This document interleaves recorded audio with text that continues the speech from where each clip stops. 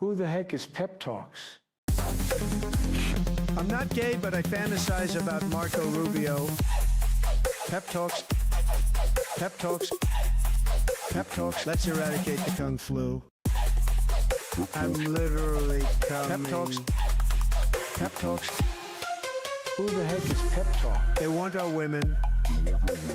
They want our children. PepTalks. Sometimes no means yes. Grab them by the PepTalks. Grab them by the Marco Rubio. Obama is a racist. PepTalks. I'm literally coming. I'm literally coming. PepTalks. We found weapons of mass PepTalks. destruction. My fellow Americans, it has been confirmed today from PepTalks that we are indeed all high on politics. Good afternoon, everybody. Welcome to High on Politics, a Friday edition. I'm glad to see y'all here. How's everybody doing? Took the day off yesterday. Really needed it. Dude, I kind of had that life lesson that I am definitely not... I'm not young anymore. Let's just put it that way, because holy shit, man. I was moving some furniture and just doing some just general... the workout stuff. And I'm hurting pretty bad today. So welcome to 39. It's a lot of fun, but let's see. Anything else? I don't think there was really anything else interesting. It was pretty much that. So I hope you all are doing fantastic. Yeah, I don't think I missed anything like newsworthy. Did I? Like, seemed like yesterday was a pretty light news day. So if there was one day to miss, it was yesterday, it seems. But we have a little bit to get to today. It's going to be pretty gas price heavy because, man, I found just this weird collaboration of news stations. So I wanted to see if Prep Burger, which is... It's like a radio thing where they send out like a whole bunch of news stories to radio stations, and it kind of gets everything, all the news stations kind of on the same page, especially if, you say you have a Sinclair Media or, a Clear Channel. So I wanted to see if they had something going on like that with Sinclair Media and all these affiliates. It turns out, no, it seems like this one's kind of organic. Or if there was like a prep for them, it was just, hey, you guys should probably mention the gas prices so people don't start thinking that there's a conspiracy to hide it from them. So we're going to be covering that. Cool jersey in the back. Hey, appreciate that, man. Daddy Raj. I'll just say that. How's it going, man? Welcome to stream. Welcome to stream, all of you. All of you fine folks. Can't get that one out, but yes, welcome to stream. Appreciate you being here. I'm Pep. If you guys do not know who I am, this is PepTalks High on Politics, and I appreciate y'all checking it out. If you guys can double tap the screen and hit that like and all this, and sub to the channel if you guys enjoy the content, I really appreciate that. I know.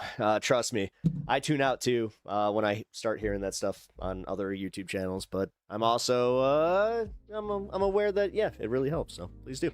I don't know. I just woke up an hour ago, man. Yeah. Were you taking a nap, or did you like legit just wake up? Like, did you do like one of those 12-hour sleeps? Ooh, sometimes like there are those occasions, because like 12-hour sleeps are hit or miss, because you could wake up from the 12-hour sleep and easily feel way worse, and just then you want to go back to bed again. Or it's that perfect, just like, I slept for 12 hours. I feel so refreshed. So you legit just woke up, man. All right. Yeah, went into freaking cryo over here, Mitch. Well, I hope you're feeling better. I'm not sure if you had any ailment going on or what was up. We got Catzilla in the house. Hey, doing his Catzilla things. Just, what is it? We're like 10 minutes into the stream, and just all of a sudden, not even, we're 6 minutes into the stream and he's already acting a fool. Gotta love it. Must be how Christ felt coming back from the dead. Again, one of my favorite jokes was Bill Hicks talking about how, if Christ comes back and then he sees everybody like with the cross necklaces, he starts freaking out, just like, that's interesting. And he's like, yeah, it's like if JFK were to come back and you just do, hey, how's it going? And it's just a rifle. Rest in peace, Bill Hicks. Also, rest in peace, Michael Brooks. You know what? I gotta say, yeah. Gotta give Michael J. Brooks some credit. Because I like to do this every once in a while. Remind me, like, that I really was inspired by him, and that, yeah, he, without him, I don't think this show would be even a thing. So, or it would be very, very different. He's the one who kind of showed me that you can do politics and also be a silly goose. I happen to think I'm a little bit more silly, but you know what? It's not like it's a competition or anything. So, oh, speaking of, I was finally able to watch a full Majority Report yesterday too. That was cool. It kind of felt like it kind of felt like I was missing like a whole lot, you know, like as far as just not being able to catch a full episode. But you know, I cover the news here, so bro, it's my birthday, Minato. Happy birthday to you. Shout out Minato on his birthday. I hope you're having a good one, man. I'm starting to get to that age. Birthdays are starting to do that thing. But yeah, I must have caught political viral infection. Yeah, well, if you guys caught my show on Wednesday, Pepaganda, which by the way, guys, if you didn't watch it, go check out the VOD of Wednesday's This Space. Man, I cannot talk today, which is great for this. So at the end of This Space, or right around it was the 8-hour mark. If you guys need a timestamp here, you know what? I'll just timestamp. I'm gonna send you guys the link and timestamp it. But yeah, I brought on my best friend. It was funny because I got up there, realized that I totally had no plan, and I know that we have contingencies over on This Space. That is one of the nicer parts about being a conglomeration. Is that? I don't know, man. A team. Let's use the proper word. I'm not going to try and sound smarter than I am. A team of awesome people. So I knew that they had my back, but yeah, it was kind of crazy. Got out there, told my buddy, I'm like, hey man, I kind of fucked up and I forgot that I have a show. And he did this thing where he's like, I'm like, you want to come on? And then he immediately was like, I don't know. I don't know. I'm like, do you want to come on? I'm like, I need to know, because if that was not the case, I was just chop something up from one of my previous streams. I think that I had something in the bag already, because oh yeah, that's right. I did a segment last week. That's what that was for, by the way. It's just in case, you know. But he was interested in coming on, and yeah, we did a full hour and didn't get to any clips or anything. I hope you guys really liked him. I know he had a really good time. Saw some people in chat saying that he needs his own show, and he really felt good about that. So I am 26, feels like 40. Only thing I like about being 26 is now, if some girls break my heart, I need to a good sleep to recover before it was a hell of a ride. Oh yeah. I don't know. I've been with the same woman for a long time, so I could see that now, though. I could see it just being like, all right, I'm gonna sleep this one off. 26 feeling like 40. Don't you dare. I'm about to turn 40, and I don't like. Hey, this is why I even bring this up. I don't feel 40. I don't look 40, and I don't feel 40. Like every once in a while, my body is just like, yeah, but you are. And here's a little reminder about how bad you thought you had good knee, dude. Okay, so I was helping move a couch yesterday. It was 2 stairs, 2 fucking stairs. Now, mind you, it was one of those couches that has like a bunch of like the motors and shit. So it was kind of like, all right, it was expected to be heavy, but I don't know what the fuck happened, but I hit that first stair, and it was like I felt my knee like get to that point where it was just like, it's gonna blow. no, it's gonna go. I was like, back up. Dropped the couch real quick. I'm like, I felt like my knee was about to give out. Meanwhile, the guy helping me, I think he just turned 60 and he's laughing at me. He's just like, yep. Yeah. You don't look 40, you look 35. Hey, 5 years, I'll take it. Coming from a 26-year-old whippersnapper. Let me guess, it's this? Or is it the hair? I don't know. Recently had my... I had all of this, checked. I went to the liquor store and the guy just put in, they don't even put in years. They put in how old the person is. And fucking... He puts in 40. I'm like, oh. God damn it. If you don't know how to nail an age, that fucking hurt. It's your aura, your energy. Oh, I got like old man energy? Damn. Or just unk energy. I don't know. You look like if Edward Snowden was a drummer. I've never heard that one before. It's original. I'll give you that. Welcome to the show, man. You know what? Even if you were trying to insult me, I'm not quite sure. But I don't think so. I don't find anything insulting about that. But even if you were, you know what? All right, original. I like originality. As long as you're not doing that like troll BS. No, you got young man energy. Oh, I used to have to pick people out of a crowd to do surveys based on their age. I had to guess. Ooh. Ooh. Oh my God, do you know how humbling that would be? Excuse me, sir. We're doing a survey for anybody 45 and over. You look like you fit the mold. It's like, I'm done. That's just put me out of my misery at that point. I'm kidding. Pretty good. You got the good. Oh, so you got pretty good at it. Oh, by the way, actually, Anna, you might be able to answer this. So today was Mayday, and I didn't want to contribute to anything. Definitely did not get any, gas or any of that shit. But I was hungry, and I don't have anything in my house, so I went to a family-owned little Mexican place, like right down the street from me. Does that count? Because I'm supporting the local economy, and I felt like that was actually more important. So I don't know. I'm sorry. Notice how long your hair is. Oh, wait. I noticed just now how long is your hair. Oh. I haven't measured. It's down to my belly button. Actually, Jesus, it's past my belly button. Let's see. Let's stand up. I haven't done this in a while. All right. See, right? So, poo pick. This is the poo pick right here. Poo pick.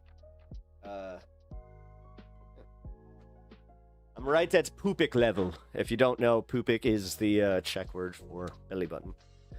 I always love that. Anyway. Surveyor. Pep hits a surveyor with his walker. You know what? God damn it.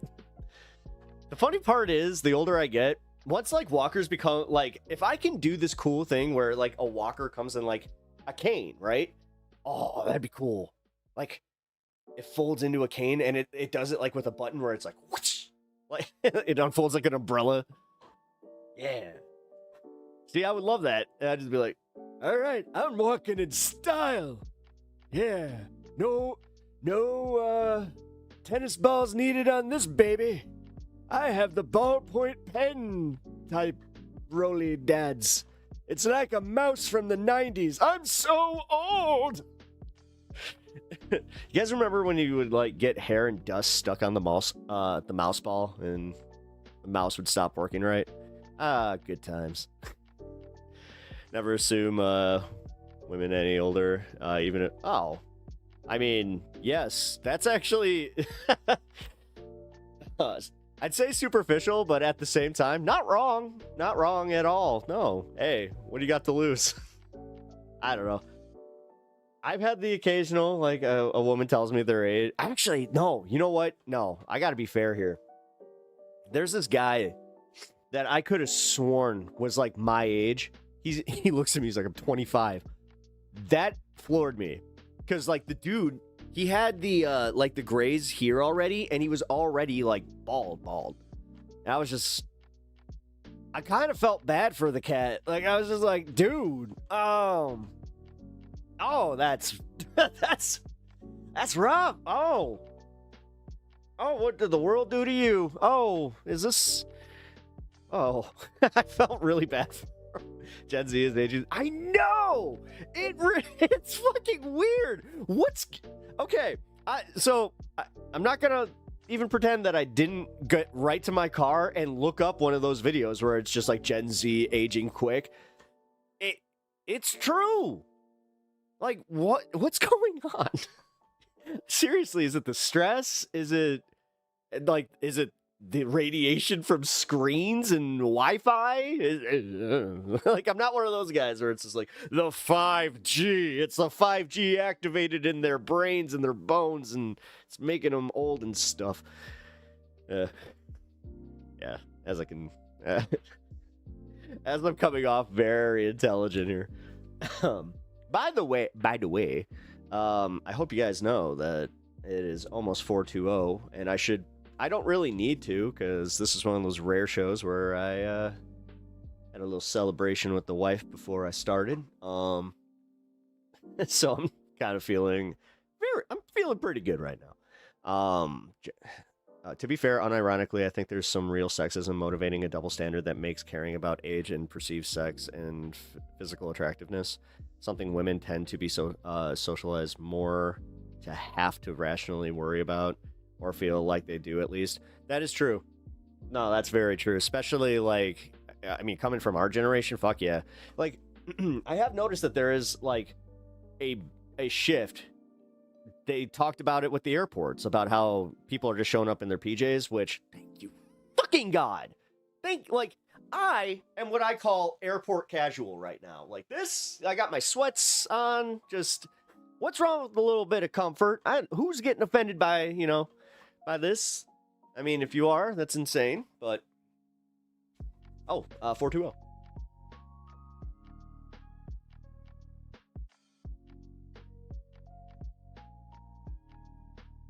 Oh, you're test driving the new smoking couch.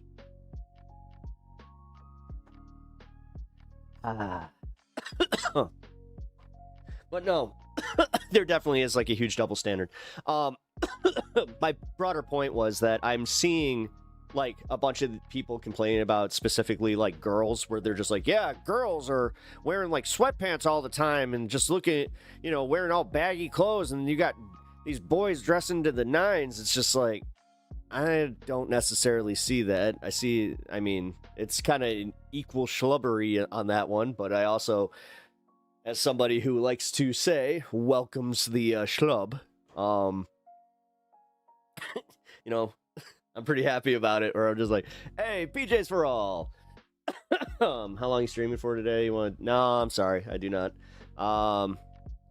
I gotta be honest, LibFem, it's nothing personal against you. This is just, like, I have friends in the industry that I have to tell this to. Like, I like doing this, like, I like planning it out and then kind of figuring it out. Like, right now, I'm just kind of, just want to chill. So, but no, in the future coming up here, there's, I'm not shutting it down at all. Just not today. I could have said that a lot shorter, but let them down easy, Pep. What's up from Riverside, California? How's it going from Riverside? How are things in Riverside? Where are the gas prices by you? If you guys actually, you know what? Let's set this up, because as you guys kind of file in here, if you guys can let me know the gas prices.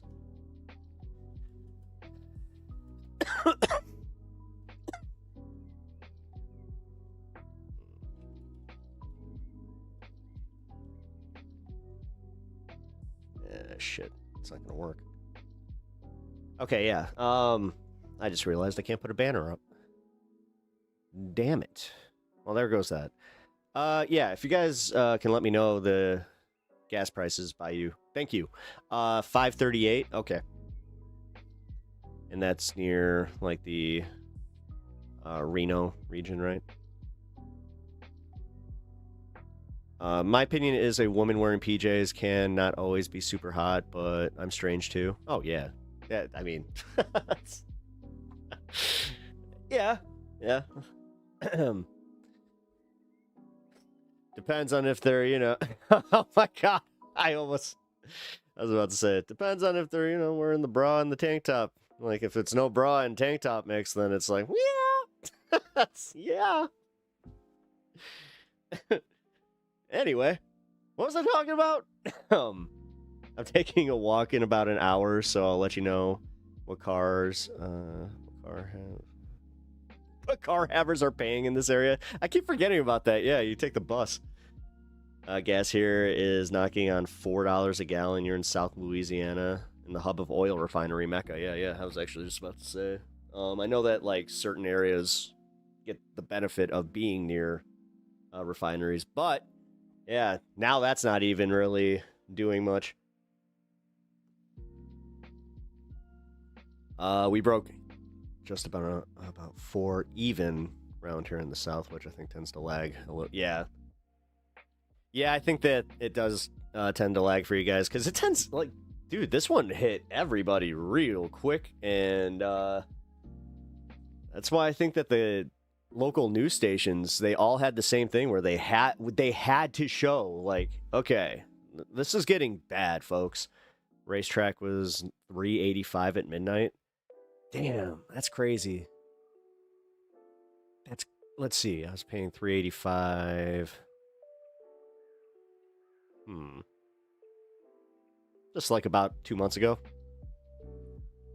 E85 near me is at $3.99, which I was kind of shocked by that. I was like, wow. Usually there's like a noticeable difference, but oh shit, I forgot about this. Yeah, we got protest footage. Here, I'm gonna put this on in the background. Give me 1 sec. Come on, OBS, do your thing. Please. Yay. Work today. Yes. Terre Haute. Don't bury the lead yet. Guys, I got here. You know what? Fuck it. I'm gonna just get to it today because I got a lot to get to. All right, we'll cover the protests after this, but all right, I'm gonna start with my own Chicago. ABC 7 News, personally my favorite behind WGN. I can't use WGN because they actually do strike people, which is freaking weird, but you know what? I think that I'm at the point though I could probably reach out to them and get permission. I should. Because WGN that's my local station, dude. I've been watching WGN since I was a little kid. The Cubs used to be on it, number 1, but yeah, we had Tom Skilling. Like we have a good news team. Like I've grown up with these people. So we'll start with Chicago, and we're gonna go through each local story and kind of see if there's any patterns shaping here. And as the drivers with these soaring gas prices are certainly feeling the pain at the pump. That's why they're fed up when they're fueling up. Exactly where she's at. With gas prices soaring, some people are feeling pain at the pump. Bricklayer Aaron Duggins is one of them. Oh yeah, they're killing me. They're killing us. But I got to get off to work now, Evelyn. Have a good morning. AAA says the average price for a gallon of regular unleaded gas in Chicago is hovering around $5.17. Holy cow! This gas station in the city's south. Gas prices are so high, I might not be able to go see a Cubs game in the Loop neighborhood. It's even Wrigley higher than Field that. in the bleachers. Actually, it's getting too expensive to go to. Employee Jackie Torres says she's gone from spending $70 to fill up her SUV to closer to $100. Yeah, dude. It's just ridiculous. Almost $7, and I do put premium. So it's just, yeah. You put premium in? Why? I'm about to put my baby in a scooter, and we're going to go to work like that. According to Gas Buddy, why? Who's putting premium in? Why? The average prices nationwide are at I've their never highest level in nearly 4 years. In the city, drivers have seen prices climb 47 cents in just the past week. Oh yeah, they're killing us. They're totally killing. I gotta go to work now. Bye. Analysts say a weekend power loss. That's Chicago right there. But I gotta go to work. I mean, I'm gonna, my foreman's a real ass. Along with the war in Iran, Keeping shipping Don't lanes put that- closed are only making things worse. I know there's an increase, but so far I haven't feel the difference because I don't look onto the numbers, I just pay. And people like David Adenikon, who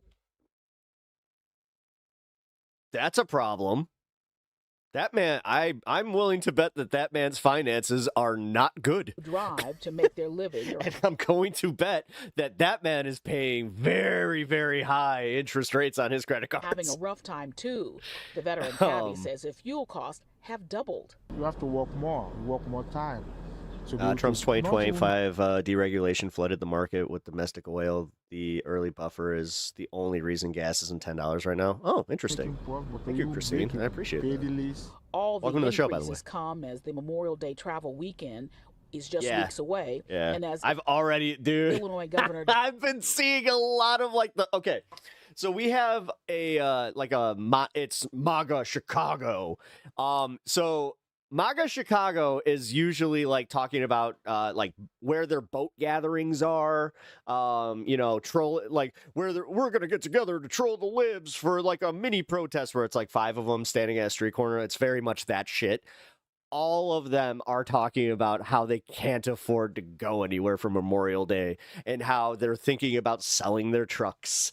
It's been wonderful to read. J.B. It's Pritzker so resists cathartic. calls to suspend the gas I tax highly increase recommend looking that it up, takes by the effect way. this summer. Very little concern.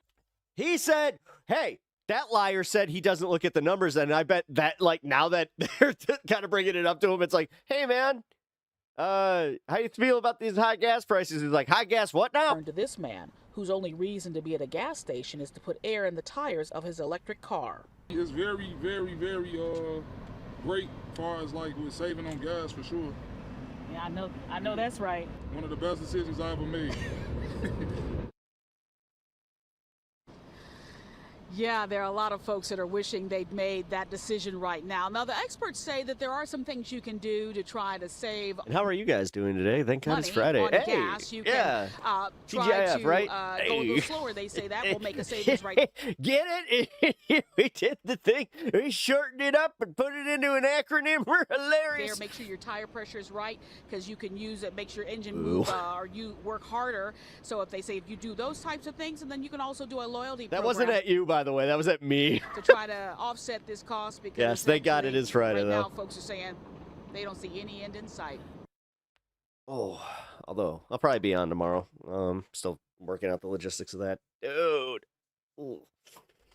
All right. So that was Chicago. All right. I don't even know where this one is. It just says Skype. All right. Who is this? Who are you? Who are you? It's crazy. Who are you? But we gotta get this. Where are together. you? Where are you? Basically what I need, like nothing extravagant, so just to home and work, like maybe to get groceries and that's it. Tracking the economy this Friday morning, frustration at the pump with average gas prices sitting just below $4 in Sunco. Tennessee after we saw that big spike this week. And it's not just our state, the national average is up. What state? Nearly 30 cents in a matter of days. News 2's Maggie Weaver is live in Putnam County this morning, breaking down what's behind this spike. Maggie, WKRN. good morning. News 2. All right. Now I have to look this Yeah, up. good morning, Mark and Nicole. If you filled up recently at all, you've definitely probably felt it. We're Nashville. in Cookeville right now, and this Oh, Shell gas shit. station here behind Well, ain't that a bitch? me, if you can see, we're sitting at just $3.99, and prices are continuing to climb. I'm sorry, this is hilarious. You know how many times I've had to hear, well, the gas prices down here are a lot better. It's like, Experts are saying I that there's a know. couple of big reasons why that is. Now, according to not that AAA, much. the national average is sitting right at $4.39 a gallon, which is up 27 cents in just 1 week. Now, right here in Tennessee, drivers are paying just under that, with the state average at $3.96. And also right here in Putnam County, prices sitting right around there of, again, this gas station at $3.99. But across the state, it really depends on where you are. So Pickett County currently has the highest prices in Tennessee right now, sitting at $4.14. And then Van Buren County is seeing the lowest in the state at $3.79 on average. Now, experts are saying that this spike is being driven largely by those rising oil prices, now topping $100 a barrel, along with increased demand and then lower supply. So that new federal data is showing that gasoline demand really ticked up last week, while that supply dropped significantly, which is really just putting more pressure on those prices. So experts are saying we're going to continue to see those elevated gas prices at the pump, so you may want to plan ahead going into the next week. Reporting live in Putnam County, Maggie Weaver, News 2. Well, I mean, it's a gas apocalypse for all, because technically, Christine, I think that you're missing where, like, families budget for this, right? So you do kind of understand that because you're not in, like, this roaring metropolis, that you guys do get the benefit. I'm assuming that you're not from, like, a city. If I'm assuming wrong, please correct me. But if you're not from a city, yeah, that's why gas is a little bit, cheaper for you. It's not just all, the Democrats are voting for all the taxes, blah, blah, blah. It's literally population density. But, like you were also saying, yes, they do kind of create a narrative. But to counter your point, they've been sitting on this one. You've been getting little trickles here and there where it's like, oh, wow, gas is getting a little high. Interesting. Oh, wow, this big spike. But this was the biggest, like, single day spike. I think in the last at least the last 4 years, if not, like, in our entire economy. But could be wrong on that one.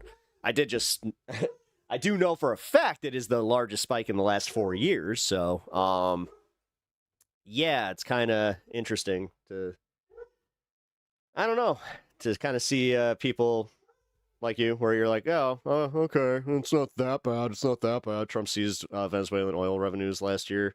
Yes, and what did he do? He rewarded the people that own those companies. It's not getting trickled back to us. And honestly, like, this is where my broader point comes about, like, budgeting and how this is affecting most families with a budget, which is most families in America.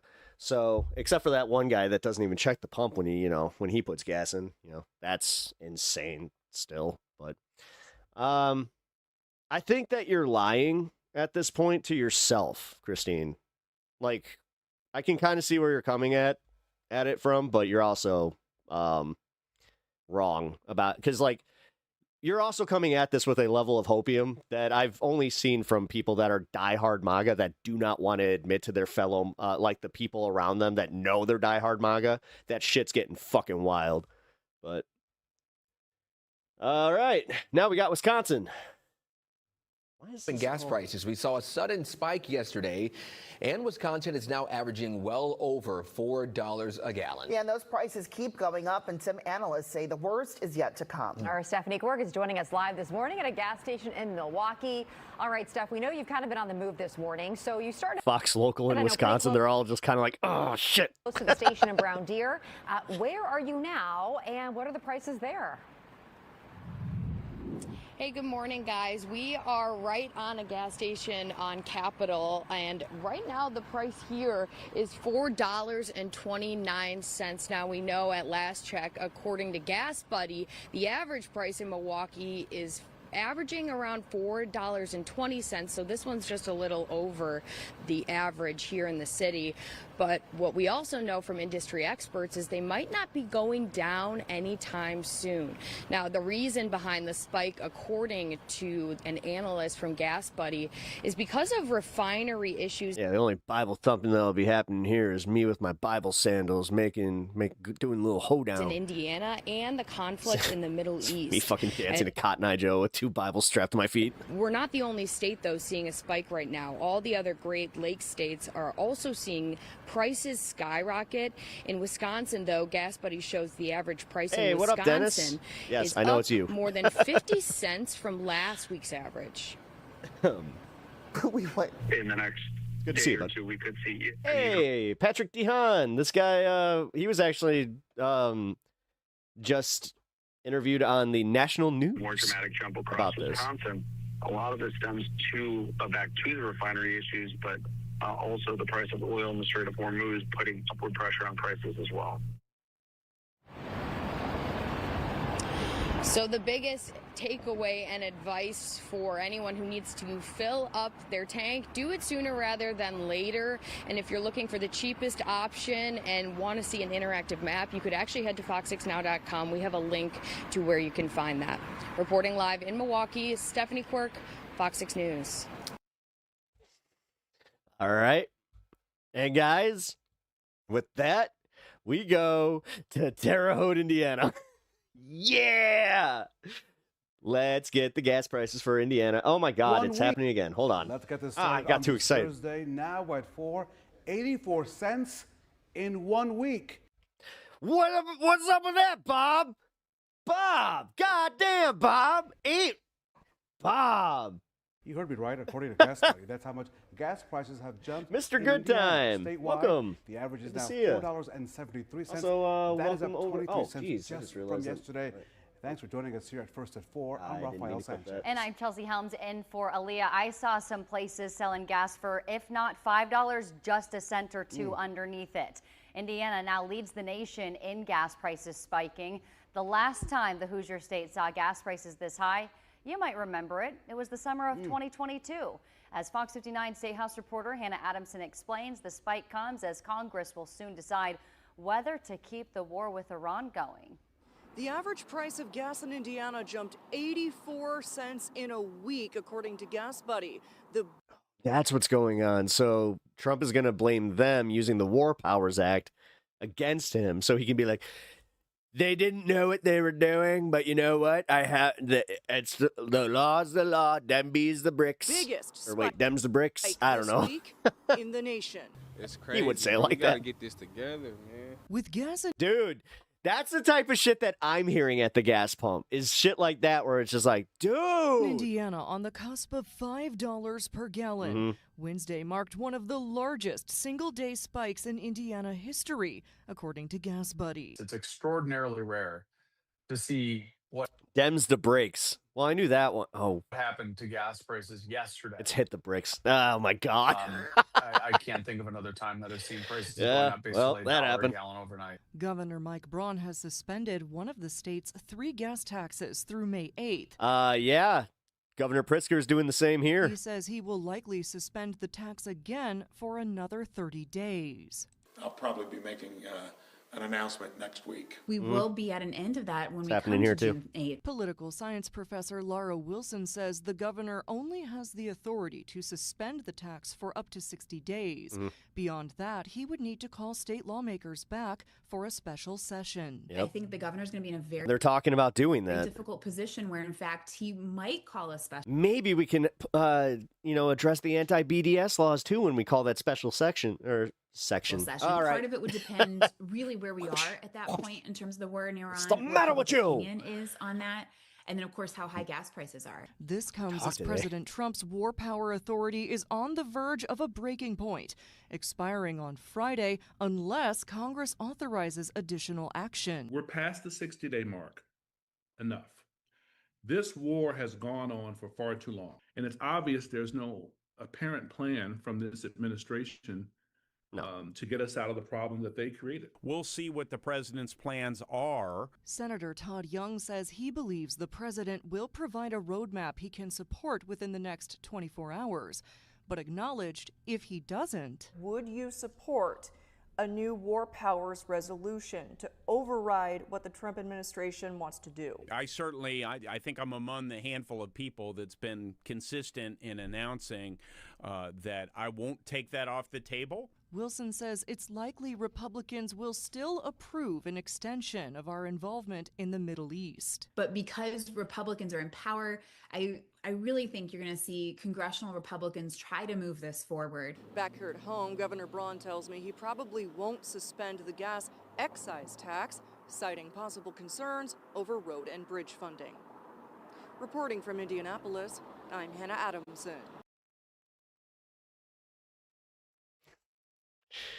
All right. And then GOP lawmakers caught lying about gas prices. Open them ears, Christine. Good evening from New York. I'm Chris Hayes. Donald Trump is in the midst of learning a political lesson that you would think he, above anyone else, would know, right?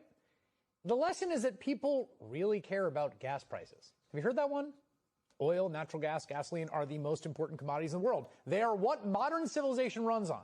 Yeah, you want us to change? Hey, you're the ones who wanted us to rely on these fossil fuels for well beyond where we should have. An incredibly clean energy has gotten, but right now you quite simply cannot run your society without fossil fuels. There's no other option. When the prices go up, people get pretty upset about it. And right now, prices are, as you may have noticed, way, way up because Donald Trump and Benjamin Netanyahu started a pointless war in Iran, a war that killed 6,000 people, injured countless others, displaced a million more, has caused untold human misery and upended the lives of many, many people. It has also, as you might have heard, happened to disrupt the global supply chain for the world's most important commodity, the thing modern civilization runs on. A disruption that continues day after day after day to this very day, even with a seemingly indefinite ceasefire. Because as soon as the U.S. started bombing, Iran started to control the Strait of Hormuz, something that was not the case before this war, something that was long in this country, and they're pretty mad at Donald Trump for starting this war. Take a look at this chart. We were sort of marveling over this one today. A lot of charts don't read on TV, but I think this one gives you the point. So that's from pollster G. Elliott Morris, who tracks Trump's approval on a bunch of different issues. And you can see there's a bunch of issues. They all go in the same direction. They all go down. But the one that's the lowest, the one all the way at the bottom of your TV screen, the green line, that is Donald Trump's approval on inflation and the cost of living. Of course, that includes gas prices, because not only is gas a major expenditure for nearly every American, rising diesel costs in particular also make everything else more expensive. Yep. That doesn't even include the Republicans that I've been talking to are conveniently now trying to shift that, where they're just like, no, I mean, inflation isn't that bad, and everything's not really. It's all gonna come down when we're done with the war. Oh, thank you, Nathan. Nathan Lacrone. I appreciate the $20 donation. And $69 $20. Best wishes to you and your wife. Thank you. I really appreciate that. Sort of inputs you get when you start getting to fertilizer and chemical products. I have to add that one manual. And as you Sorry can see, if it doesn't show up Trump on is the. just almost he just took us to incomprehensibly 4,400. unpopular when it comes to prices. Literally off the chart. Why did Biden do this to us? God. Water, in fact, that he is off the chart. In fact, that chart doesn't go low enough to show his massive minus 40 approval on the issue. According to one analysis, this is an amazing historical tidbit to give you a sort of sense of comparison. Donald Trump is currently less popular on inflation than that man on your screen, Jimmy Carter. Who was like the pinnacle of like inflation, like presidents. The guy who was president during the 79 energy crisis. The guy with the sweaters and the Malaise speech. I mean, just ask any voter at the gas pump. It's bad, you know. People got to live, people got to eat, you know what I'm saying? And believe it or not, transportation is very, very important. And, you know, you have to choose whether you No drive way. or eat, you know? So, I mean, gas prices are crazy. I mean, that was the whole thing that Trump promised everyone that people voted for, was they lower gas prices, and here we are. So. Yeah, lower prices on everything is what he said. Groceries, gas, everything. I feel like everything is just more expensive. So now Trump is shifting posture with Iran. I mean, we can hardly keep track of it. That's our job, is to keep track of it, and you almost can't. And that sort of merry-go-round he's been doing, negotiations, By the way, guys, obliteration. you know how I was bitching about tires? Oh, I wasn't bitching enough. Deal to reopen the strait exceedingly difficult. We're not currently negotiating, as far as anyone knows. Car batteries too, and man. none of this is winning over just the all American like anything public, to fix your as you car saw from is the chart. insane. So basically, what they're left with is a strategy to just lie. The fact of the matter is that all of the cylinders are kicking. It is good news. You can even feel in our environment how good things are getting. Gas prices continue to come down, which means that your groceries will come down a little bit as well. Okay, two things. First of all, I love the fact that they're showing the crypto stocks while he's talking. Like, yes, wow, a crypto rally. Second of all, did you catch what he said? Gas prices continue to come down. Senator Tim Scott, that is simply not true. And you don't need to go do a bunch of research to come to that conclusion. It's plainly a lie in the most obvious, sort of inexplicably condescending way. Nationally, the average price of gas, that's something we tabulate closely, it's $4.30 a gallon. Honestly, it might be even higher as of tonight, according to the live tracking data, because it's been going up by the hour. Even the conservative number is up 30 cents from a week ago, up by well over $1 since the war started. Again, that's just the average. Believe me, out west, they would be happy to pay $4.30 instead of over $6 a gallon like now. Even if we just look at Senator Scott's state of South Carolina, the state he proudly represents, the average price of gas there is about $3.90 a gallon. It was $3.65 a month ago. Meanwhile, a year ago, it was $2.83, more than $1 cheaper. Now, to bend over backwards, to be fair to the senator, we did find this one little nugget in the data. It does appear that the price of diesel in South Carolina is down slightly from the highest ever recorded average, which it hit 3 weeks ago, thanks to Donald Trump. Oh, yay. Big wins. As petroleum analyst Patrick DeHaan points out today, we had a guy in here straight up lying on Wednesday about the gas prices, where I was using like up to the minute gas prices to prove him wrong, and this is all they have. Like, it's coming out here. Nuh-uh, it's 2 something. You guys are lying. To a week ago.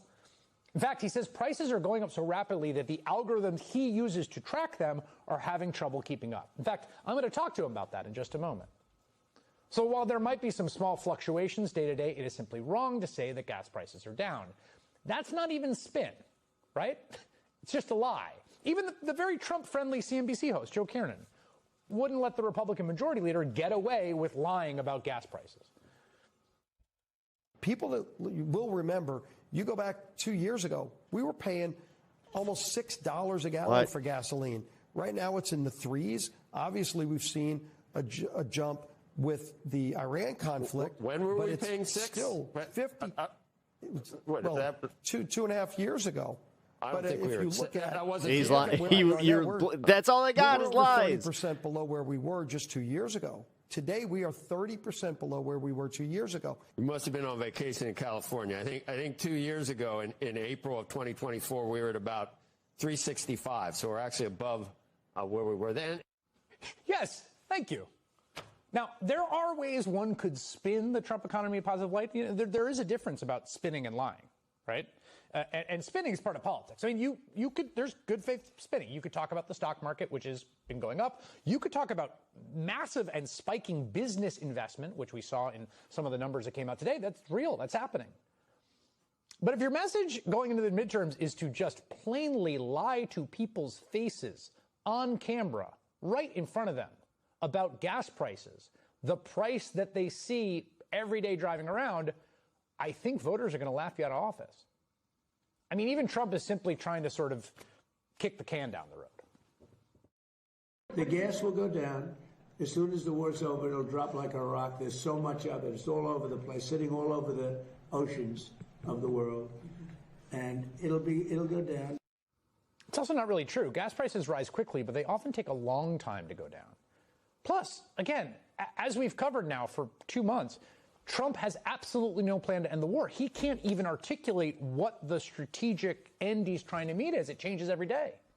And just last week, remember, he said he's no rush at all. His new big thing is he's going to blockade the blockade. Then today, they're trying to get a coalition of willing to unblockade it.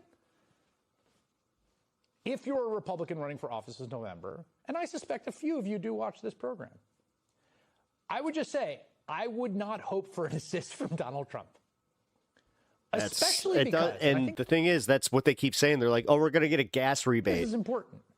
I would estimate he it doesn't look like it. Conservatively, about Sylvia, I already got Adam Mockler on the docket. 90%. I have the entire thing pulled of up. his waking moments. No, trust me, that was going on. About his ballroom. Regardless.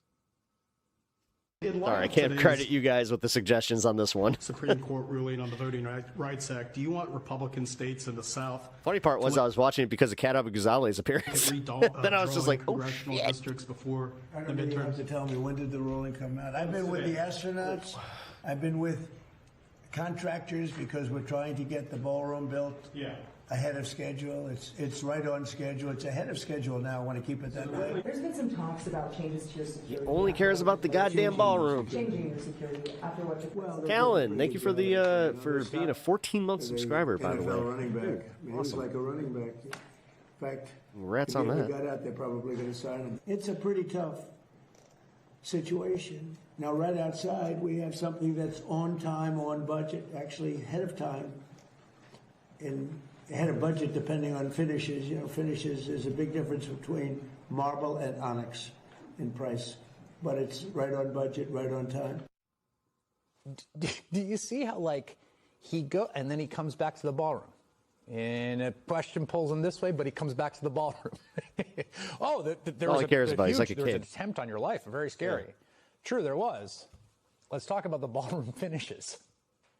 For what it's worth, the ballroom, the thing they're pivoting to, the things he's obsessed with, the thing that every Republican now wants to talk about as the central priority for America in the year of our Lord 2026, that ballroom is also very unpopular. Who'd have thunk it? Voters are actually against it 2-1 in the latest polling. Donald Trump doesn't care. He is literally measuring the golden drapes for his ballroom. I'm sure he's actually talked to the contractor about finishes for those. Instead of, for instance, trying to lower gas prices. And I don't think voters are going to let Republicans off the hook for it. Well, this is the thing. I hate when we're this far out from the actual midterm election and we're still kind of doing this. Well, if the election was held today, it's like, yeah, that's the problem. It's not. Before he became president, man. Gas was. We gotta let's hope. Let's $3. It's gonna be a long summer. If it's. I'm gonna just say this much: if the gas prices are this high at the end of July, they might as well consider themselves completely cooked. He don't need to be talking but about. But if they start coming down, war's done, and then the inflation comes down a little bit too. I'm telling you, if they lower the gas prices by the midterms, we are fucked. An ex-guest has do been not tracking get the shifts in overconfident. gas prices closer than just about anyone in America. Patrick DeHaan is the head of this guy, petroleum analysis. It's like a gas guru. It's weird. And Patrick, it's great to have you in the program. Thank you. Thanks, Chris.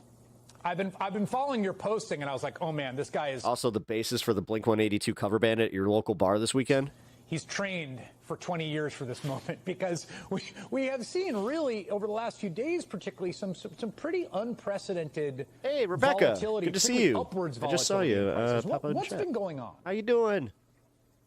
Yeah, Chris, it's not very often that you see this amount of volatility in the market, but that's exactly what we've been seeing here over the last couple of days. Yeah, I heard that you guys are getting that Chinese gas. Prices surging to $108 in Australia a barrel.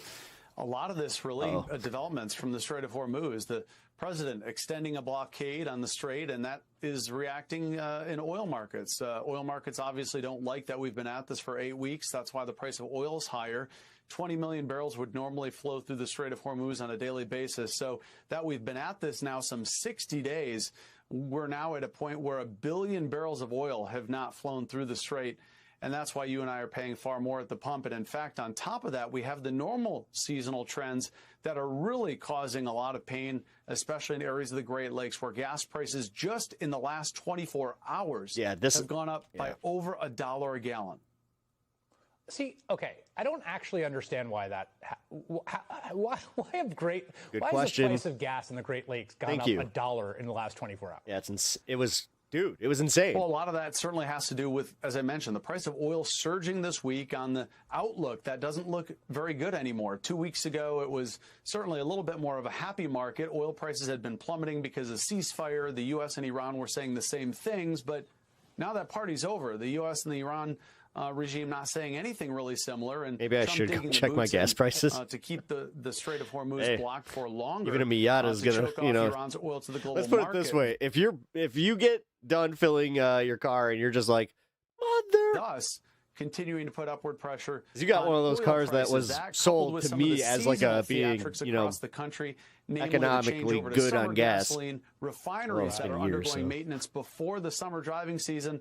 And that's where you get your fireworks through the Great Lakes. But everyone, all 50 states, are seeing some measure of pain, but that pain certainly much more acute in 5 Great Lakes states, at least for now.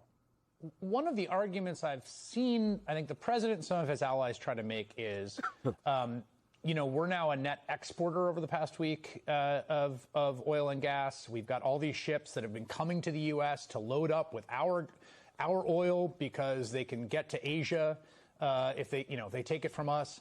And I think some of that's true. I think it's going to be hugely beneficial to American oil companies or American fossil fuel companies. But that doesn't help the pricing, right? Well, it's certainly right. When you start to see 100 million barrels of oil, it's driving the price of everything up. The EIA, to be exact on this, we're at over 3.5 inflation now. Said that U.S. But the news doesn't give a shit the way they did with Biden. I'm going to say this much, and I don't like doing this, but it's true. In the last, they were obsessed with the gas prices, eggs, all of it.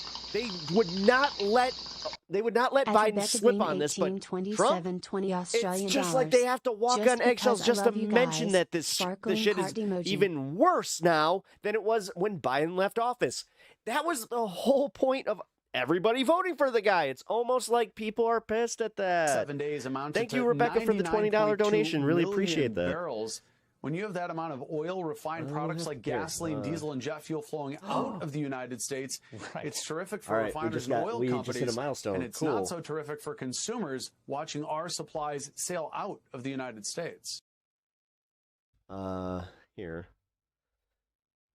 All right, so, yeah, the Graham Platner thing. Here, we'll just get into the Adam Mockler bit now, and we'll do the Graham Platner thing afterwards. All right. Because, yeah, this is very, very good. Usually I wouldn't say this about, like, a CNN panel, but Adam Mockler crushed Scott Jennings. And just overall, it was a good panel because Kat also kind of shot down, like, Geraldo Rivera. And overall, I think that it was one of these, like, it was a nice bullshit check on all of, like, this MAGA stuff going around, so. This is a war of aggression. What is international law? Who's enforcing international law? Who is the aggressor here? Us. We are the aggressor. Can you name a single political concession we've gotten from them? Anything at all? What are you talking about? Any political concession? Because you can't name one. So here's what we're doing. No political concessions. When you get up past your bedtime, you get hyper. Here's the deal. We are. You can call it piracy and if words don't have any meaning, but like we have sanctions against these vessels. And name one political concession. Don't be condescending to a kid when the kid is totally whooping your ass intellectually. Name one political concession. Good evening. I'm Abby. We'll put your fucking hand up New to York. me. Tonight, a new question. Scott just how literally does the popular thing is this too, war where he with Iran? does exactly what he was President Trump saying. says that the war with Iran could take days at first if he wanted to, but then he said it would be weeks. And now he says that now that it's carried into its third month, despite higher gas prices at home and plummeting polls at home as well, Pete Hegseth is saying that America is right behind the president. When I talk to Americans, and especially when I talk to the troops, they are grateful for a president who has the courage to take on this threat after 47 years of what Iran has done, targeting and killing Americans. What I'm concerned about is we are not safer, and I would just like to know why you have not sought the support of the American people, and 3 out of 5 Americans are against this war today. I believe we do have the support of the American people, and we have briefed regularly what this mission looks like and why it's critically important that we undertake it. You don't care whether when the American people support and this war. The American people are quite smart. They understand and see through spin. They know that a regime that says death to America, that seeks nuclear weapons and the ability to deliver. Did they lie about the range of their missiles? Yeah, Pete Hegseth wasn't acting macho. He was playing a macho person on TV. He is not actually macho. We are. Yeah, but he wasn't the macho. You know what I'm saying. Dealing with a war that is failing on a daily basis. Don't besmirch the name of macho, otherwise you'll get the elbow drop of doom. Yeah. Donald Trump has taken his nobody called him, by the way. Because he was performing. It was a performance for Donald Trump. Didn't you know? Yeah, it was a performance for Donald Trump. Yeah, you're out there pumping up. Donald Trump is very impressive. He's taken his 2 largest campaign promises, no new wars and lower prices, ending inflation, and he's messed both of them up. He started a new war.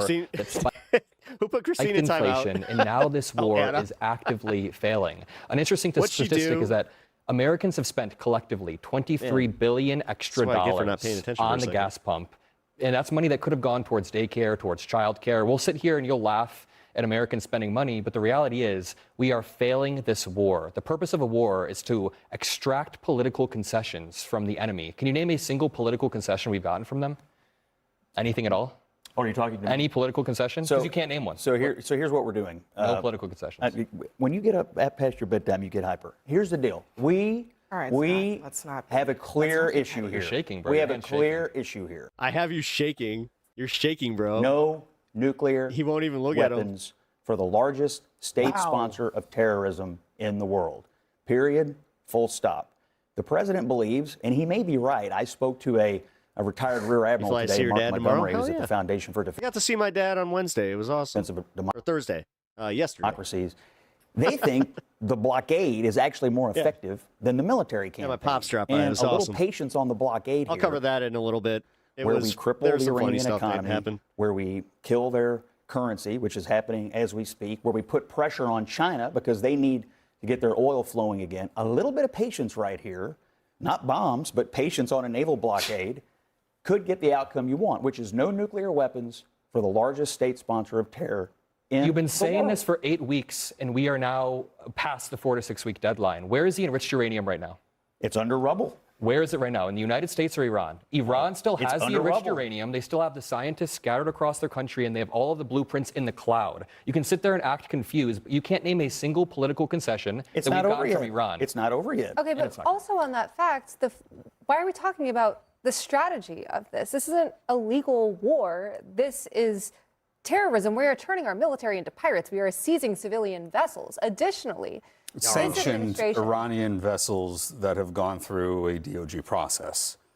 We are. You can call piracy in if words don't have any meaning, but we have sanctions against these vessels, and the EU has sanctions against these vessels. In some cases, the UN has sanctions. But one of the most egregious aspects of this. Somebody called Kat Abu Ghazaleh a CIA plant, and I want to discuss this a little bit. I don't agree with it, but I do want to discuss it. Christian nationalist twist that Pete Hegseth has added onto this talk, saying that this conflict that we started, that we have sacrificed our own service members for. And when I say someone, I mean literally like a rando on Twitch. God is bombing a school full of schoolgirls ordained by God. Is our prices going up and us not being able to afford an ambulance, we call an Uber instead? Is that ordained by God? In 1983, I was in Beirut when the Marine Corps barracks was blown up by a suicide bomber sponsored by the Iranians. It's not 1983, 230 Marines died. 1983. That's awful. That's terrible. Hey, should we talk about who sponsored 9/11 again? But that is not. Are we gonna? Should we do this? Is this what we're doing? They also took out a couple of dozen at the U.S. Embassy. Geraldo, we murdered an Beirut. entire school of children. You can't make 2 of them. You can't make them. Suddenly a victim. Okay, the real question is, what have we got? I actually think the school children are victims. Hey, I think the civilians that are McPherson, how you doing, man? Welcome to the stream. So are the Marines. I do, but hold on. I do think, just to be clear, I mean, obviously, Marines being killed is terrible. School children being killed is terrible. But there's a big difference between Iran willfully bombing, U.S. military targets and the United States bombing a school and then not acknowledging it, which is its own separate problem. But the school children are civilians. They're civilians point blank. They should never be targeted. We are, according to some people, already at the 60-day mark of this. According to some people. War. And technically, they're supposed to come to Congress on it. Pete Hegseth was questioned about this today. Listen to this. The War Powers Resolution specifies that a war initiated by a president on a vacay in Mexico, without congressional approval must be concluded within 60 days. Ultimately, I would defer to the White House and White House counsel on that. By the way, however, we are in a ceasefire right now, which our understanding means the 60-day clock pauses or stops in a ceasefire. You're not in. Yeah. It's our understanding, just so you know. Okay. Well, I do not believe the statute would support that. I mean, That was essentially how the Obama administration interpreted the statute. And Republicans disagreed with it at the time. 100%. I think it would be cleaner. So just to be clear, yeah. It'd be a good act of constitutional hygiene, and it's not, you need to conclude. Good act of constitutional hygiene. In 60 days, you need to conclude or have authorization from at what point does it become a crisis to you, Congress man? within 60 days. God, everything. So they could come to Congress and get authorization. And they're just like, or they could challenge the statute, which, as somebody who has either sponsored legislation to repeal or reform every extant authorization for the use of military force and to reform war powers more broadly, I also have to confess the War Powers Act of 1974, the constitutional underpinnings of that are shaky. It may not hold up. Maybe so, but it's the law of the land, and it has not been. Congress has the power of the purse, and this is the reality: is that if Congress continues to authorize the Department of War, if they continue to pass the National Defense Appropriations Act, they continue to do that. That will They're be not going to shoot down the Defense Act on the basis of a war that Donald Trump is starting. Why would we shoot down all of our defense? The National Defense Act. The National Defense Act comes up once a year. I think it's probably this year. It's usually toward the end of the year. They also are requesting a supplemental before. Right. They're requesting a supplemental, but they haven't actually done that fully yet. And I do think it raises the question, do they just get to pause this thing whenever they feel like it, even though there is an active blockade? And a blockade involves the U.S. military threatening with force that if any an act of war. Yeah, it is considered an act of war. So how does that not count? I think that interpretation, however, is subject to reasonable acceptance interpretation. If indeed there is a ceasefire, don't you want to encourage the ceasefire? Don't you want to encourage this peace? Yeah, but there's also a naval blockade, which is by definition not a ceasefire. But also, still in war. We're talking legalities when it comes to war powers and all this. This is bird law, right? It is not governed by reason. You know, you can't get. My cat is laying against my dog's bone. No, it's always sunny Philadelphia fans here. Come on, can I just take it back? Wait. What do you mean by bird law? I mean that when we try to apply like normal rhetoric, normal logic, normal dictionary definitions, as we do in a democracy. Like we're not Iran. We don't get to just like ignore the law. International legal repercussions right? here. If we're talking about that, what international legal repercussions? This is a war of aggression. What is international law? Who's enforcing international law? Who is the aggressor here? Us. We are the aggressor. Against we launched Iran? this war. Yes. Okay. Just because Iran exists. Did all of U.S. history exist before the last 8 weeks to you, or just 8 weeks? It started on February 28th. Listen, we all know. I mean, honestly, they have been at war with us for 47 We years. all know that Scott Jennings is more than happy to defend a war with a country that starts with the letters IRA that we are currently failing, that is going to put us trillions and trillions of dollars more in debt. I was only a few years old while you were in the administration defending prior endless wars. Now this war is failing. 8 weeks is endless to you? Okay, you said it was going to be 4 to 6 weeks. You have the attention span of a gnat? Homie, I debated you on TV 4 to 6 weeks ago, and you said we were weeks away from it. Now you're making condescending remarks because you can't defend the fact that this war is not going your way. Wait, one more time. Not going Name one political concession. Name one political concession. Honestly, I'm not going to have this guy's everybody, in my face. Everybody, hang tight. Honestly. Okay. All right, hold on. Now, everybody, hold on. We now see that's the viral clip. Let's play that back real quick. What's he? Remarks because you can't defend the fact that this war is not going your way. Wait, one more time. Name one political concession. Name one political concession. Honestly, I'm not going to.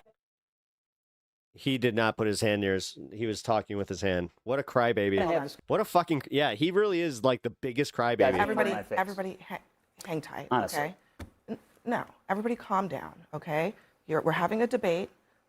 You can respond to the points that he's making. Can you name a political concession that we've got? We had a flashback to the war the skinheads had in my studio. I would be mad if I had to defend war too. I would be mad if I had to defend war. Scott, you can respond. We have a very simple goal: to keep terrorists and a terrorist regime from having a nuclear weapon that can threaten the United States, our interests in the region, our allies in Europe, anybody else in the world. So you can't answer the question. That is I would get mad too. All right, we're going to leave it there, guys.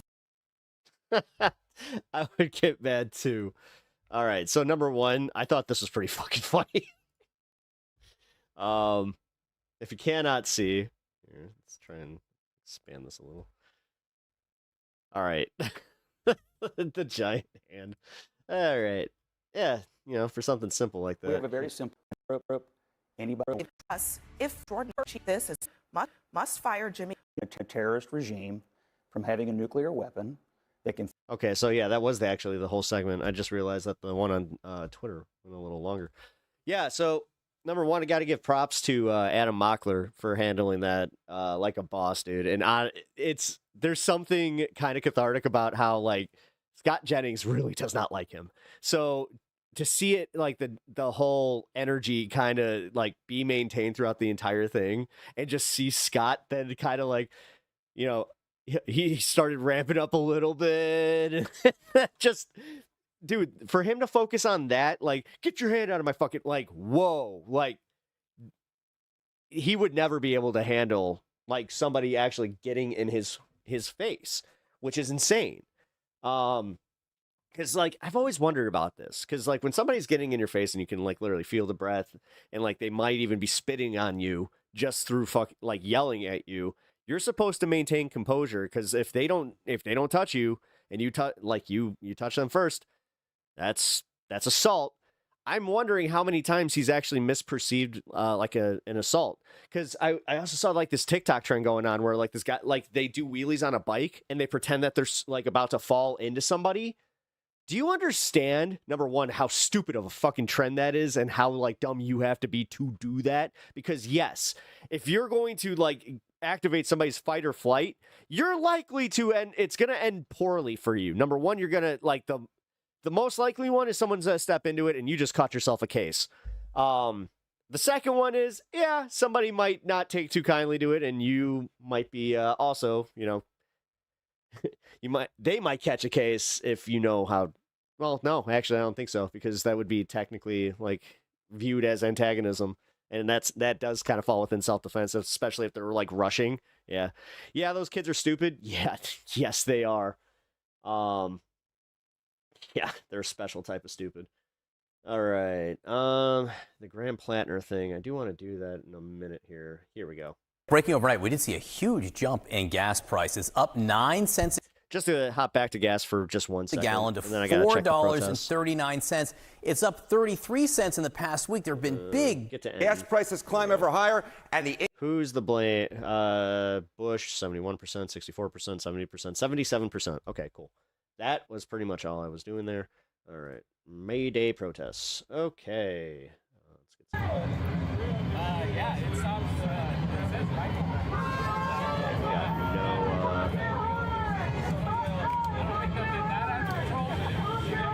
Doing. Okay, so we got one in LA. Oh no, this is all LA.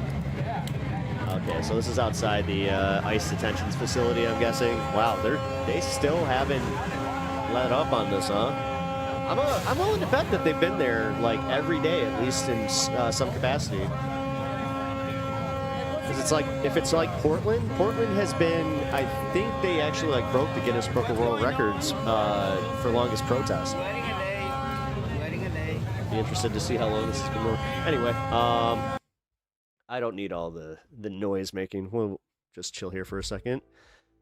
So yes, this is the Mayday protests, which I'm just gonna say, when they see this type of shit, immediately yeah, I mean, I'll be honest, when I see this type of shit at protests, I'm just like, oh, great. So that's what we're planning. Immediately, I kind of get like, do you know something I don't? And then I also start to wonder, like, how many of them are plants? But, oh, wait, no, this guy's just straight up a journalist, though. No, he's not. He's got a gas mask going up. What is he doing? Also, why would you film yourself doing this? I don't know, man. There's certain, like, I'm a content creator, and there's certain things I would just be like, even if you theoretically were doing this, maybe not on a live stream, on a live feed. I don't know. Oh yeah, actually, Alirda, if you're in chat still, here. Can I find the discourse on it? Because it was about PSL versus Abu Ghazaleh. It's like PSL versus Cat. I think I retweeted it, didn't I?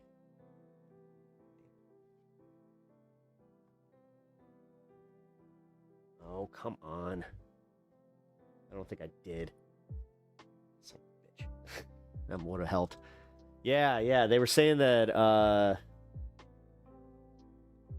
think they were insinuating that like it's a CIA thing, and that's where I was like, what the fuck? I don't speak on it. No. I know you don't. I know. Just so you know. I understand that. I'm just saying in general, like, it was a weird discourse, and I wasn't expecting it to get that way because they were literally calling. Yeah, it was a weird thing. Like, here, I gotta find this.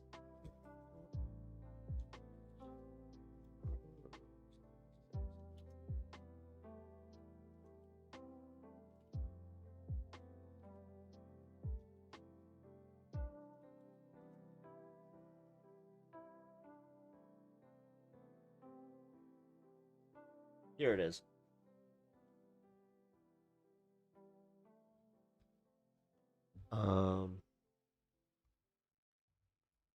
Yeah, so here, this is really weird. Okay, if you can't see it, I'm going to just read this real quick. The PSL is a liberal PSYOP quote-unquote party. They are openly hosting the NATO Zionist Cat Abu Ghazaleh. What? The PSL needs to be liquidated as a party? PSL and DSA are actual obstacles for American working class to serve an empire. Like, obviously, see, that's where I was saying, like, yeah, here, now I need to find the one that's calls for CIA. Let's do this, and then CIA.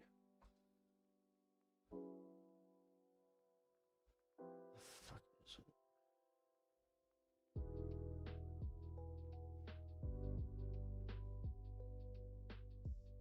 People need to stop falling for psyops such as Kat Abu Ghazaleh, especially since she made it clear that she's anti-China due to her position on Taiwan.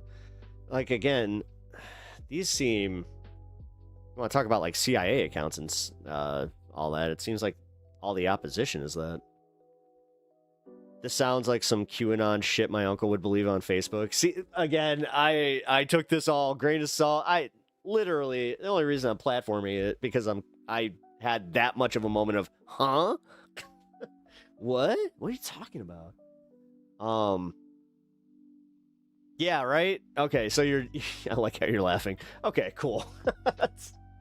Yeah, it's silly bullshit. Got it. All right, hello everyone. JT Siskowski for Status Coup in partnership with the Midas Touch Network. Here on the ground that's where... in Union Park, in Chicago, Illinois, for the this Mayday was happening.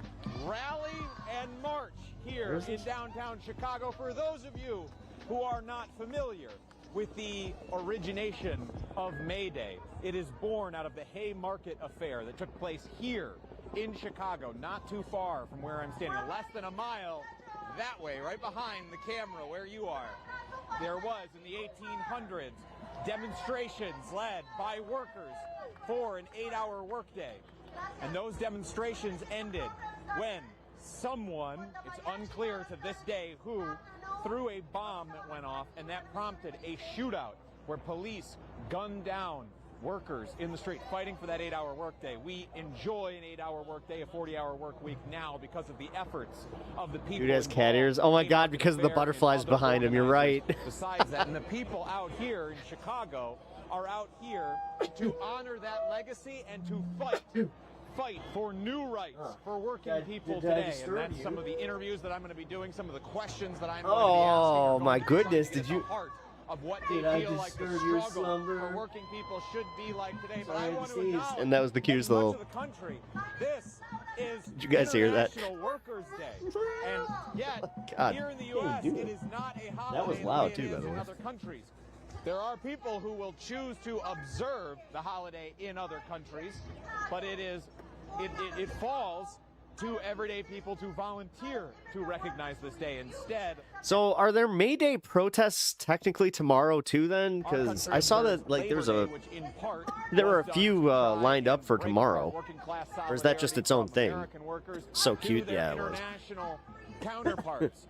But we're going to be talking a lot about solidarity today, especially how that solidarity needs to be even stronger in the face of a Trump regime that is only cracking down harder on working people in this country. So follow along with me here as we're going to start to listen in on some of the speakers here at these demonstrations.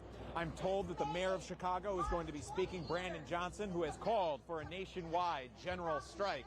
And there's another theme we'll be exploring in my interviews, is going to speak here in just a few minutes. So I want to be sure we move the camera and get to a point where you're able to listen in on the speakers. But before I do, I want to acknowledge something. Status Quo and our partners at the Midas Touch. That's what my grandmother taught me. My grandmother, who fought slumlords in North Kentwood, Oakland in the 1950s. What she taught me was that those who work and those who desire to work deserve to have a wage that allows Everyone's them partying down to here. have Lots of businesses are closed. roof over their heads, Most of the businesses, like along our our main street, like they were all closed. The Mexican place was open. That's why I went there. And mutual respect for each other. So, as we struggle for safe and affordable housing, as we protect our neighbors, as we struggle for equitable education, safe working conditions, It's Mayday, Shannon. to organize at work. Oh my God, what's wrong with these people standing on a stage with a micro? Oh, jeez. Thank you, Rebecca. Well, I guess. At Rebecca Green 1827.20 Australian dollars. Rip it, dude. Cool face emoji. Thank you. Consejo de Resistencia and Arise, and Margarita Morales from Casa Aguas Calientes and Consejo de Resistencia. Oh, what are you doing? I will be right back. Let's step off camera here for a second. Hace 140 años, 140 years ago, los inmigrantes de Chicago se pusieron en huelga por sus derechos. They came out on strike for their rights.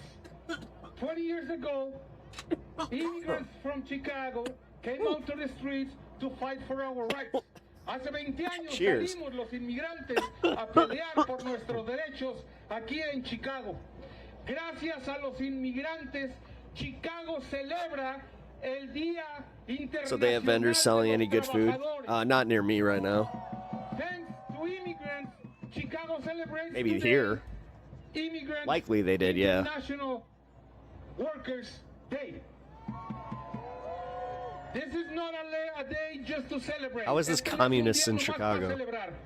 This is a day to fight. It's almost like using the term communist against anybody you don't like anymore is just as hack as us just being like, oh my God, oh, Republicans are... Oh, no, it's even more douchey. Let's see, what's the equivalent? Oh yeah, the use of the just saying everybody's a Nazi. We are fighting against injustices because injustices never end because we have billionaires in government. Las injusticias no se acaban porque tenemos. Do you not understand that this has like historical Oh my God, nope, they don't. They don't. Luchamos hoy y lucharemos siempre por una vida justa, por el derecho de vivir con dignidad. We fight today and we will keep fighting forever for a life without injustices, for a life in freedom, for the right of dignity, for the right to raise our families in peace. Estamos luchando no solamente por una ley, por 8 horas de trabajo, por salario. Estamos luchando por la dignidad de mantener a nuestras familias felices, tranquilas y en paz. El 1 de mayo es el día de luchar por nuestra felicidad. Mayday is the day to fight for our happiness. Sin migra fascista, without fascist eyes. Gotta love how you have Veterans Day and Memorial Day, but yeah, anytime that we have to celebrate workers. Sin guerras, what? Without war. What? Por la felicidad de todos los trabajadores de Chicago y del mundo. Hasta la victoria siempre.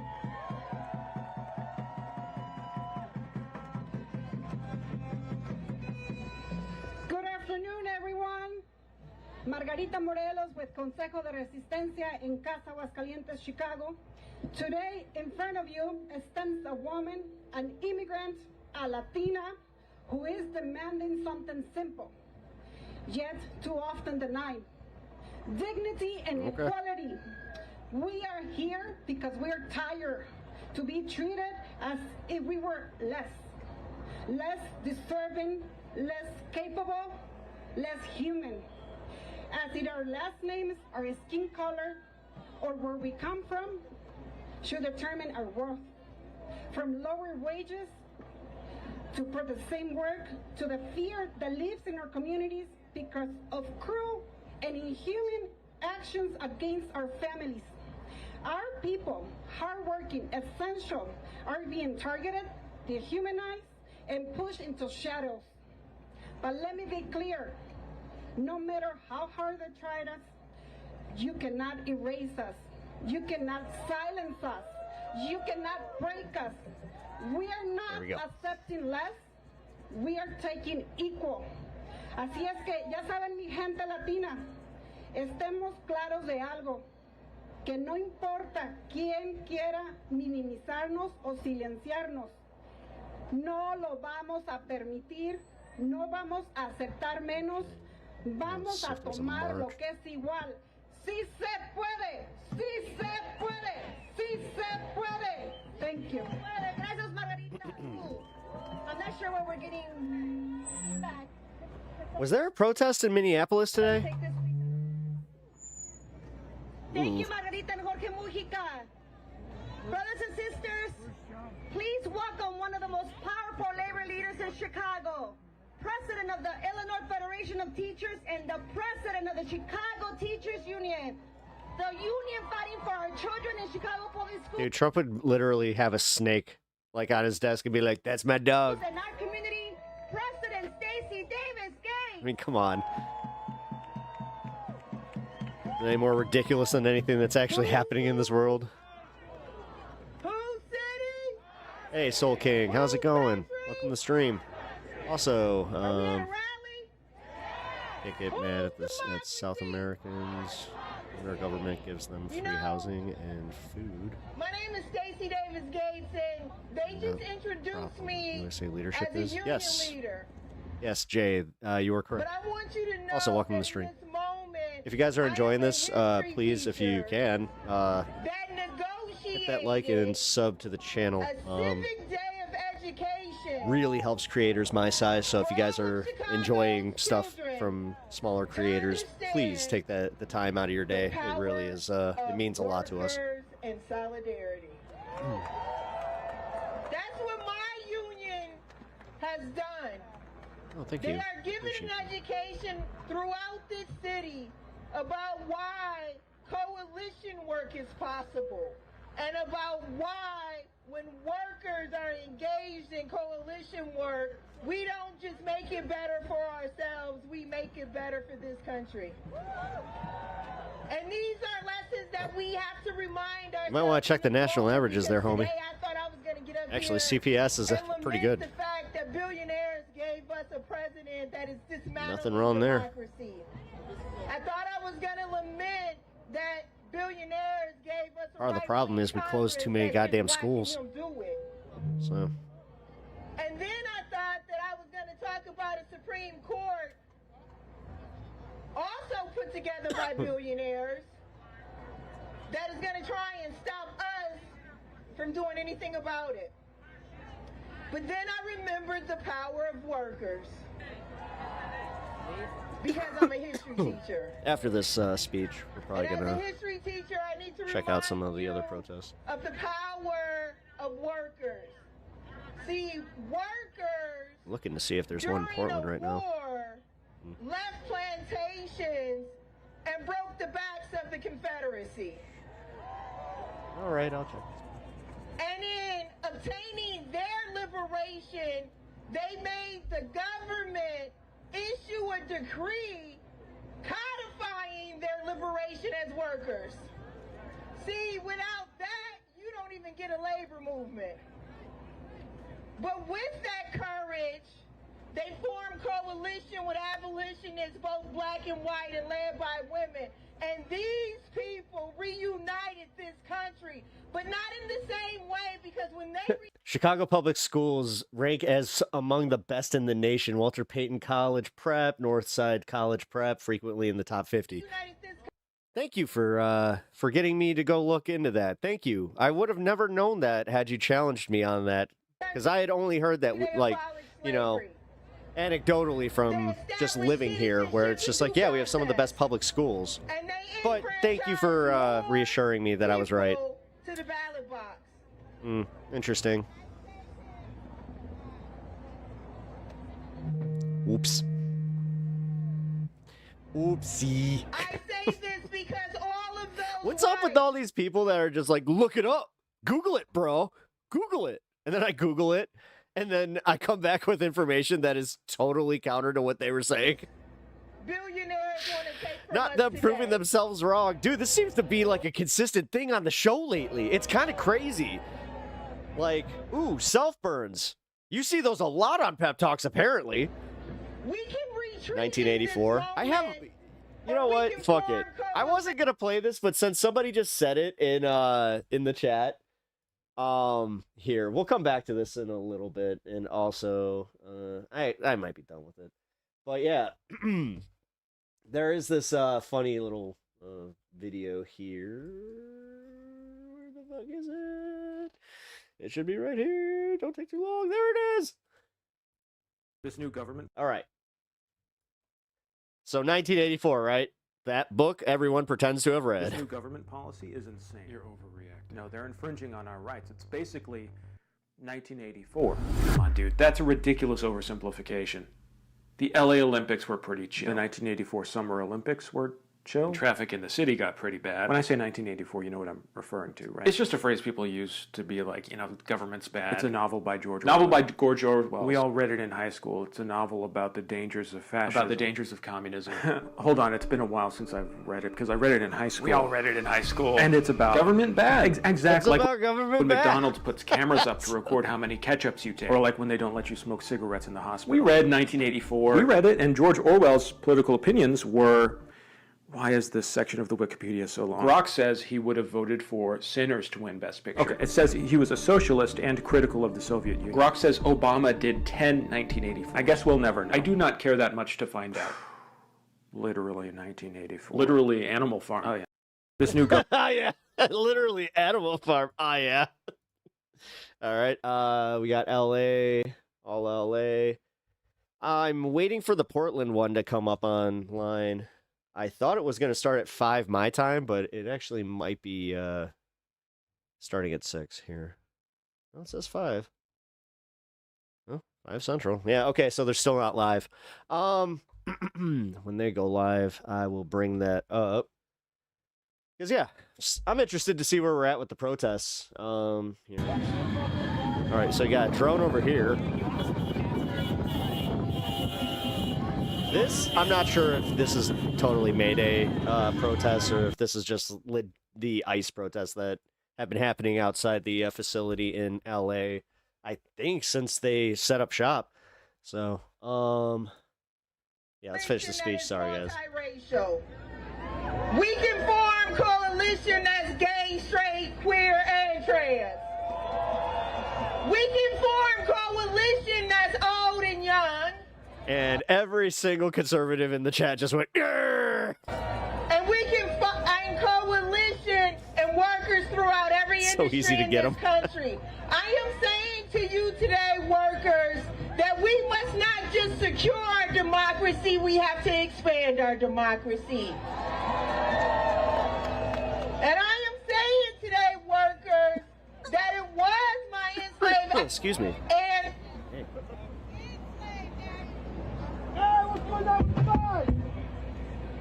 it's the connection. And don't do that. Don't do the pom pom pom. If you have an audio guy in the back that has his cans on, holy shit. There's a good chance he might come out and just be like, yo! Superman punch.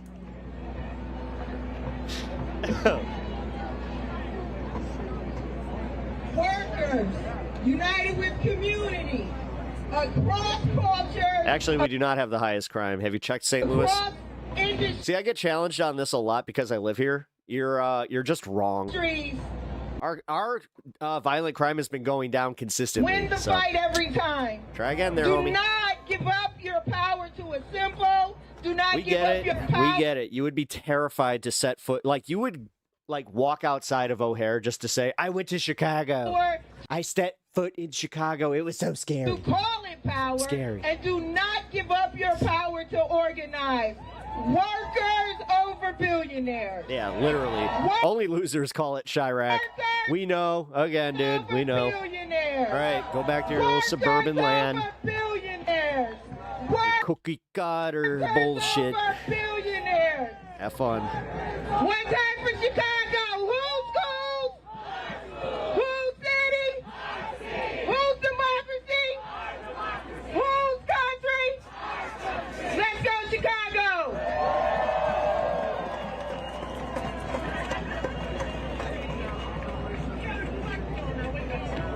Hello? Someone had to justify hitting no in the poll. Somebody was getting a little CTU going out there. Where was it? All right, like I said, I'm gonna call that one.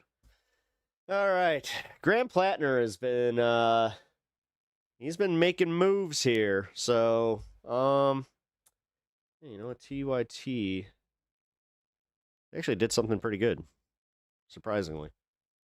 All right, yeah. Graham Platner defeats Janet Mills single-handedly. Yes, and also he did it in such a decided way that the day before everything, it's just like, he's pulling how high? The thing that bothers me the most isn't like I don't know. I'm not asking for you to like be my friend. It's like they conceded so early. But you should be curious. Because I'm pulling 40 points ahead.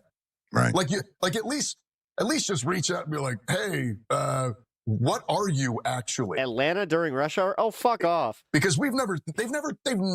You know how many times like I in Atlanta have almost had an accident because of the way your fucking highway splits? Get out of here. I've never gotten a phone call. With your nonsense. Like no one's ever reached out. I've never talked to anybody in leadership. For real. Like no one's Weird ever that you brought up the one where I would be like, oh wow. That's the one that's almost just as bad as Chicago. Interested in which is like kind of baffling.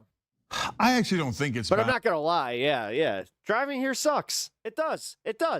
There's no, listen, it takes me almost an hour and 45 minutes to go fucking 20 miles. That's insane. It's pretty clear Democrats don't care about winning. They just care about serving their donors, as you're going to see amply in this story. They backed Janet Mills, and she got clowned. And she's the governor of Maine and got clobbered by Graham Platner. There he was on Jon Stewart's podcast and explaining that they never even reached out to figure out how he got that 40-point lead. I love this city that I recognize what's wrong with it. Because they don't care. All they care about is serving the donor class loyally. Win or lose doesn't matter to Chuck Schumer. I was about to say, dude, every Chicagoan, we all know. We just know where not to go. The rest of the Democratic leadership. Dude, you're talking about the whole city being like that, numbnuts. You're talking about one fucking square block. Do you know how much of an idiot you are? Said that Platner. Like, this is why anybody that talks about big cities like this, I know how much of a fucking pussy they are. Was more likely to seriously, the biggest little bitches on the entire planet. In the primary and more likely to win the general election. Now, we're going to show you polls in a minute. You're scared of lots of people. Oh, my God. That show you who was right and who was wrong. Spoiler alert. Back to your combine. Oh, wait, that's right. Farmers are going bankrupt. Schumer's an idiot. Okay, so Janet Mills dropping out today had a long note about why she was dropping out. I'll read you a portion of it. She said, while I have the drive and passion, commitment and experience, and above all else, the fight to continue on, I very simply do not have the one thing that political campaigns unfortunately require today, the financial resources. That is why today I have made the incredibly difficult decision to suspend my campaign for the United States Senate. That's, of course, not true. She was getting mauled. Yeah, she was going to get humiliated on election day. She left. How do I know that's not true? Let me give you the next fact. Platner raised $4.1 million in the first quarter of this year. That's a great number. While Mills took in $2.7 million. That's just in one quarter. AOC won her election with a fraction of a fraction of a fraction of that amount. But she's like corporate social anxiety disorder. It does suck. Democrat. She's like, oh, I'm only raising about $3 million every 3 months. Only $1 million a month. How could I win with misdiagnosed with such little resources? I didn't know that the grass. Turns out I'm just awkward sometimes. Could have more money than me. The whole thing I was banking on was I overwhelm him with money like a good corporate Democrat. Then I serve Israel and all corporations. What went wrong? Well, you could ask him. She's like, no. I don't and think if you so, notice, there's one thing that she left out there. She did not endorse Graham Platner. Vote blue no matter who, unless it's a populist or anyone on the left or an outsider. Right back to him calling them all populists now. Or someone who's clean and doesn't take corporate PAC money and doesn't serve foreign governments, in which case, get out of here. I guarantee you, if Chuck Schumer, Janet Mills will probably vote for Susan Collins, okay? The Republican in the race. If Chuck Schumer. That's what I'm saying. Yeah, Bob, you got it. These people have probably never set foot in the city. Everyone in Democratic leadership lived in Maine. To me. I would bet and every dollar I had that they would vote for Susan Collins over Graham Platner, okay? So now I want to bring Ryan Grimm in here. I've got a lot more for you, Ryan, on I'm interested to see where like they start polling and how this race went, but what's your 2 cents to start?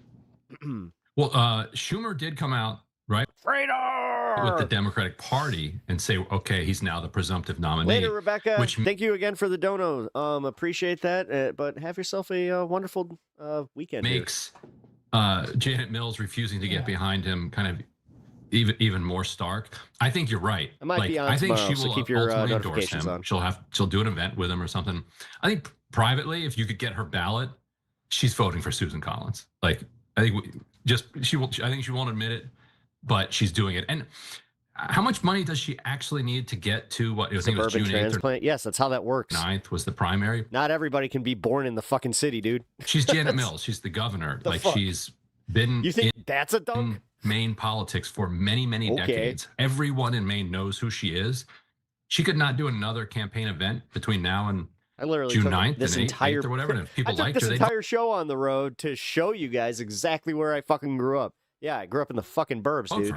It was picturesque. So yeah, it wasn't money, but the fact that he was outraising her is a nice place. Is connected to the fact that he was trouncing her on every other level.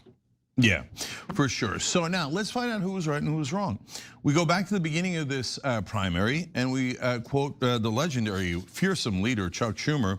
He said, we think that Janet Mills is the best candidate to retire Susan Collins. She's a tested 2-term governor and the people of Maine have an enormous amount of affection and respect for her. Do they, Chuck? Okay, well, when the campaign started, that was the case. Nobody had heard of Graham Platner, although he rose up super quickly because he said he wasn't going to represent the donor class. Wait. You developed your anxiety issues in your mid-20s. Was it trauma-based? That's what we want. Yep. And Janet Mills is like, oh, but the donors are so precious and wonderful. I love them so much. But in the beginning, may not be the place for you, but I talk about my therapy pretty openly. So people didn't know that. It starts out 47-37. Janet I welcome Mills it here if they're top. Open with it. At that point, don't feel like you need to be. All the wise men of Washington are like, oh, you see that? You can't vote for an outsider. That's oh, she has a wonderful experience. She's been selling out to donors for decades. What great experience. See, she's going to crush that guy, right? Well, is that how it turned out? Let's look at one of the latest polls in that race. Oh, yeah, that's 64-29. Wait, IB to MSG and NYC. Platner in the lead. That's a 35-point lead. I've seen other polls at 38 points. Yeah, you know what? I just realized I've never seen anything at the Garden. And it is. I've been to the Madison Square Garden as a tourist. Not close. He crushed her. Like going from a city to another city is very obvious. Weird. I'm not that gonna American lie. people are looking for populists who represent voters and you get judgy. instead of the super rich and powerful. Shocking.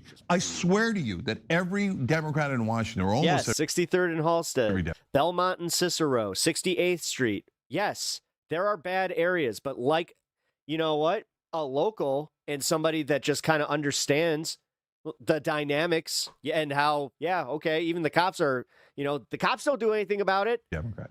You know who didn't do anything about it when they were here? ICE, the National Guard, the fucking president, that strong-arm president. Is genuinely shocked by it. He didn't do shit. He did a bunch of PR fucking bullshit and then fucking left. So I don't want to hear it. I don't want to fucking hear how big and scary our city is. When you know nothing about it and you're using 63rd and Halstead's actually not that bad. You fucking pansy. Want us to work for fucking them? Christ. Instead of precious donors? No, they're all anti-Semites. Belmont and Cicero's way worse than fucking Halstead. Okay, so let's see how this is going. Now, this is the New York Brandon Times. Johnson. Yes, you know my mayor's name. Good for you. He's actually better than what's her fuck. Talking about the race. Her decision to Scary withdraw looking lady. reflects a political environment being rapidly reshaped by a restive Democratic grassroots that is demanding a new, younger, and far more combative generation of leadership. You got that right, brother. And hey, New York. Keep trying, man. You just keep proving that you're like a scared little bitch boy. Right. Look, one of the biggest problems. Yes, Ground News. I see what their focus is lately. No, sorry. She did not try to match his far more robust campaign schedule. You know why? Because she thought, I'm going to raise more money than him. Is Jon and then I'm going to buy all these deceptive ads. No. He's got his own show. He's a Nazi. He's got his own show that he's actually like pretty cool about, fair use. Outsiders, whether they're right wing or left wing, or like all the Daily Nazis, Show. And then I'm going to cruise to victory.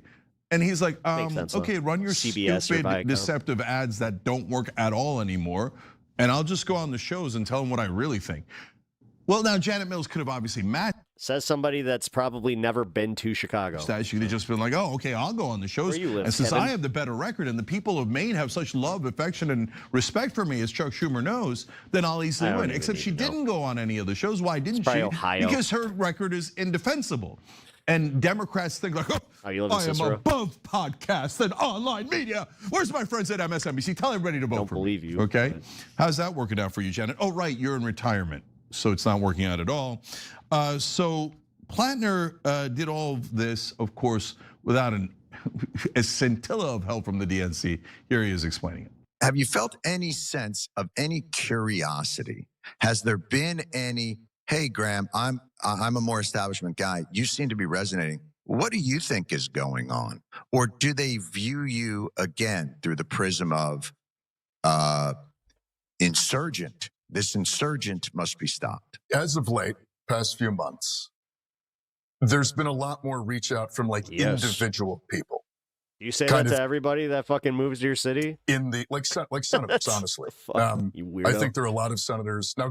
Also, if you live in Cicero, why are you still here? Why would you live somewhere that you hate so fucking much? A bunch of senators. Get the fuck out of here, man. Like we will not miss you. Bernie, Elizabeth Warren. Kevin, free up your property for somebody else. Chris Van Hollen. The fuck out of here. That whole crew who Martin Wisconsin Heinrich in New or Mexico. Florida. Oh yeah, Wisconsin's actually pretty expensive. They reached out early on. Past couple months though, there has been more reach out from, I would say, more kind of like establishment folks.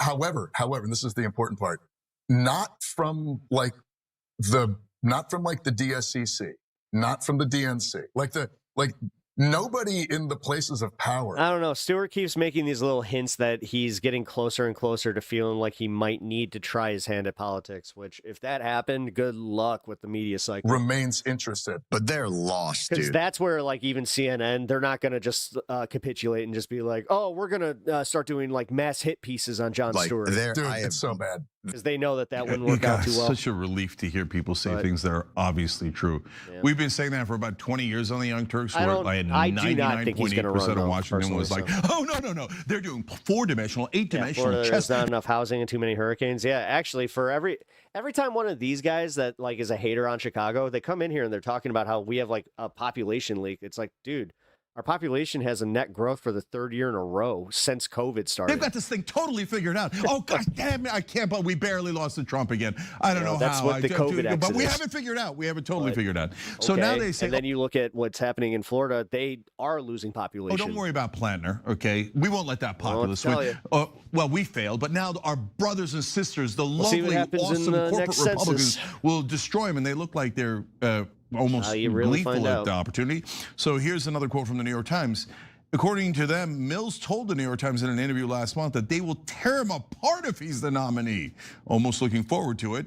It seemed like she was. In January, the Maine Super PAC for Senate Republicans announced its largest ever investment in Maine, $42 million to support Collins. I can't wait for them to burn all that money in a bonfire, right? Like, oh, we are running ads. He has the wrong kind of tattoo, remember? It'd be a great move.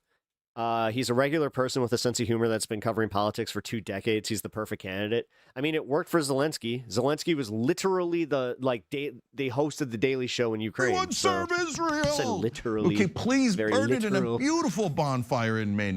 Come and stew some lobster over it. Okay, so these are the kind of gross ads that they're going to run that are not going to work. Watch. Graham Platner blames Maine's women for getting raped because he says they get up drunk. And Platner bragged about having a Nazi tattoo on his chest. That's the real Graham Platner. Pine Tree Results Pack is It's not a South Park thing. responsible for the content of this advertising. Pine Tree Results. That sounds so refreshing, like a breath of fresh air. Pine trees. I bet they're for pine trees. Wait, this is weird. Our guest host here, who's one of the best reporters in the country, wrote the PAC, funded by Blackstone's CEO, Steven Schwartzman, and Palantir's... Wait, he's your co-host right now? Alex Karp is putting $2 million... And you're not letting him talk more? $1 million behind this ad. So that's the surveillance great state spot and for Israel weighing in and going, now remember, they don't want to say he doesn't support Israel because then his numbers will go up another 20 points. So they're like, he kicks puppies and women, and did you know what he wrote in 1987? Buster's all performative. Okay. I don't think it's performative because, I'm not even trying to do this as like like standing up for Cenk. But I think he is just naturally this way, but he also does no, he's not performative. Okay, that's I'll just say that. Hey, like Janet this Mills is tried organic. that, so please waste Is he another an 42. idiot? Yes. Does he have some grifty tendencies? Absolutely. But million doing that. That doesn't mean that. So like, finally, that's going to work, right? You know I what mean, Schumer was right, Mills was right. That's weird. A late March poll from Emerson College showed Platner with 48% support among likely Maine voters to Collins' 41%. You think he's hamming it way the F up? Okay. 12% undecided. No, that's fair. Looks like he's got a 7-point lead over Susan Collins, who Democratic leadership has never been able to defeat. Because do they really want to defeat her? I don't know a better Democrat than Susan Collins. And that is not a damning, that's not praise of Susan Collins, that's damning of the Democratic Party leadership. Ryan, so you broke the story about how, it's an ad from the usual lobbies that have come in to weigh in on Maine. So what do you think? Is the general election going to be any different? Are the Republicans going to get him by talking about his Nazi tattoo? I don't see how that stuff doesn't just keep backfiring. And also, all of the money they spend, I think, is also going to backfire because, and one of the other billionaires that has given to that $2 million, which will grow to 2, 3, 10, 20, 30 million by the end of it, is this guy Mark Rowan from Apollo, this private equity firm Apollo. He's also on Trump's board of peace. He's a massive donor to AIPAC. But importantly for Maine, and we wrote about this, his private equity company bought up 2 paper mills in 2 mill towns in Maine, in Jay and Bucksport. And you know how private equity works. They don't come in and say, we love this business because it's profitable and our guys went to Harvard, they're smart, they're gonna figure out how to save you a little bit of money here and there. We're gonna be even more profitable and everybody's gonna win. That's not what they do. They come in and they figure out legally, or borderline legally, how they can loot the place. And so what they did with these paper mills is they basically, as soon as they bought the paper mills, they forced the company to take out a $250 million loan and then pay that $250 million in a dividend to the private equity company, Mark Rowan, who gives money to this super PAC. That is, somehow that's not a crime, but think about that. So you buy a company with debt. They bought it with debt. They didn't buy it with their own money. They force it to take on more debt. Then they force it to take out money. Then they take the money. Dude, we need to ban private equity firms. Now the mills aren't profitable anymore because they have this huge debt service. It's the same story for everything. So you file bankruptcy. for the paper Acquired mills. by these guys. And then in bankruptcy, you take the pension funds to pay off the debts that you've rolled up. And then you sell off everything, the parts and everything else. You sell off the real estate.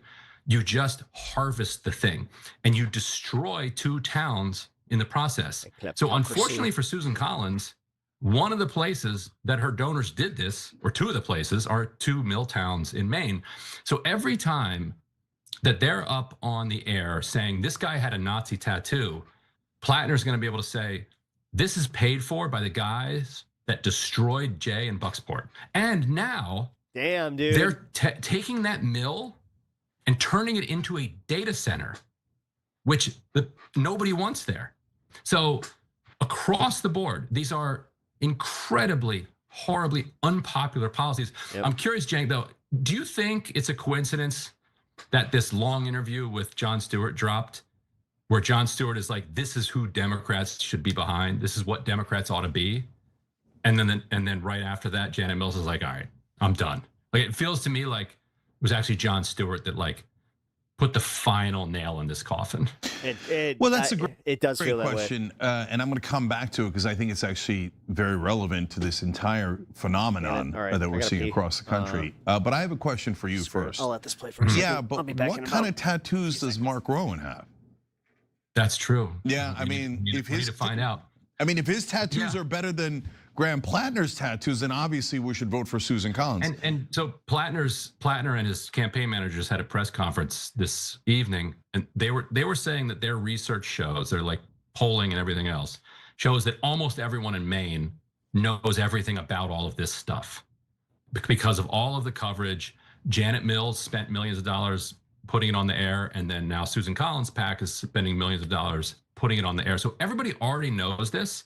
And his numbers just keep going up because people are sick of this thing where they find something that you said 15 or 20 years ago and say that you are now disqualified from public life. People don't want that to be the standard. And people understand that, okay, he said things on Reddit. Well, Reddit is like, that's where people just like have conversations. So that's almost like this person said this in their dorm room. And like you and I are old people. If somebody came to us and were like, he said this in a dorm room in 1998, we'd be like, okay, that sounds like a thing he probably shouldn't have said, but it was a dorm room in 1998. Why are you bothering me with this? Like, what does he say today? Who is he now? And so that's how that stuff comes off, I think, to anybody who's not old like us, and also to like a lot of older people who like understand how the world works today. Yeah, so I mean, things that you said 20 years ago being used to cancel you. I might be patient zero. Actually, it's in your own dorm room. That's right. So, I mean, I've been canceled in every kind of way, but you made the mistake of putting your dorm room comments into like a column and putting them into the paper. Yeah. Yeah, in like one of the first blogs ever. I'm like the first YouTube partner or the first thing. By Toys R Us. Canceled for 20-year-old blogs, etc. Right? So they've tried this trick. No, my co-host over at Breaking Points, when she ran for Congress, they found photos of her at like a costume party that were a little risque and like canceled her. Yeah, but to be fair, you remember there was a national scandal. Yeah, 100% remember. I covered it. Wait, Emily? Yes. and defended her. And this is the oldest trick in the book. And it's weird how they never found any indiscreet pictures of Chuck Schumer or Mitch McConnell or Joe Biden or Hillary Clinton or George Bush or anyone. It's so weird. The establishment apparently has no. And you're right. You can't even find anything on Epstein. Come on. Oh, crystal ball. Come on, right? So, and by the way, guys, if you don't know, to point that Brian was making about private equity, I was not aware of that this. has devastated our country. They did it to Sears, Kmart, Toys R Us, almost every brand you know. Yeah. And then they're like, oh yeah, the internet destroyed them. You know, people are just buying online. No, private equity came in and raped them, totally destroyed those businesses, those American businesses, and laughed all the way to the bank and thought, who cares if your kids don't get toys? We just robbed that place of hundreds of millions of dollars and oftentimes billions. Not just about getting toys, it's experiencing an actual toy store where it like the marketing goes towards it. So it's, dude, there's something so sterile about like modern toy aisles in Walmart where they just have like little end caps and stuff like that. I feel so bad for kids that like grow up not having a central place of just being a toy store. The excitement that you got walking into Toys R Us, knowing that like they had all these cool like special marketing things, and like it worked, man. Like, you guys remember like the Star Wars like figures when those came out, like how they had like this giant like planogram. It was freaking awesome. And yeah, it's just, it kind of sucks where kids are not going to really get to experience that anymore. And yeah. Now, to your question, it's one of those by the way, losses that people so probably toxic, don't think all of of these much, except for like goons, me, where I'm just like, well, I mean, I know how I felt when I went. And they overuse the charge of Nazi so many times that I now think that people, when they hear that some candidate is being called a Nazi, they don't think the guy's an actual Nazi. They think, oh, he's an outsider that the corporate goons are attacking. I should look into him. Like, my God, what are you doing? I mean, no, that's not. I have a outside the box thought on that too. Curious for your take on this. The biggest thing that some Republicans think they have on Graham is from his Reddit post, and also just kind of took his the Toys R Us oath. In general, they're like, he's too far left. They're like, he's too far out the mainstream. But if they try to say that at the same time that they are constantly calling him a Nazi, feels like a regular voter is like, all right, well, I'm going to dismiss all of this, and I'm just going to listen to the guy. So I think it actually really undercuts what they could have as a potentially, like, from their perspective, reasonable threat. Susan Collins had glasses are still busted. Statement that said something like, "I look forward to taking on this like professed communist Nazi," and people are like, I'm sure regular people are like, wait a minute, that doesn't make sense. How can you be both? You can't be both. Yeah. Okay, so never mind. I'm not going to listen to anything you say. So I actually think in some ways, every time they mention that he's a Nazi, people are like, A, I don't believe that, but B, Nazi, Marine, like, and then you're going to tell me he's too far left. Like, culturally, that doesn't scan. Yeah. So seems reasonable to me. Right, and I made that point at least half a dozen times on this show. So is he a Nazi or is he a communist? Right. I know he can't be both. And so, and even look, this is why it doesn't work. Let's talk about the phrase that they use, we right? Had it happening in chat with earlier. Nazi, especially in a general election, when you're telling independents and right wingers, this guy is a Nazi. Well, they've heard that about themselves a lot, right? Right. And they know that it was a lie about them, or they think that it was a lie about them, right? Even if it's true. Right? So they're like, oh, is he one of us? And a lot of independents go, oh, does that mean he rationally opposes the genocide of Israel, right? Like, and it turns out he does, right? And so, I mean, yeah, that's the main one where I would say, like, the way that the left, and I know I got to get better about saying this because I'm not part of it. So we have this, or had this problem where we were letting it fly, just calling everybody, every single person that just had, a racist tendency, oh, you're Nazi, without kind of realizing that it is kind of like diluting it, and doesn't necessarily make it wrong. It was just about how it did lose its power. What does it mean to be too far left these days? Well, he's not. But to my, the point I actually wanted to make was Israel, and specifically saying that anybody that criticizes Israel is somehow, they're anti-Semitic or they're not. It's like, okay, doing culture war stuff. He's not doing identity politics. Right. So all that's left is economic populism. Yeah. But if you're, I was guilty of it. You could definitely find posts out there of me saying accusing him of being too economically populist, you're accidentally running an ad for him, right? Yeah. And so, to come back to your question about Jon Stewart, I think Jon Stewart's now an interesting avatar for a bridge between old media and new media, right? He's doing a podcast that's a new media, digital media, right? But he's mainly known for being the host of The Daily Show today, but mainly back in the day, right? So he's a trusted, figure from old media. So when Jon Stewart, and I would put one other group in this category, Pod Save America, come out against you, then it feels like a nail in the coffin. Oh, well, look, and they're wrong because those guys are now generally honest, right? And Jon Stewart 1,000,000%, and doesn't have an interest in like towing the party line.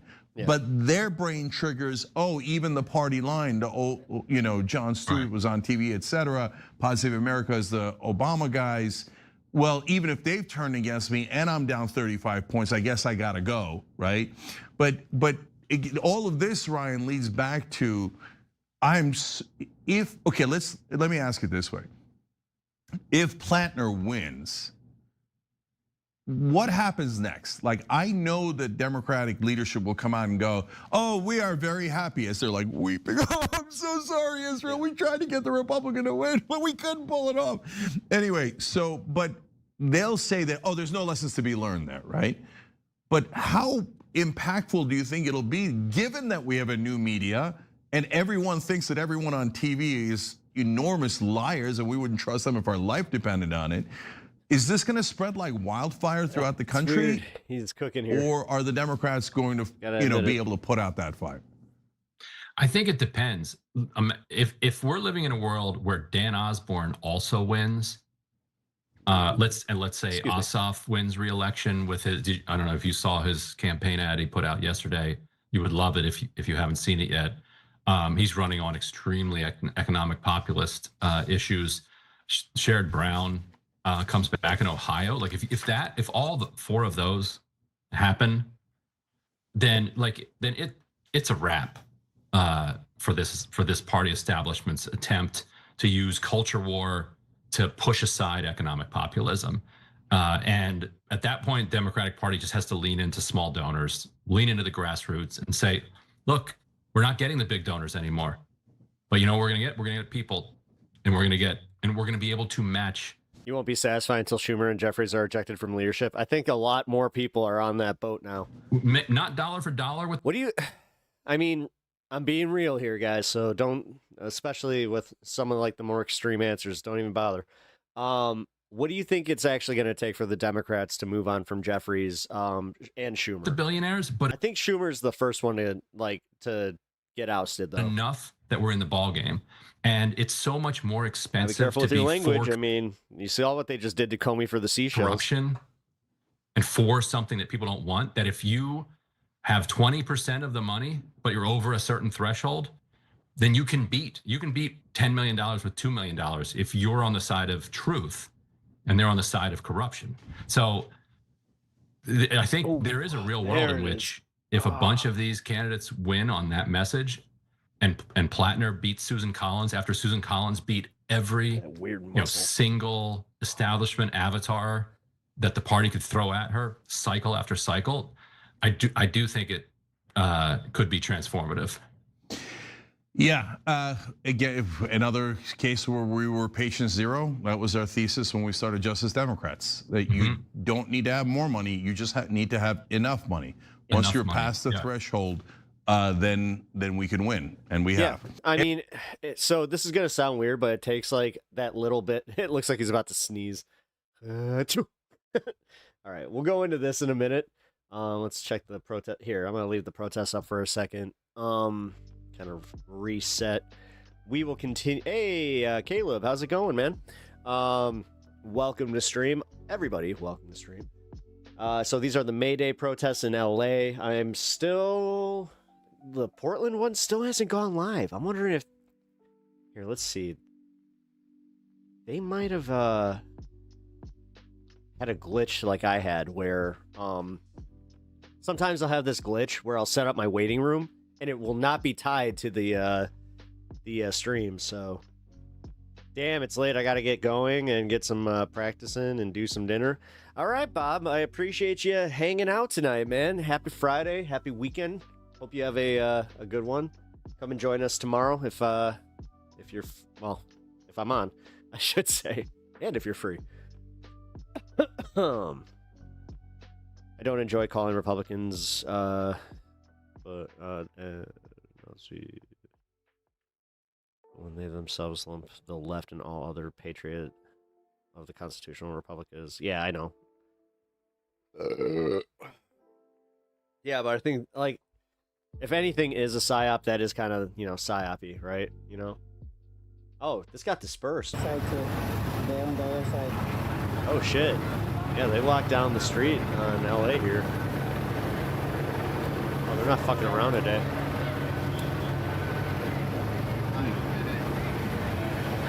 Yeah, have a good night, man.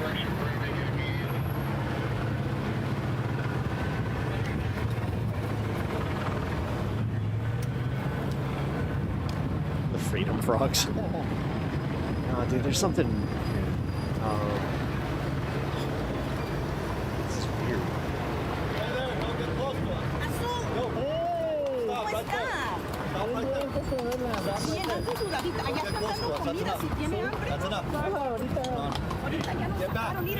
Get back.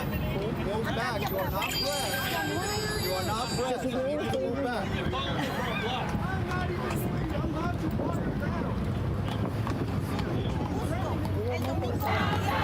There it is. Up with liberation. Down with deportation. Up with liberation. Down with deportation. Up. Oh no, they're making it even. Don't! Down with deportation. Up. Sorry. Liberation. Down with deportation. Up with liberation. Down with deportation. See, now this is my problem with some of this shit. This actually kind of encapsulates it. What's this one about? It's on Mayday. This one, technically, workers have the power to defeat Trump. This one is actually the most Mayday-y one that I would see, or that I see here. But the rest of it's no kings, Palestine, no to war. Like, I don't know, man. Sometimes it really does kind of feel like there's not a lot of solidarity in the messaging. Gas is 3:31 here. I'm on my walk. Oh, jeez, you're lucky. In Jersey? Damn. Damn, gas is 4:35 in New Hampshire. No, not the kitty cadence. It is. Yeah, dude, it's. Yeah, makes me kind of go, ooh.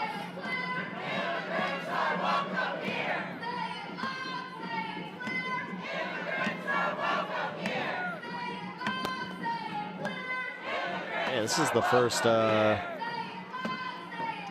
protest that I've seen covered in Minneapolis in a while. Which, I mean, technically that's good because, yeah, I mean, ICE did just kind of start, you know, backing off.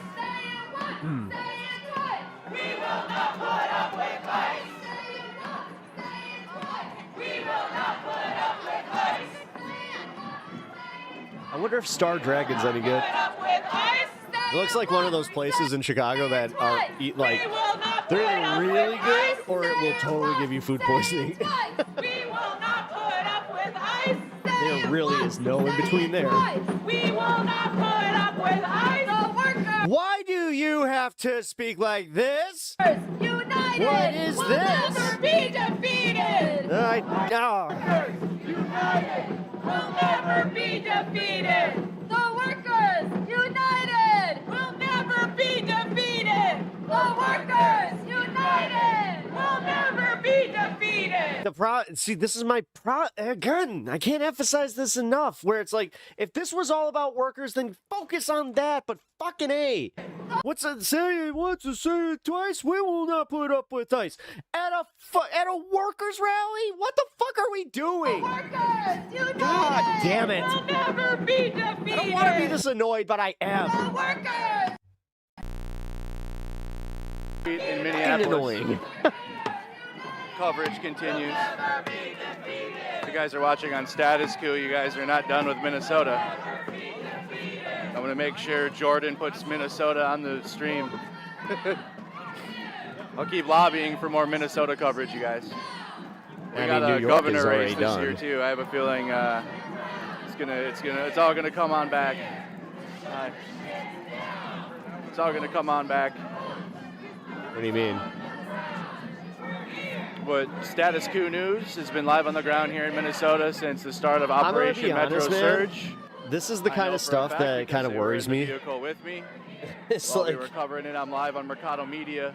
Yeah, Mercado's great too, by the way. I actually think Mercado's great. Stream for Status Quo News. But Support yeah, independent media, it seems like this whole it's gonna come back, guys. It's like mainstream news is nowhere to be found in this massive protest. I mean, dude, Mercado, he was averaging, 3 to 4K per stream at that time. Like a 20-second clip for their evening he's got my news number, feed, or like my old numbers and now. Then they will go home. They really did like and then they do get paid a lot they of went money after to do some that. political stream. Why? Why do you? Why are you so support obsessed with my hair? independent media. We're on the What's up with ground that? here for hours. Sometimes. Is it because I give you weird feelings? away Is from that the what's? family Is that and what it is? You might want to. You might So want continue to to support like independent kind of media, figure that guys, out. as Get this some. protest I continues. mean, whether you need therapy, maybe you need to see if Dick tastes yummy. Maybe you could go do that. I don't judge.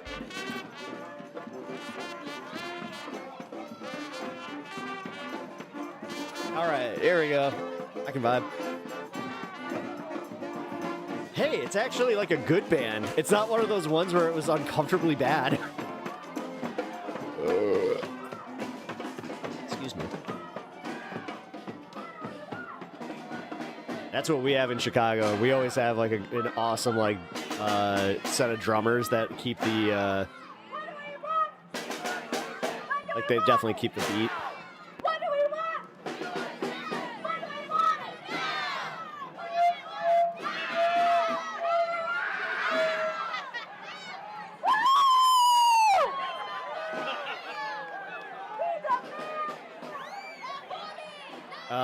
I don't know who just said hi, but hi.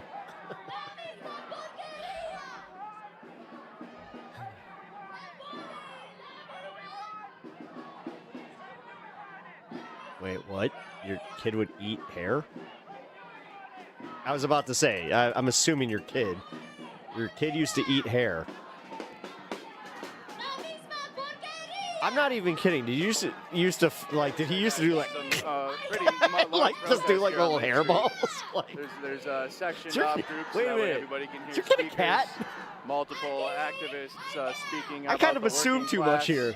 and the I mean, importance of I why don't we judge should if you support go, the working hey, class. dog It should be a parents basic or cat concept, parents. I but mean, yet, I have efforts used that term persist, before. thankfully. I'm not as millennial cringe with it, where I was like, that's Especially my on this son Mayday, right guys, there. it's important Even though to I do feel that way. Demand workers. If you're a worker, you should be getting fair pay.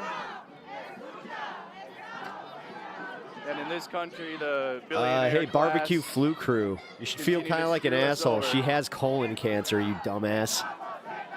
So, you know what? I hope you're proud of yourself. I really do. You tried to make a gay joke at the expense of a woman with cancer. You're kind of fucked up, you know? Some people kind of just prove that they're just really, really fucked up people. Some still demanding ICE be abolished. Just know that nobody likes you, even in your own contingents. Like, if you're MAGA, nobody likes you. If you're independent, nobody likes you. Like, just nobody likes you. You're kind of like a miserable human being.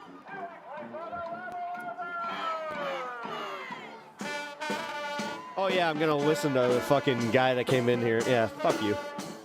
Go take your ivermectin. We know that you got worms. Somehow it's not doing its job. Or it just, it literally just, it killed the worms and it just left the Swiss cheese brain.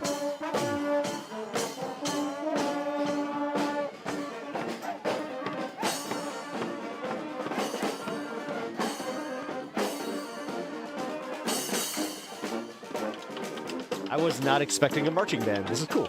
All right, I'm in. Stick around for this.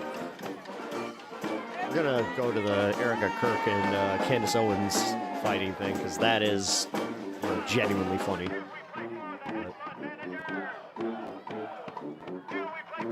Yeah.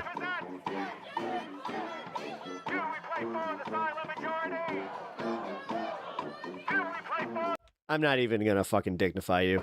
Get the fuck out of my channel.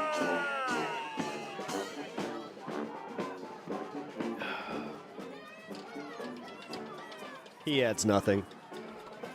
I think that's the whole reason that he feels this, like he needs to say shit like that. So.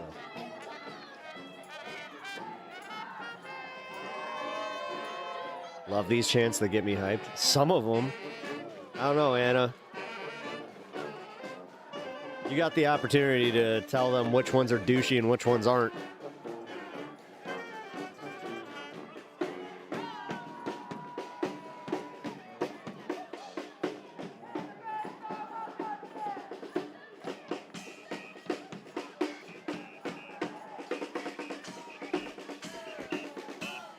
I don't want to be the judge of the flag girl here, but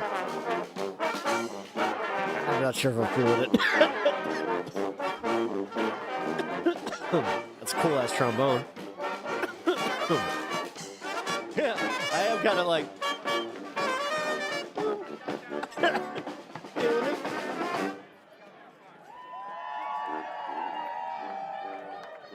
This is a good turnout for the march on a Friday, though. Although it is after 5. Makes sense. Alright, I gotta find this, let's take a look at the other protests real quick. We'll come back to this in a minute. This one did get dispersed by the cops. Alright, so are they going to... Wait, they're pulling it. They're leaving? Oh. Oh, I was wondering if they were going to actually, like, lock it down. Oh, that's good.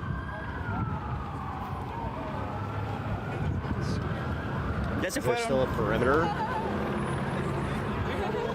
Yeah, because there's a perimeter, like, at the intersection here.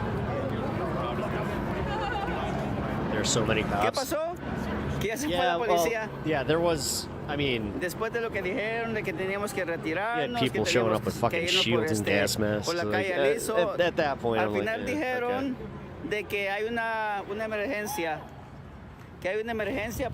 yeah, okay, so this is the, yeah, it's the ICE detention center. And like I said, I was going to be trying to cover the protests in Portland.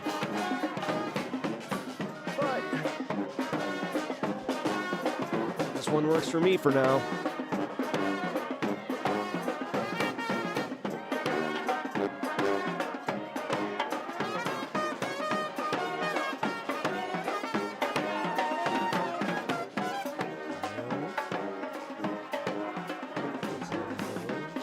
Dude, what the? Yeah, that one just disappeared like altogether for Portland, so.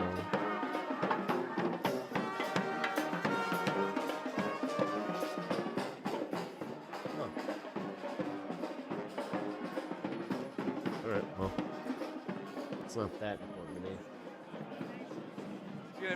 I was more curious just about like what's going on over there. Hey, reference frame, good to see you. Protest. Appreciate you stopping by. Media and Status Quo News. By the way, guys, I also just want to say real quick, I do appreciate y'all hanging out on Wednesday's stream on Propaganda. For more on-the-ground coverage. Yeah, had a lot of fun. My buddy Arcadian had a lot of fun. You guys will likely be seeing him again. We're going to finally figure out the second mic situation, and yeah. Then we're going to. We came up with some ideas. We came up with a pretty funny bit that we're gonna test out. So thank you for being so welcoming to him. He had a good time. He did say though, he's like, yeah, it was kind of hard to like read your chat. I was kind of riffing. I'm like, you did a good job, man. So, I was happy to give him the opportunity to come on, man. I knew he'd be good. It was funny at one point he even like referenced it where he's just like, because I said, I'm like, yeah, I don't really know these opinions. He's like, dude, this is like all we talk about. It's like, I know.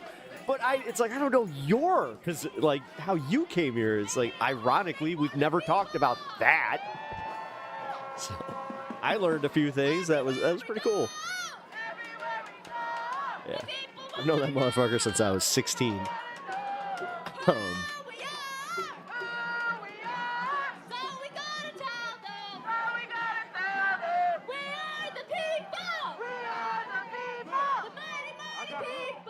You know what's funny?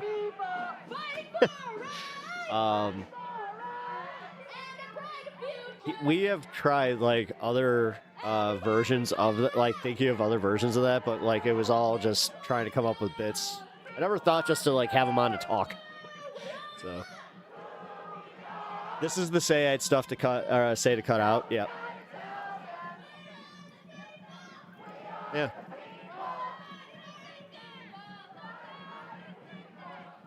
We are the Titans, the mighty Titans. Yeah, maybe not doing the things that I did when we were playing Little League.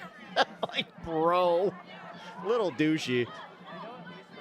At what point are we just gonna be patty cake, patty cake? Like, come on.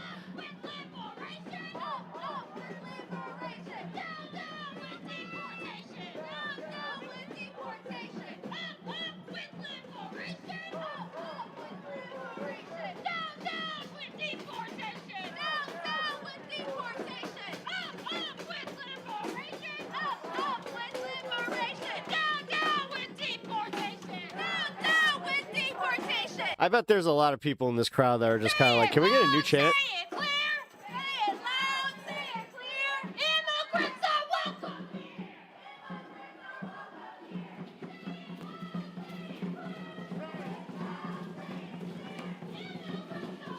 Oh, that's cool.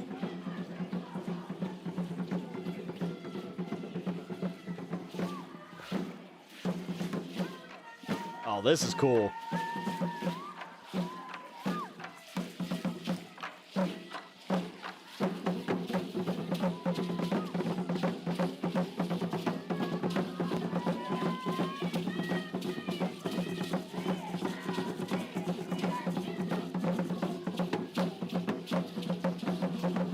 This is much better.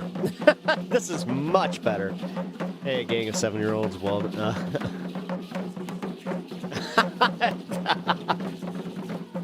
yeah, it is no joke. That's serious business. Now, here's the important question. Did you guys start out with T-ball or, like, Little League? I was a T-ball kid.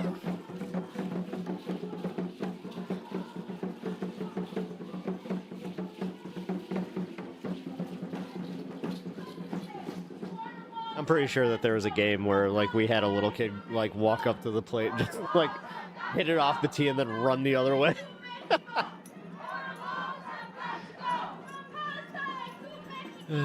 You were a T-ball kid, too? Solidarity.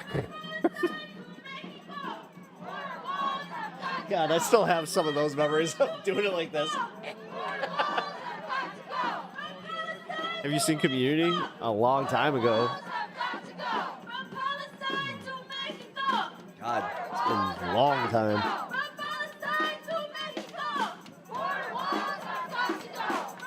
Yeah, you know you're bad if you strike out in T-ball.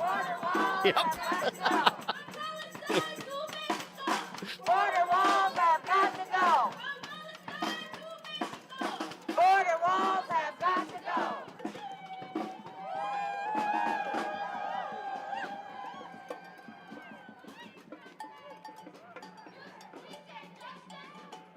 Fight for workers and immigrant rights. I mean, okay, so the immigrant and like ICE one, I'll even say, okay, yeah, they've been dealing with a lot, so I kind of get that.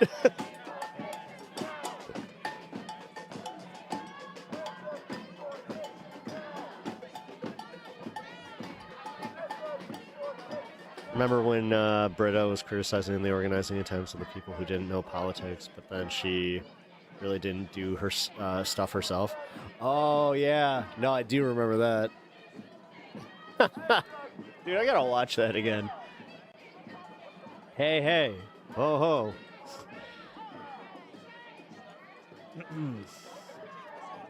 God, what was it? There used to be a chant that, like, I remember, like, the cheer squad doing it during, like, a kickball game. This is how Minneapolis rolls. I've been covering and then they, like, would use it since 2020. in, like, gym class. Truly, when they say we keep us safe in the protest, Minneapolis deadass means it. There's no police around. This is, as is most of the time That's good. that the protest movement happens here. That's good. There are hundreds of marshals. The protest will use its own vehicles to protect the front and the back of the protest. There's a motorcycle group too that will also do it when they need. Nice. But the protest in Minneapolis truly does protect. Truly does look after itself, and it has been for many years now.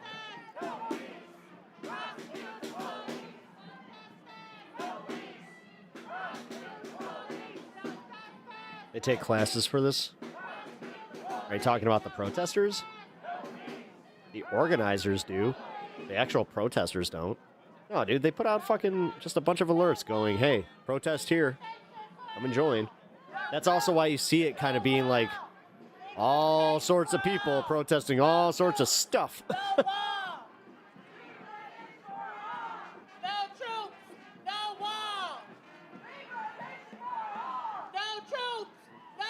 Wait a minute. I just realized. Yeah, it would have been better had they also kind of broken it up. So it's like if you're going to protest ICE, be in the second wave. Like, start with, like, workers' rights right up front. I don't know. No, because how do you prioritize that, I guess? Yeah, whatever.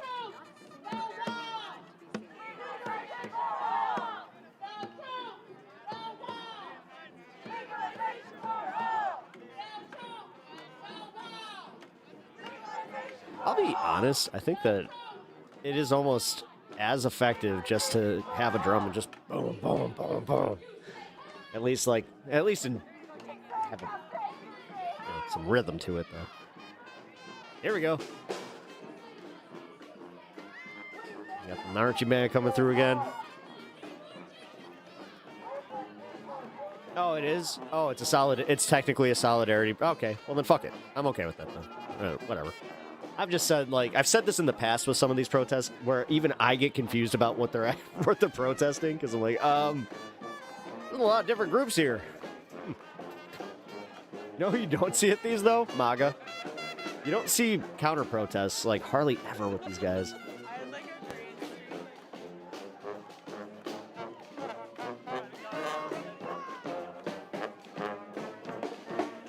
Yeah. If you know how to do the job of a drum major, you actually can lead the group with just basically one note. Yep. I hope I don't get hit for this. Hold on. Let's see. Because sometimes I have had that happen. Somebody playing a live version of something. I'm like, wait. Why am I getting the yellow flag here? Oh, no. No, we're good. Okay. Yeah, MAGA only protests when influenced by severe disinformation campaigns. Well, you would think. I mean, I don't know. You would think that they wouldn't lose that passion. I used to say, they seem like, That's a Marine chant, ugh. What one? Wait, which one's the Marine chant?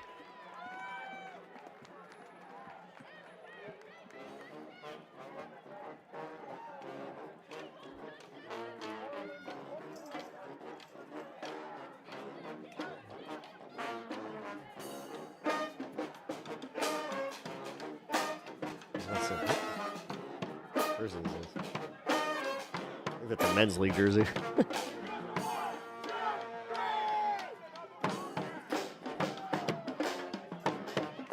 All right. I mean, so if you believe in walls, are you MAGA? You mean 4 walls and a house? If I believe in a house, then I'm MAGA. I'm confused now.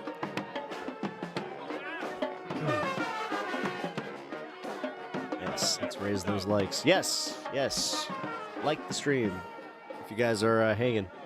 Also, yeah, sub to the channel if you guys are vibing. Have a good time. What's going on? Oh, damn. Is that a deer? Oh, wow.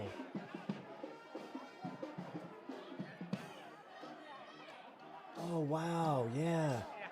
It's like a whole herd of deer. There was 100 deer in the cemetery people were dude. looking at. They were all running across the field. Wow, that close to the city? Damn, you will not see that in Chicago. Like, you'll see that out, like out in the burbs, but nowhere. Not even in the forest preserves. Like, you'll see a few.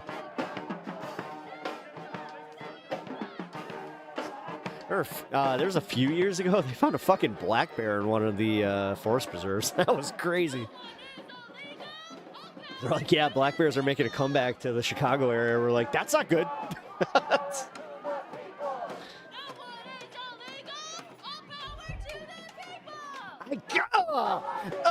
Right here. I got this visceral.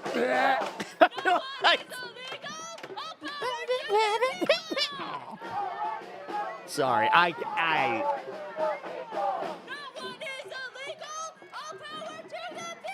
Oh my God, I have douche chills. Oh. Secondhand embarrassment. Oh. Oh. Oh, take that fucking thing from her, please.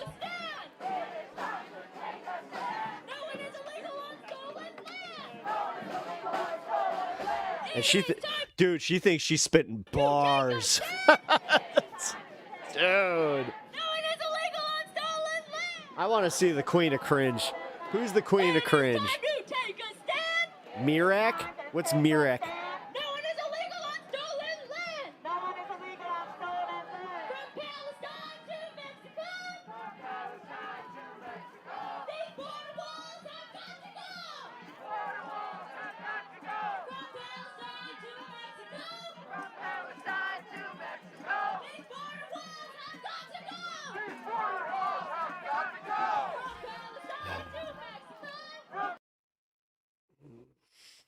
Uh-oh. Did he end? Oh, no, I think he's having a connection issue. All right, let's go back to this. Yeah, so it's a little cringy.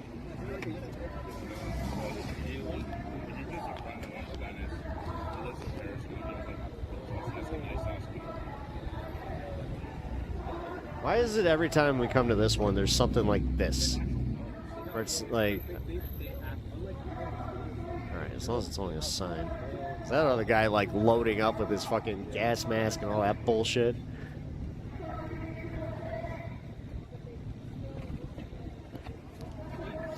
No, there's still, like, a couple people out there, dude.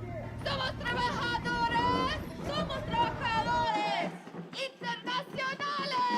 internacionales, los inmigrantes. There's something about, like, because the thing is, it also peters out and you get this shit where people are just walking at a fucking sauntering pace, getting tired, going like, yeah.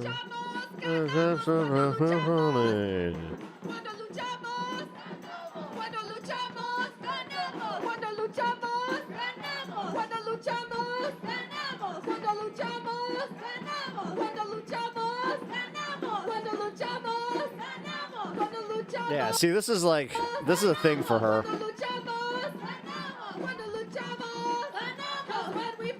She's like, oh, this is, yeah, dropping bars. Pep with the real look on reality. I'm not gonna fucking sugarcoat it because it makes people uncomfortable. Listen, I have been proven that life is too fucking short for me to hold my tongue. I'll do it out of respect for some, like, in the sake of professionalism, I guess.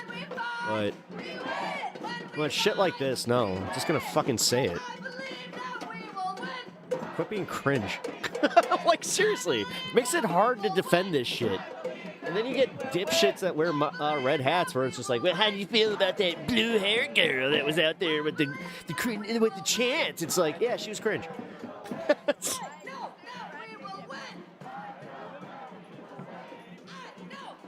Sugarcoating is for children. The truth needs to be said. That's kind of how I feel.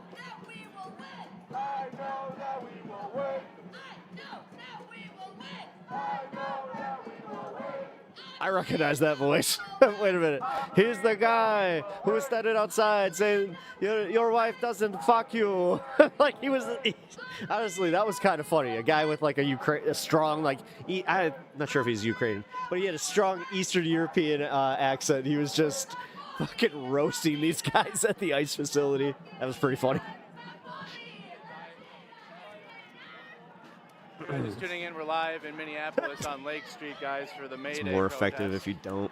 Workers demanding equal pay, fair wages, accountability on billionaire honestly, class that'd be in the United great States of because like America, I feel like we're ending, not support of foreign demanding that enough anymore. Like dude, our wages need to go up. We need higher wages.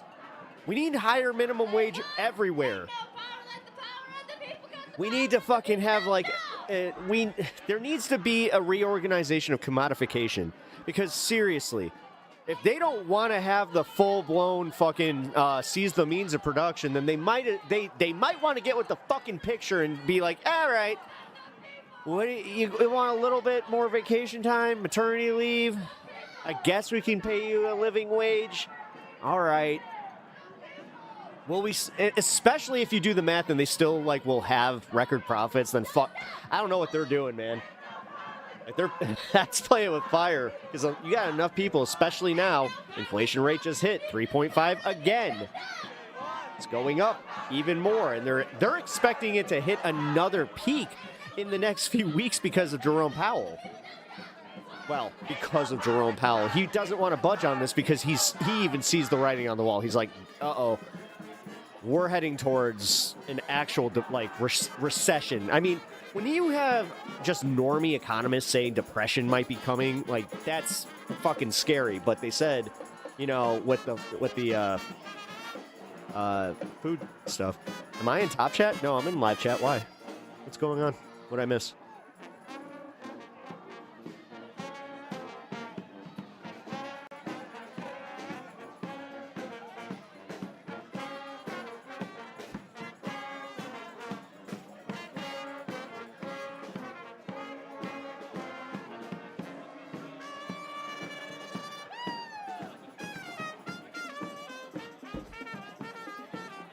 Don't tell Jerry. I wasn't in Top Chat. Who was? Wait. I don't think you were talking to me.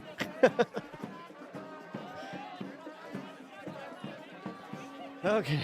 Well, this has been fun watching the people protest, but I think that we've literally seen the beginning of from the front to the back, which good on Mercado. He does what I do. He tries to go from, to cover the entire protest. I don't know. I saw what I almost did there.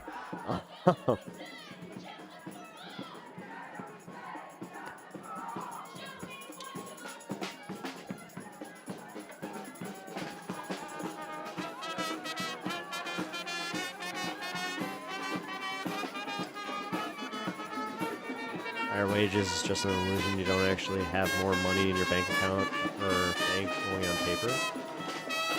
Well, again, if it meets the inflation, realistically, this is why people, there was a perceived, amount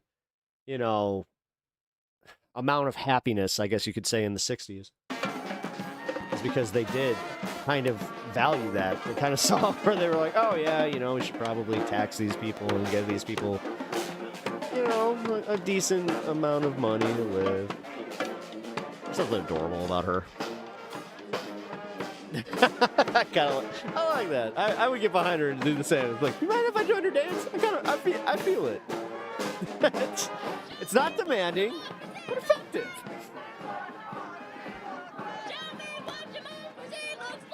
Oh.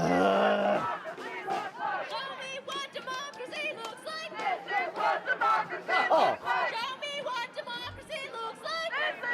Well, just. Show me what democracy looks like.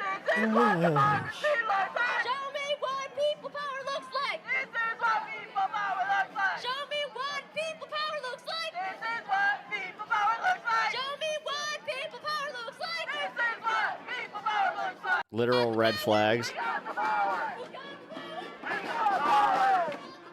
We got the power. People power. Oh, thank you. Thank you for the flower. Appreciate it.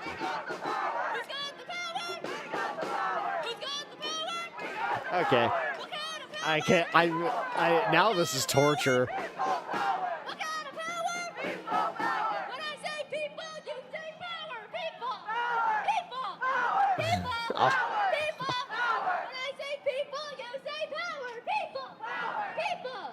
I don't know why, but fucking A. Yeah, we're done with that. Let's see. All right, so we got.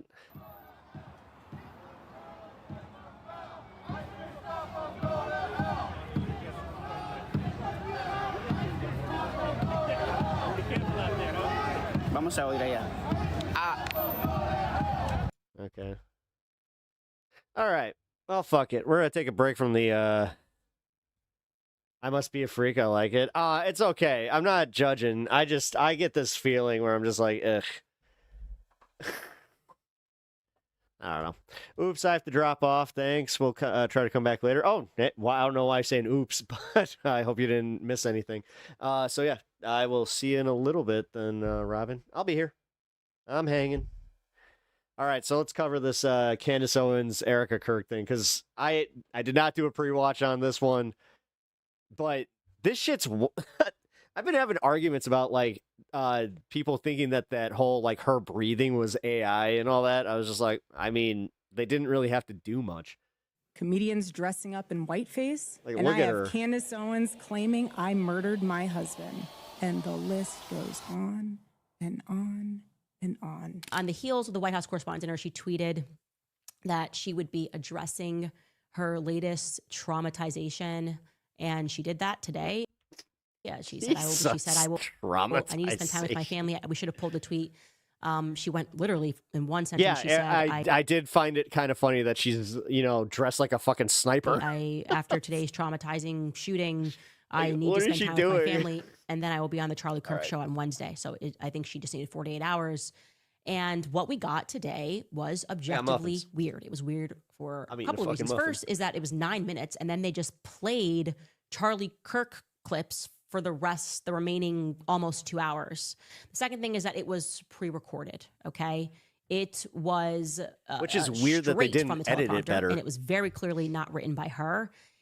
But we can kind of go over the points that she delivered. And yes, there's been immediate backlash. And yes, I am already being blamed for the immediate backlash. Chocolate chip muffin. It's always somebody else's fault when it comes to Erika Kirk. But okay, delicious. So the first thing that's weird chips, is the reason that she gives for people asking that question. Why did you go to the White House Correspondents' Dinner? You literally just said you couldn't do your UGA commitment because there were credible threats and you couldn't trust the Secret Service to absolve them. Then you did an event with Trump, which relied upon the Secret Service, and then now you're doing another event, and it's like a press event, right? That actually Charlie hated. He always made fun of the White House Correspondents' Dinner. So why do you feel obliged to show up here? And here is the answer that she provided. Take a listen. And everyone is asking why I even went to the White House Correspondents' Dinner, and it was because... Before I make remarks, where on the spectrum do you lean here? Left, right, or just hism? Many of the journalists in that room have attempted to dehumanize. Number one, all right, that's pretty fucking funny. Number two, left, but yeah, you're not gonna get booted unless you're just like overtly disrespectful. But I don't know, you made me laugh. And I wanted to meet some of them face to face. Stick around. Why have a conversation? Subscribe to the channel if you're enjoying yourselves. I don't care if you agree with me or not. So to be able to watch people you don't agree with. A journalist from the Daily Mail came up to me. She introduced herself. And she was saying, she was very gracious. She was saying, you look so beautiful. I'm so sorry for your loss. To which I replied, it is so nice to put a name to the face, especially with all of the slander, the lies, accusations that are out there surrounding my It looks like the background dancer in a Missy Elliott video. Husband's murder and myself. And I said to her, you know what's so interesting? This is my first time at the White House Correspondents' Dinner. And I find it so fascinating, the dynamic that is going on right now, because everyone is all dressed up, and you guys are co-mingling in and out of each other's cocktail parties. And so for one night, you are able to put aside all of your differences for the sake of freedom of speech. You see it, right? And then by Monday morning, things will go back to being an absolute bloodbath between all of you. To which she replied, literally, she said, I know. Isn't it special, right? Isn't tonight so special? Any buyers? Any takers of that? That she went just for the social experiment of it all? And by the way, I know we're not allowed to remember anything she says yesterday, but I'm pretty sure that when she sat down with Caroline Levitt on stage, Sarah Connor in T2. I don't know how I missed that, but she does. At Turning Point event, she says that she doesn't she didn't read the headline, she doesn't care, she's completely removed. We've been told over and over again that she's just not aware of what's going on. Now she's saying, I actually went to this event because I needed to confront these journalists who day in and day out, I actually know their names, which is more than I can say. I actually don't know the names of all journalists who write articles about me. I don't care to learn about their lives. I actually virtually never give them statements. Like my PR isn't open. You can just go out there and say, Pep, she doesn't sorry, care. my comments. She doesn't care because I just got tired of answering for things. What to say? I couldn't even think of the context. That's what we're getting. Now we're getting that she went there and she got dolled up. And it was because she simply just wanted to, and she even went to a pre-party, I believe, right? That was posted as well. But that was just because she wanted, it was a social experiment. Okay. And next she is going to say something that is ironic. Okay. She's going to call out those journalists because she's that's why she went to just like, I don't like you journalists. She's going to call them out for their reactions to the shooting. Okay. Take a listen. If you were in that room, you had no way of knowing what the status of the shooter was, how many there were, or honestly, really anything. It was just utter chaos. Yeah, the president was just like, what's going on? G.A.D. Vance was out of there. So during an active shooting, these journalists are using their phones to find moments to capture for He's clips. a good boy. They were so concerned about getting a video in a room with an active shooter that they could have accidentally and quite literally filmed themselves being shot. Many of those people have become so desensitized that fight or flight became secondary to the opportunity of putting themselves into the story, which ironically breaks the... I mean, we've seen that. Remember the guy at the Charlie Kirk shooting? #1 rule of journalism. Where he was like, yo, this is crazy, man. Like and subscribe, like and subscribe. Anybody in the chat want to tell her what's ironic about that statement? Anybody remember Terrell Farnsworth? And when we said that was weird, they said it wasn't weird. Yeah, super chats will feed the cat who would record and the dog themselves in an active shooting? This I is can't Terrell grab Farnsworth. Yeah, I got like mini know how dog many treats shooters there are. Doesn't that he know likes what's too. going on. So $2 super chats. Seconds. This is not even a minute after Charlie hits the ground and he's behind him and he recorded himself. Take a listen. They just shot Charlie. They just shot Charlie. They just shot Charlie.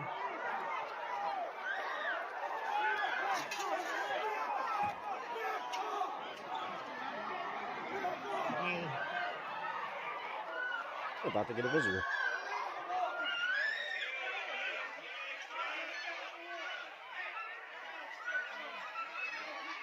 They just shot Charlie. Hello. What's up, dude? We were just talking about you.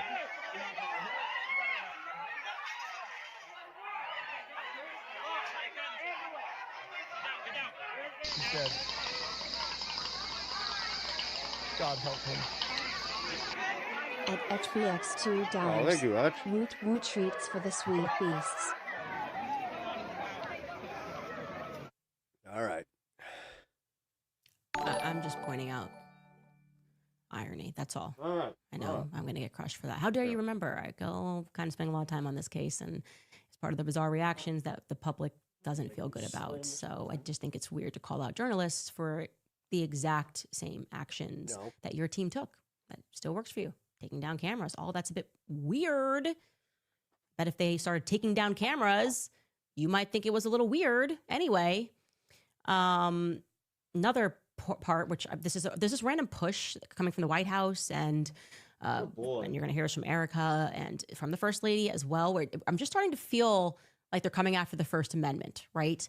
And bizarrely, they're going after Jimmy Kimmel, which I'm again angry at. This is the second time that they're going to make me defend Jimmy Kimmel. They are trying to assert, and again, on the heels of Trump sharing that about me, on the heels of his advisors sharing this information about me, all right, going after my family, that it's actually Jimmy Kimmel's joke that is to blame for the White House Correspondents' incident, okay? And Erika Kirk is going to underscore that as well. Take a listen. If you can just pause and just take a minute and ask yourself, he's getting his. How would you feel if even just one person made cruel jokes about the attempted murder of your loved one? That is what Jimmy Kimmel did to the First Lady. He said that she had the glow of an expected widow. Oh. The glow of an free speech absolutist. Is like so disingenuous. 48 hours before that nightmare almost became a reality. It was a joke. I can't do the Hillary Clinton campaign. I can't do it. I can't do. That's how it felt. Trump would make a joke about something and then they'd all get out and pretend it was super serious. And it's ironic because like Jimmy Kimmel was a part of that syndicate of people that did this. And I said no, and I couldn't stand Jimmy Kimmel. And I still really don't like Jimmy Kimmel, but they're flipping it now on its head and they're Jimmy Kimmeling it. Okay, they're doing the thing where they pretend that a joke is existential. A clear and obvious joke is as existential and now the source of shootings. That's that. This happened because Jimmy Kimmel made a joke. She may have liked the joke. I don't love everything that's said about me. Oh well. But the big news, of course, is that as she got toward the end of this pre-written monologue, not written by her, was that she name-dropped Drewski and she name-dropped me. And that was supposed to be, I think, as they planned it, and this is why she's got to stop working with Blake Neff. It's giving Blakey Neff wrote it. I know he's her writer for things. This was supposed to be a moment of bravery or something, and it's going to backfire. Take a listen. Every morning I wake up to a new headline lying about me.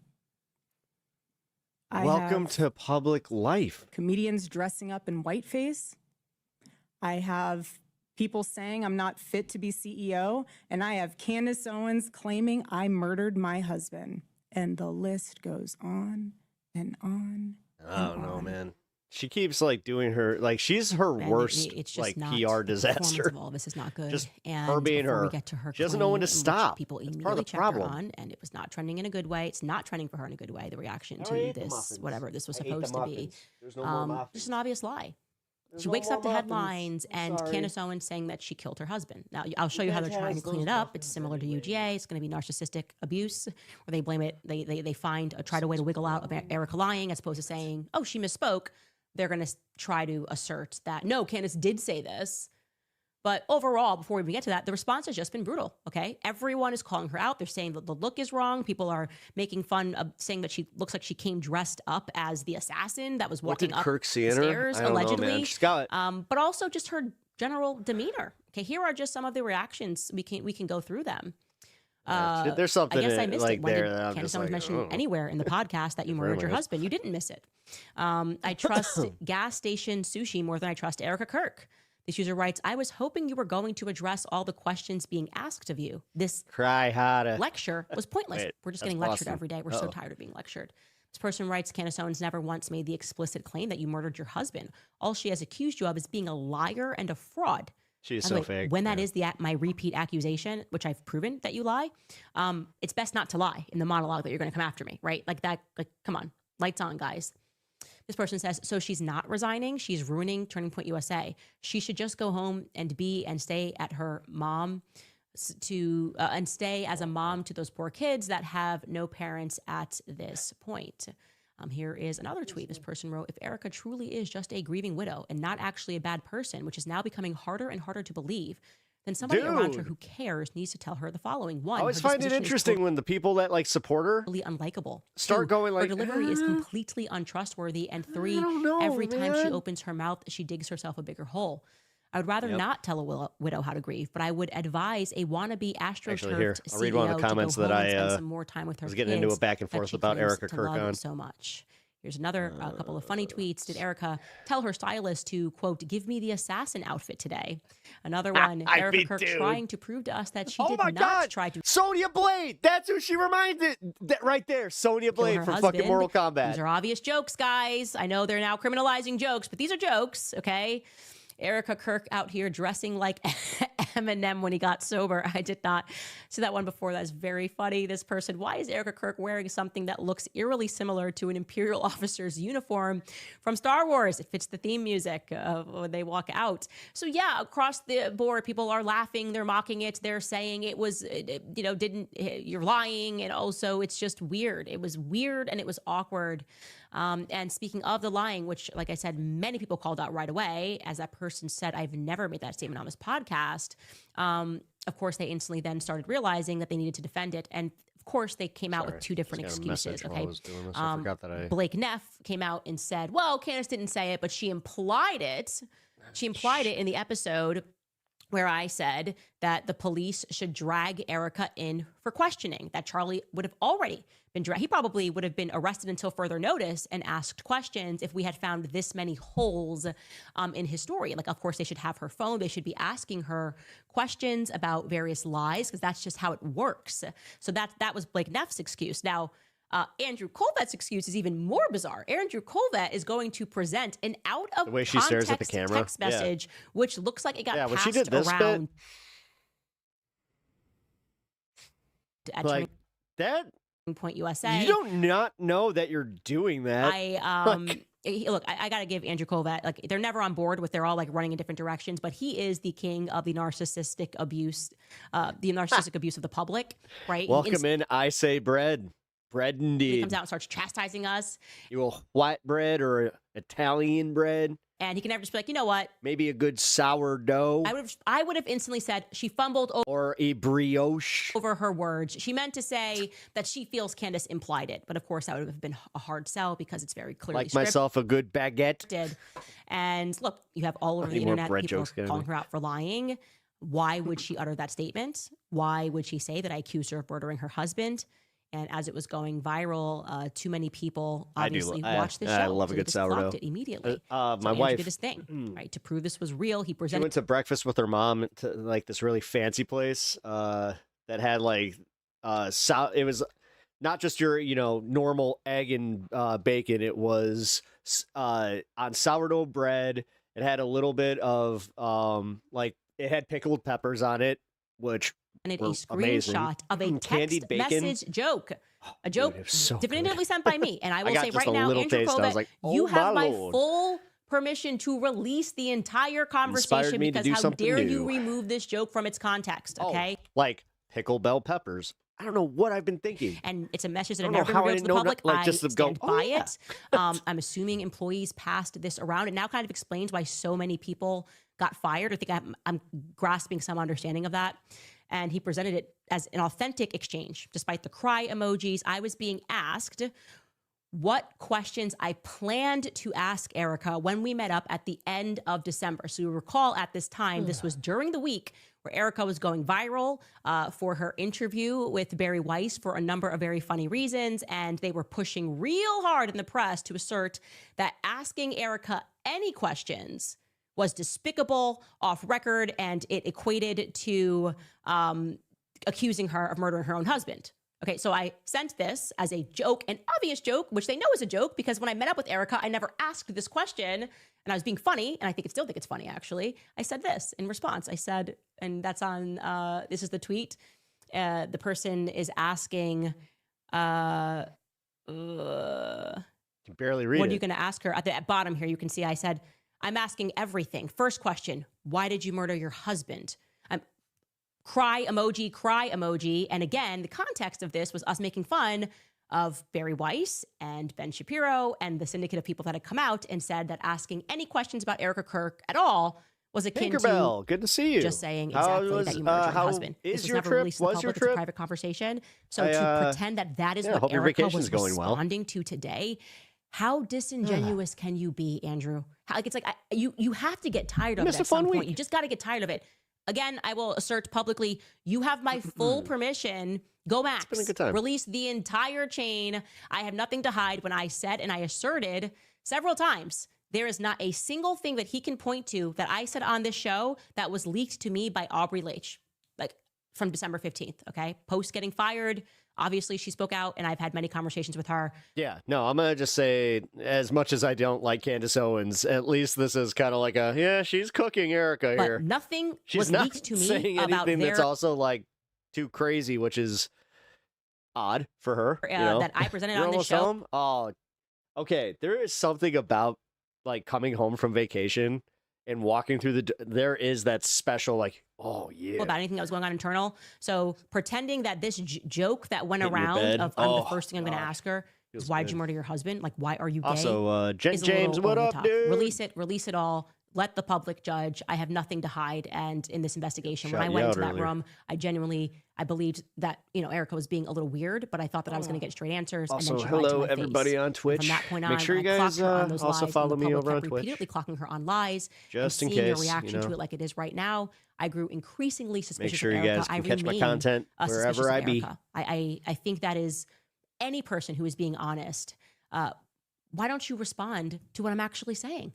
I am saying that donors are telling us that that was an AI video or an AI audio that you presented of Charlie Kirk. Wouldn't that be a great time to clear that up?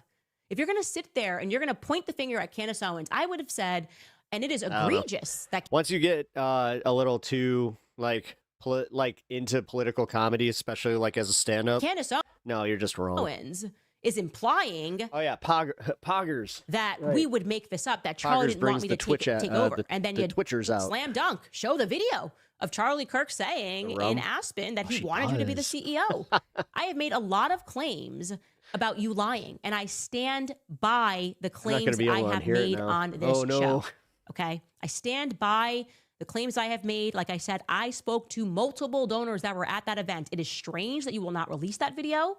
It is strange that you are now pivoting to a private text message thread to assert that I said you murdered your husband. What does that mean? Did you shoot your husband? No, I'm not accusing you of shooting your husband. What I am assuming that I have been open about on the show is that it reeks of dishonesty. And that people told you this. There's something about your general nature that comes across as very dishonest. You don't seem to be interested in the very many holes. I wouldn't be able to stomach sitting or standing next to Kash Patel, and yet you do. You're sitting here at a White House Correspondents' Dinner. Why don't you ask him to give the defense what they need if you want a speedy trial, victim? She's just there to, for a social oh my experiment. God, she's actually well, you're making standing more next to the sense than I FBI thought. director that's holding up your case. Oh boy. I wouldn't be able to stomach looking at Kash Patel, and you can. I'm sorry that we're all noticing these sorts of things and keeping track of the very many lies that you and Turning Point people have told. Biggest of all, which no one wants to address while they're putting on this widow grift, is the lie that you told about the surgeon going rogue, Erika. How about responding to that? The surgeon went rogue. Andrew Colvett went rogue. I wasn't a part of the conversation. You lied about that, Erika. That's a big lie. That's not a small lie. Okay, I'm not coming after you like the internet was in early days for wearing hot pants with JD Vance. I don't care about that. That's not relevant to me, how you style your hair, how you want to do your makeup, how much eyeliner you want to put on. That feels petty to me. But the pro wrestling opening was wild, guys. I don't like, and that was like right after it happened. That was wild. You lying, allegedly, according to donors that were present, about Charlie saying, I want you to take over if I get killed? Yeah, that matters. You lying about the surgeon and beginning the entire story about a Superman neck, but actually you were on the phone, but you lied to my face and you're pretending that I have to take that because you're a widow? No, that doesn't work for us, okay? That does not work for us. In fact, Baron Coleman called this out. The widow grift and trying to tell us that she's allowed to lie to us because her husband died is so on its face absurd that it should be rejected by all people everywhere. Take a listen to what Baron Coleman had to say on his show. Nowhere in the Bible, nowhere in any religious tradition does it say, if you're a widow, you get a free pass to lie to anyone you want, to gaslight everybody you meet, for everything you've ever done in your entire life that is dog doo-doo. You just get overlooked. No one's allowed to bring it up. No one's allowed to talk about it. For the rest of your life, everyone has to fawn all over you and support you because, my God, you're a widow. It doesn't exist. I've looked at scripture. It's not in there. Erika, Graham, Gary, not in here. Andrew, Blake, doesn't say it. There's no requirement. I support her as the head of TPUSA. There's no prohibition on me criticizing her for documented falsehoods. None. None. What does the Bible have to do with that? May I ask? Is it just saying like tired of this gaslight? That's the ultimate rule? He lost me with that one. We're all tired of being gaslit all the time. We are so tired of them moving the goalpost and problematizing us, clocking Now this is rich. the lies as what is problematic. Like it's problematic that you recognize that she is lying. This is why people call you guys grifters, by the way. It's problematic that she It's keeps shit lying like to your this. face and you keep noticing it. And she just moves to absurd excuse like, oh, well, there was this private text chain where Candace said, Erika, did I actually, when I arrived, did I say, did you kill your husband? Oh, so it was probably a joke, Erika. It was probably a joke. And you should share the full context. Don't retweet as she's done. Andrew Colvett, oh, no, that's the excuse for why I just said that publicly. This private chain that nobody saw. Everybody recognizes that as a lie. You guys just keep... I kind of feel like some of these decisions are made like when they're sitting on their couch at, the middle of the night drinking and they just... piling on the lies. Keep And again, going. you Like, can't get on board with the same there's messaging. a lot of these people Blake that Neff already seem to gave do a different that. excuse. Well, she implied, Erika, no, it was this joke that happened in December. Like I think Jake gets home, like Private joke that happened in December. smokes a That's the J or reason we're something, saying and then that with the crying emojis. like Nobody he ever enjoys makes it a like private joke, a obviously, that what she meant. adult beverage in his wherever, and he pulls out the tweet machine, and he kind of is just like, I'm going to go and Stop being have ridiculous. a tweet off. Please with a hire a new rando. PR team. You are not smarter 'cause. than people in the public. You just aren't. Oh my God. Maybe don't like do this with your shoulders when it makes you look like one of those Jurassic Park dinosaurs that's about like to do the full like and that's the one honestly that going to killed be your only saving grace is to just exercise some humility. Was it man. Ned? Just come Nedry? out, say, I am sorry I canceled my event at the last second to UGA team. Newman. Right? I was embarrassed to come out because there wasn't a lot of people and I'm under a lot of pressure right now. That works. The wild Candace will furrow her wings when feeling threatened. Humanity works, okay? I did tell a stupid They are quite a formidable bird. lie about the surgeon. It was a Dilophosaurus. big lie. It was a really dumb lie. I don't know why I said it.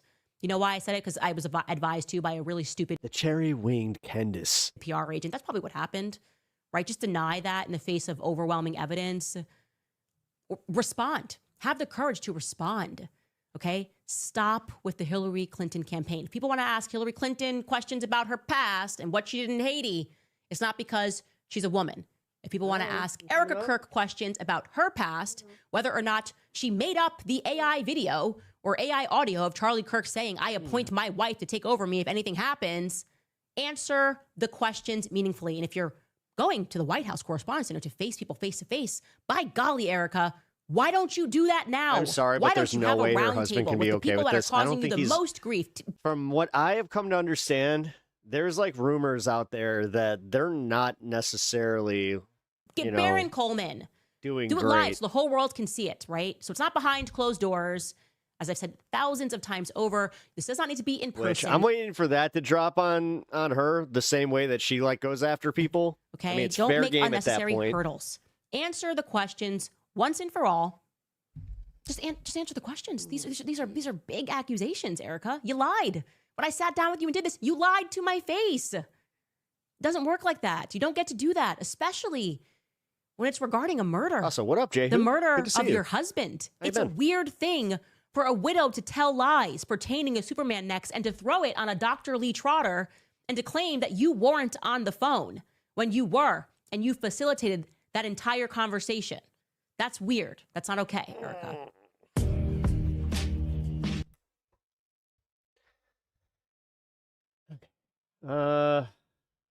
Let's check in with the protests. Oh shit! The hell is this? Oh, is that Israel? 1% of me that supports that. Washington's been back. Tour the world so much. Well, it's not the American flag, so I guess conservatives can kind of save their outrage. Is that Reptar on that guy's pants? What is Reptar on this guy's pants? Reptar. People look like animals. Yeah, Tommy. Reptar. Reptar.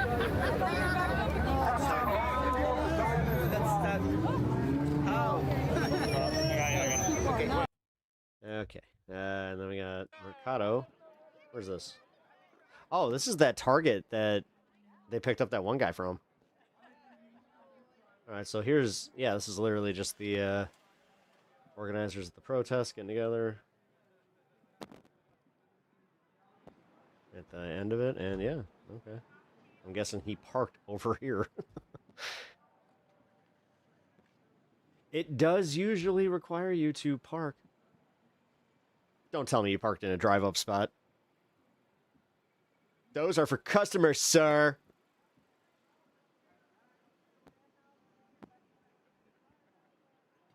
Sir. Sir. What are you doing, sir? What is he doing? Where's he going? So the Target on Lake Street is now closed for the day. Got some Minneapolis police outside of it. Store managers out front too. For what?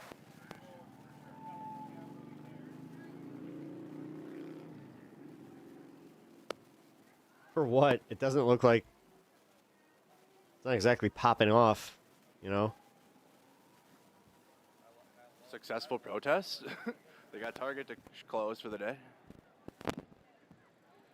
Well, at least for the end of the day. It's already been a full day. Okay. So, we're done with Mercado then. You think you would get it right the first time? It's almost like it's kind of durable. Okay.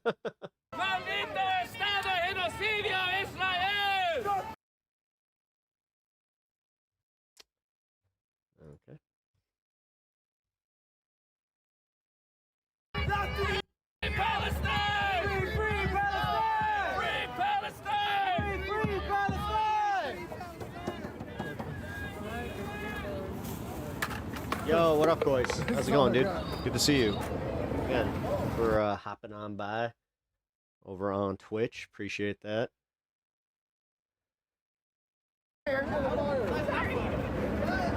Okay. Well, I'll keep that going in the background. This is just a interesting video that I ran across that I wanted to share with you guys. We'll cover a little bit of it, and then I'll share the rest, and you guys can watch it on your off time. And then, yeah, we're getting closer to the fun half. So I actually think that we might be watching Donald Trump destroy himself right now. Like, literally, everything he does immediately turns into a gigantic cell phone. And he's always been essentially self-defeating, but now he is shitting himself on the global stage. And you know, if you don't like the guy, that would be funny and satisfying. But unfortunately, we're all watching from the splash zone, and it's us who are getting covered with shit. So in February, Trump took his buddy Bibi Netanyahu's advice and invaded Iran. And, you know, Netanyahu had been trying to get basically every American president to do this for decades.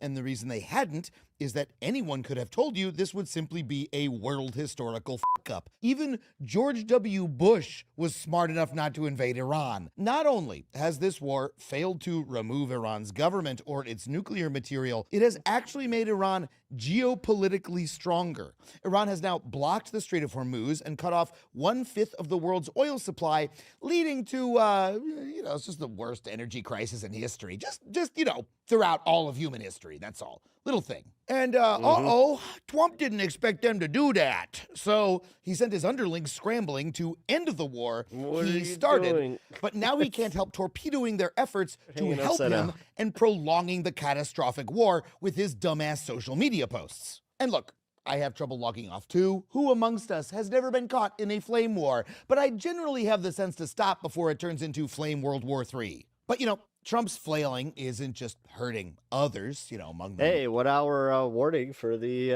hundreds of thousands of Iranians, show and of course 420. the American soldiers who are being put in harm's way. He's also plunging a dagger into the heart of his own political coalition. With this idiotic war, Trump has violated two of the key promises go to the vote.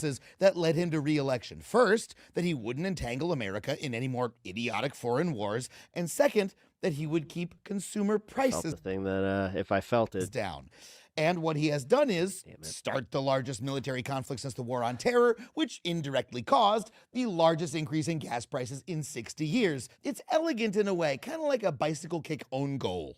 Cuir mis sur le côté, on se dit intervention défensive finalement de Goulfo. Oh, c'est pas possible! Oh, c'est pas possible! And look, I know liberals have been wish casting about MAGA falling apart ever since the day after the That's embarrassing. election in 2016, but this time, Trump's coalition is actually fracturing in visible ways. Even Tucker Carlson is reassessing things. I do think it's like a moment to wrestle with our own consciences. Dude, he lost a lot of audience. It is just, I looked at his numbers. He definitely.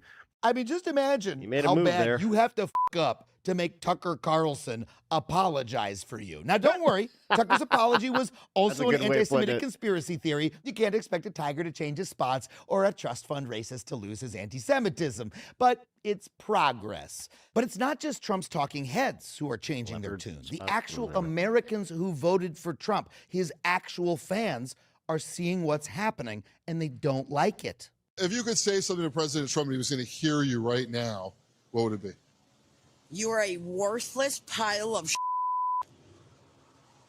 And you voted for him how many times? 3 times. That was my bad. Apparently, I'm an idiot.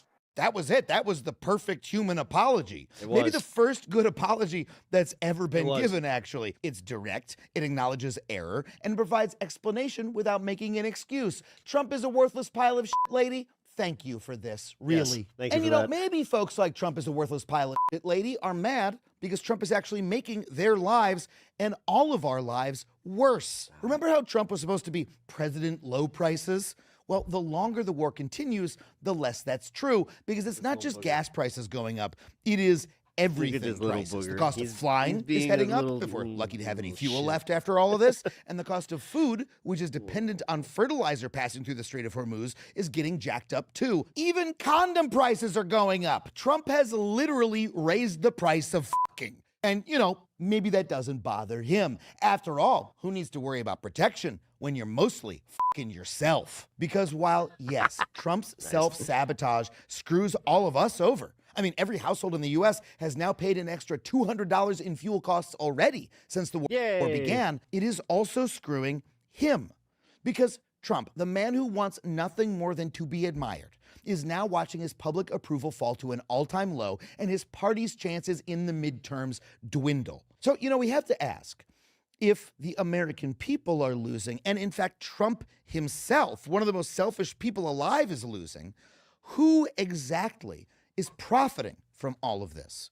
Well, in this video, I will explain exactly who's profiting and why. And I'm also going to explain why Trump's self-defeating Iran war and its oil shock actually fits a pattern. It illuminates the way that Trump has already been fucking over all of America, our very country's prosperity, with his insane and ultimately self-destructive energy policy. Now, before we dive into that, I want to thank our sponsor, Ground News.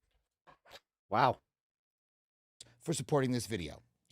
/factually. So something kind of weird about Trump is that he has an unaccountable, nearly religious conviction that fossil fuel is good. This man has never met a Kingsford briquette he didn't want to grab by the clussy. And it's not just that he thinks that fossil fuels are good, he thinks that renewable energy is bad. Even more bizarrely, he thinks that the very idea of efficiency, using less energy and saving money on your energy bill, he thinks that is bad. Like, you remember how your dad... Yeah, it's almost like he's a hyper-capitalist that also doesn't technically understand that, even in capitalism, you need to kind of maintain it so like the consumers can, afford things. Yell at you for leaving the lights You don't on make when you everything leave a room blatantly because you're wasting unaffordable. money.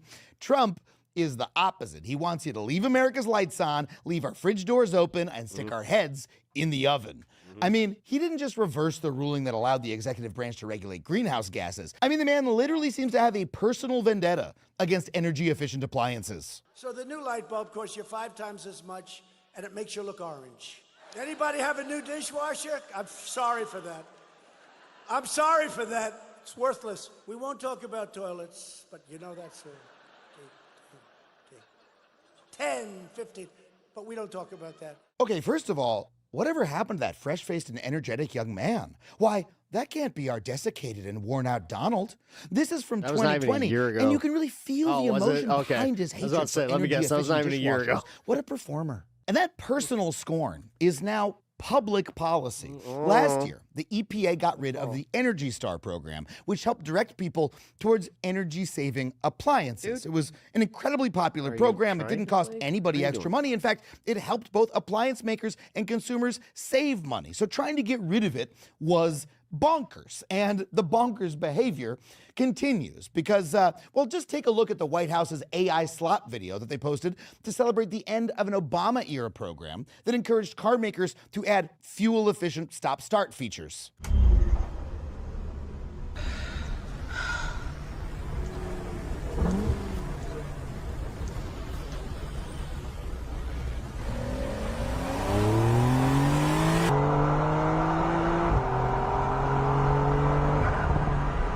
Now, look, there's a lot of drivers out there who don't like auto stop start. I don't really have a strong opinion about that, but this ad is ridiculous. I mean, first of all, the non-AI Sydney Sweeney would never be caught dead drinking a Coke Heavy. Everyone knows she made a lifelong commitment to only drink water at age 12, one of Sydney's many extremely normal beliefs. And those blue-haired lesbians in the Prius, I mean, talk about problematic.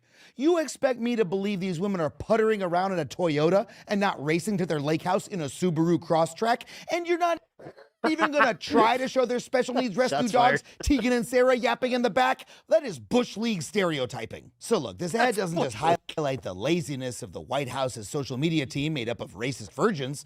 It also demonstrates that his energy policy isn't based on facts or efficiency, but just pure blind hatred. I mean, Trump hates clean energy so much, he will literally waste money to stop it from being built. I mean, last month, the Trump administration paid a French company $1 billion to stop building wind farms, which would have generated electricity for Americans cleanly, and instead invest that money in fossil fuels for export. Yeah, that's right. Rather than lower Americans' energy bills, that money will now go to exported gas production in the Gulf for other countries. And it's again, crazy. If that was an Biden thing, you would hear about it nonstop. He spent money. The liberal media somehow always does the liberals dirty. To waste. You think they learn from this that? money. Because look, we have this stereotype in America that clean energy costs more, that we have to give something up to use the greener option and save the planet. Like a rich mom deciding to spend more money to get less organic produce at Whole Foods because it's better for you and better for the planet.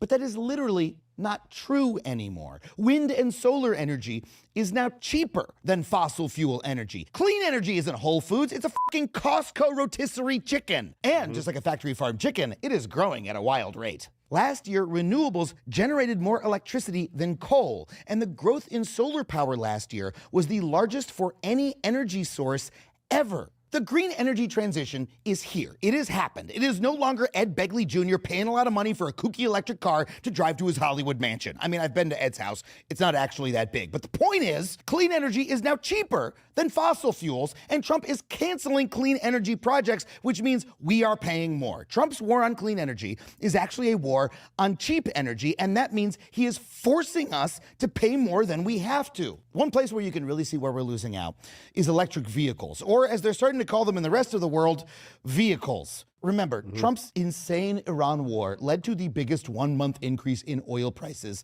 ever, which means there has never been a smarter time in history to buy a car that does not need oil. So in Europe, the largest car market after the US, people bought a ton of EVs the moment the war started. So the same thing should happen here in this United States. Same with Canada. Right? No. Wrong. It would make more sense to go wrong. Put that in because people should know that about the process. So the same thing should happen here in these United States, right?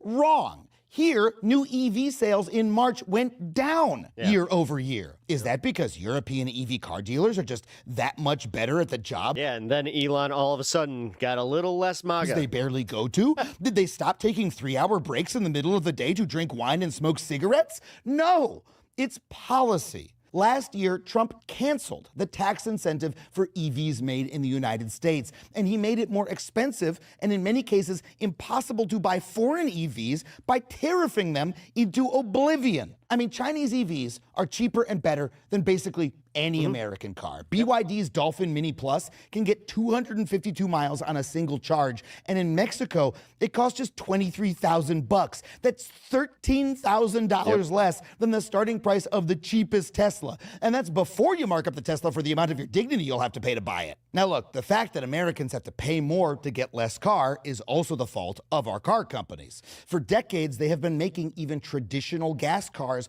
more and more expensive and less affordable by making them ever larger, more luxurious, and hence more profitable to them. They have basically killed the affordable American car, and likewise, that has pushed EV prices out of reach for everyone besides the rich. So these tariffs aren't really protecting the American car industry. They are coddling Ford and General Motors like little teeny babies, protecting them. And apparently they're talking about an auto bailout because they're not able to move their fucking giant trucks that they build. From the Chinese competition that would force them to make cars we can actually afford. Although, if that Spirit one fails, there's a good chance that these ones fail too, because the American public, man. Force them to make... You start bailing out private companies again?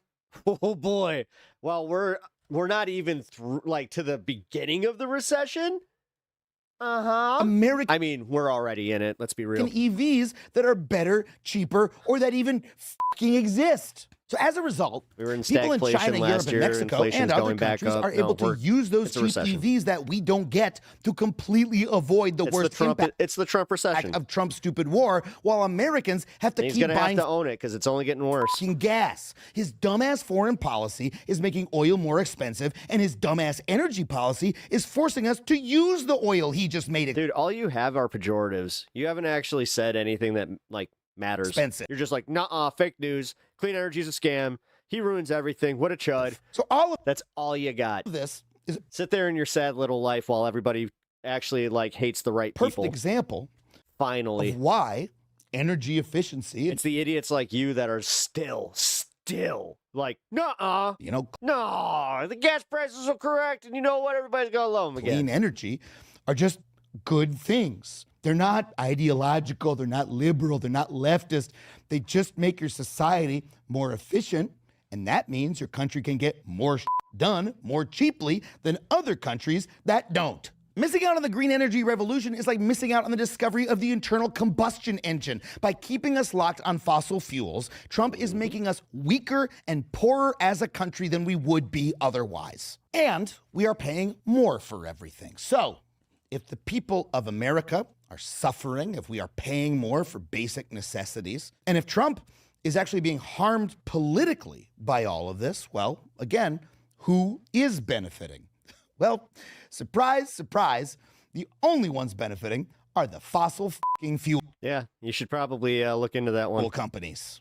You're sitting here with your fee-fees. That's all you got. The oil industry is cashing in from the war in Iran. Not only are they making huge profits from spiking prices, they are reinvesting billions of that money into even more oil exploration to further entrench this beep boop industry that is literally impoverishing us and murdering our future. This is not an American industry that makes us all more wealthy. It's an American industry that is sucking money out of our pockets and enriching themselves at our expense and at Trump's No, it doesn't. Political expense. No, it doesn't. So you have to ask, And why if it is does Trump right doing now, this? you might want to Is look he at the corrupt, future. or is he just a stupid old I mean, you might want to pull your retirement out soon, bro. insane man? Because if you're looking at the markets and you're okay, your 401k is not fucking dwindling, I got something to say, buddy. Well, as my therapist said when I asked her if I'm crazy or All if right. everyone hates me, Adam, both things can be true. I mean, the argument for outright corruption is pretty compelling. During his 2024 campaign, Trump literally promised the oil industry. No, the funniest part is you have the most to lose in this economy. We're all used to being poor, but once you're poor, we're not going to welcome you with open arms because you were such an asshole about it. We're not going to let you on social programs because you cut them. He would scrap Biden's energy. But you know what? Keep on keeping on, bro. Policy for $1 billion. Now, he ended up getting a fraction of that, but you know, a fraction of $1 billion is many, many millions. You think I'm 20? And the oil industry was an essential source of corporate money here. for Trump's campaign. And ever since Trump has been in office, well, he has given the fossil fuel industry everything it could have ever dreamed of. He's undone environmental rules. He has showered it with tax incentives, and he has placed fossil fuel cronies in charge of agencies that regulate their industry. Like, for instance, the oil executive, and now it's almost like they're, completely failing everybody and they have control of everything. Secretary of Energy Chris Wright. Here's this dickhead's genius take on our energy future. I'm pretty confident coal will lead the world in global electricity production when I die. I mean, this man is saying this just as renewables surpassed coal in electricity generation. That is fucking stupid. I'm not even going to write a joke. It's just dumb. Fucking There is stupid, a yeah. willful denial of reality going on here that is the same as Trump's. You look at everything he's done, from energy policy to the war in Iran, and it's all self-defeating. The fact that you keep repeating that it's Adam Ruins Everything tells me that you're a boomer that watched a lot of fucking TV and a lot of the Impractical Jokers. So, yeah, dude. Keep on, as I said, keep on keeping on. Everybody hates you, and they're going to continue to hate you even more because you supported all this bullshit, and also your entire generation was kind of behind it. Interest to because you're a bunch of selfish dolts that don't know how to actually fucking plan for the future. His voters' interests, even to It's his almost like own you guys shouldn't have even been political parents. interests. Weird. In fact, Trump's actions are so dumb, they are actually ultimately going to harm good show. No, I the watched interests it of too. the very fossil fuel industry. But I'm just saying, the way that he keeps repeating that, it's just like, okay, somebody really liked True TV.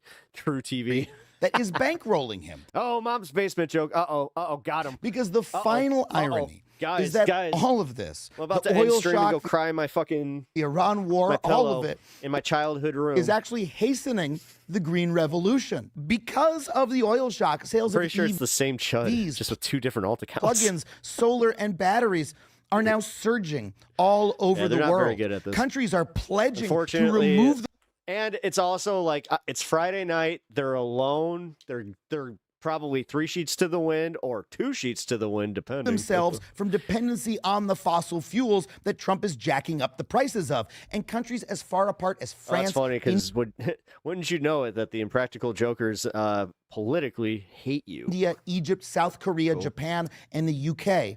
Let me guess, your favorite was Joe Gatto. Are making a huge push. You guys have a penchant for pedos. Towards renewables, investing billions to transform their energy systems because of Trump's actions. So at the end of the day, you have to conclude that, yeah, Trump may be corrupt, but he is also just a crazy. You're clocking in over 10 minutes of watch time there, dude. Stupid old man who doesn't you're not know a what loser. the f- he's doing. I mean, I go to small channels and I'm a prick just because it trolls the libs that are there. This is my hobby. Asking what is Trump's master plan is kind of like asking what Grandpa's master plan is right after he pisses his pants. Sad existence, Eventually, bro. you just got to stop asking. You might got to buy him a wanna- diaper. I don't know. And you got to just kick him out of the house. Go rub one out. Maybe you'll feel better. Hey, if you enjoyed this But we video, also know what you'll be thinking of. You guys like the trans prawn. Oh, boy. Oh, yeah, here. I wanted to play this real quick. Illegal immigrants. Illegal Jesus, dude. This Oompa Loompa looking bitch. Can't wait till Trump deports you. Like, look at her fucking, her fucking face, her absolute, I mean, dude, I don't have an ass. Like, I have a minus ass, but somehow she makes me look like I got a donker. Like, calm down. and then the fact that her husband is a dude that rides a scoot from fucking Publix. He stole that from a grocery store. You know what? Fucking nasty old bitch, sucking from my system. You never fucking paid one dime in taxes here, did you? The stream's going exactly the way I thought it would. Yeah. You're going to jail. What the fuck? Going to jail, Karen. Yo, dude, Karen, there's bombing, but then there's like, this guy he thinks he's hilarious. jail. Just so you know. Like, this guy is laughing very, very hard at his own shit. Karen, Which, Karen, you're going to jail. Karen, you're going to jail. Karen, you go to jail. You're all get deported. All right, Karen. All right, Karen. Actually, we'll do this one later. Here we go. Actually, someone caught him incognito stealing some of the booze afterwards. Yes, what? Woman who looks suspiciously like Cash Patel stealing champagne after the event. But that's pretty funny. Cannot confirm nor deny who that actually is. Wait, because he looks like a team who's you mean Timu Steve Aoki? Yo, that's low key a fucking compliment. So, all right. Welcome back to the channel, everybody, and it has been a rough week for FBI Director Cash Patel. We have rumors and reporting coming out of a big report from Politico that it looks like Cash Patel is officially next on the chopping block in the Trump administration. And not only that, it sounds like Cash Patel's girlfriend is also cheating on him. Whew, brutal report coming out of the New York Times about her seeking comfort from another man during that White House Correspondents' Dinner. Yes, a double doozy. I mean, they're coming out and they're just like, oh, I mean, it's because she couldn't find him and a Secret Service agent went and held her hand because she was panicking. This week for old Rum Dog Millionaire. As he may I fucking love that name. Find out that he's lost his Rum Dog Millionaire job and his girlfriend in the same week. So we're going to talk about that story, and then we're also going to look back at all of Cash's controversies since he took that position of FBI director, because it's actually way more than you think, and it becomes a little bit shocking that he hasn't been fired already. So that's what we're going to talk about in today's video. Don't forget to like, comment, subscribe. Helps. I mean, channel, follow us on Patreon. Let them cook themselves. We're going to grab some America First, America Only merch. Also, guys, tonight, 5 p.m. Pacific, we're going live. We're going to celebrate hitting 500,000 subscribers. I like how reference frame is just like, thank you all. Fuck it, I'm going for it. So much. We're going to have a fun one tonight. We're going to do the official you. podcaster tier list voted on by you. I was going to literally just say, all right, let so that let's jump one into it. sit. Let's talk about it. First, we're going to talk about Cash Patel's girlfriend hiding out and looking for safety with another man instead of Cash. Now, I first saw this story over on Keith Edwards' show, so we'll give him credit and use his clip for this. Let's check it out.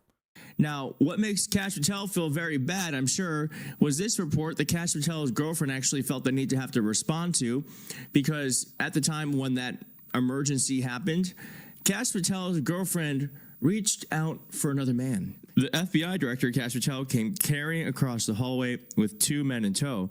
His girlfriend was hiding in a room with another man who was holding her hand. His girlfriend was in another room with another man who was holding her hand. I'm kind of wondering why, like, that even got reported on. Also, it sounds like this may have been a law enforcement officer that she was cuddled up to. Yikes. Now, yeah, but that's where, like, again, they're just like, well, yeah, it was a law enforcement guy. I know this is going to shock you to your core. Who would ever suspect that this 28-year-old girl would be cheating on this guy? I know, it sounds absolutely unrealistic. For sure. But also, guys, can you really blame her? I mean, all of a sudden there's chaos. You're in an active shooter scenario. You look over at your partner, and this is what you tell me, Pinkerbell, did you report that guy? see. Yes, there's your boyfriend, the FBI director, absolutely taking control of the situation in real time. Okay, now I'm being a little harsh on Cash. Let's take a look at what he was actually doing.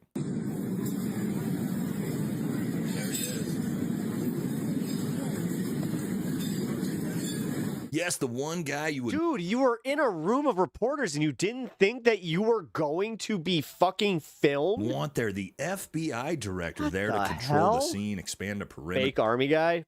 Oh, please go say that to him. Gets please security in place. Make sure there's no second Go or say third that shooters. to Valhalla, man. Yes, he is oh there, my God. hiding under a table. These drunk-ass boomers don't even know what they're getting into with some of these guys, where it's just like, hey, Though again, man. in fairness to his girlfriend, I'll watch you now, dunk this on story was yourself a all little day. brutal. Of course, his girlfriend Again, came out you're on Ed Hum. Twitter said it was all You're Ed Hamid. fake and lies, and the reporter doubled down and said they stand by what they saw. Now, it may have just been that Kash Patel was a little lit, a little loopy. We know that he likes to access the booze. A lot of controversy in that. We'll talk about that one as well. But actually, someone caught him incognito stealing some of the booze afterwards. Yes, a woman who looks suspiciously like Kash Patel stealing champagne after the event. But we cannot confirm nor deny who that actually is. Wow. But it definitely wasn't anybody from Trump's liquor cabinet. That I'm sure of. Now, let's get to the story of Kash Patel potentially on... There's some banger memes out his there. way out the door. Yes, Politico did a big story on this. But what I decided to do, I don't really care about polls or stories. I care about where people will put their money. So I like to look to the predictive markets to see how likely something is actually to happen in politics. And of course, on the Kalshi odds, there is, when will Kash Patel be fired? All right, here we go. The current Kalshi odds, what we're looking at, all right, down here, what we see. The odds that Kash Patel gets fired before June 1st, which is a month from now, 25%. Before July 1st, that ramps up to 40%. Before August 1st, the Kalshi odds show an over 50% chance that Kash Patel gets fired. So in the prediction markets where people are actually putting their money where their mouth is, people believe there's a 50-50 shot this guy is fired within the next few months. And I'll Do you think that he's betting on himself getting tell you, fired? these have been Kinda 100% funny. accurate with the last few. Kristi Noem, Pam Bondi as well had very high likelihoods that they would be removed as well. Now, if you're someone who just can't understand why Kash Patel might be getting the boot, well, that'll bring us to the third part of the video where we just look at all of the things that Kash Patel has f***ed up. And it's a lot since he became the director of the FBI. Now, this is the most recent story about, yes, FBI Director Kash Patel is going to bring down James Comey, former director of the FBI. Yes, in an absolute bombshell story that's sure to rock Washington to its core. Yes, former FBI Director James Comey has been indicted for posting a picture of numbers made out of seashells in the sand. Now, keep this in mind. Kash Patel said they have been working on this case, this picture, for in between. Is it a boomer thing to come to wine? Yes, because their kids don't like them. They likely aren't allowed around their grandkids because they think, pop's a little weird. To 11 months. Yes, 11 months of time. Not used to, I don't know, maybe indict anyone on the Epstein list, but to bring down James Comey for posting a picture of seashells. But of course, what does this mean? Well, according to Donald Trump, 86 is a mob term for kill him. They say 86 him. 86 means James Comey, who's a dirty cop, one of the worst, knows this full well. 8 miles out, 6 feet down. I gotta so I'm go going to let tell my you dog guys, out. I saw this and was very, very confused. I mean, I worked in the bar and nightclub scene before I joined the military, and 86 is a very, very common term from a restaurant, bar, nightclub. All that means is that you've been removed from the establishment and you are no longer welcome back. That's what 86 means to like literally everybody in the country. I had never even heard this as a mob term for this, but okay, I guess so. But it's going to be very, very tough to indict him for threats against the president for posting a picture of numbers when those numbers categorically don't even mean in American society what Donald Trump is claiming. No, 86 just means to be removed and banned from an establishment. Which, what is he saying there? Remove the president, impeach him. So anyway, that's what Kash Patel has been spending the last 11 months of his time on. Great. Now, let's take a little trip down memory lane and remember all of Kash Patel's controversies. Now, let's start at the beginning. Let's try to go in a little bit of a timeline order. This was a really big one. Remember this? When FBI Director Kash Patel rushed out and said, the subject of the horrific today that took the life of Charlie Kirk is now in custody. Thank you to local and state authorities in Utah for your partnership with @FBI. We will provide updates when able. Well, they did provide updates mere hours later, as he had to come out and say the subject in custody has been released after an interrogation by law enforcement. And then he actually fucked this up another time. Well done. Now, part of the reason we know why this may have been so fucked up is because the FBI was actually late getting there to assist in the investigation because Kash Patel wouldn't get off of the plane. You guys don't remember this. Yes, Kash Patel landed at Provo Airport after Charlie Kirk's and refused to get off the plane without a raid jacket to look, quote, badass on camera. And they were finally able to find him that women's size medium FBI windbreaker, and then he forced 2 SWAT team members to take their own patches off so that the jacket looked correct. Now, of course, moving on to Big E, can't forget that. Oh yes, the files, baby. Can't forget this wonderful gem.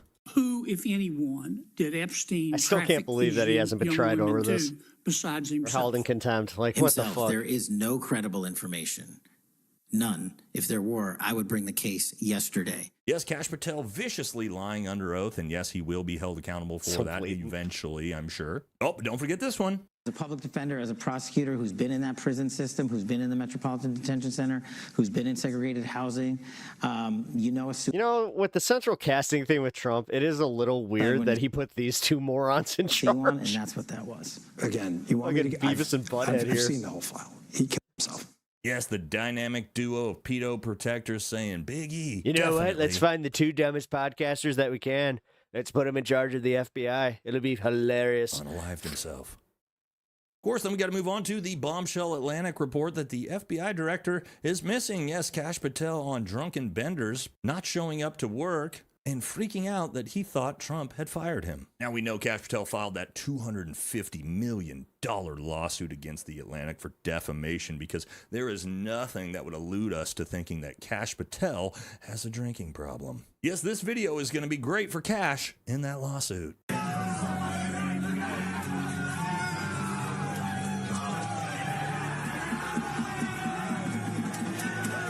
Huge.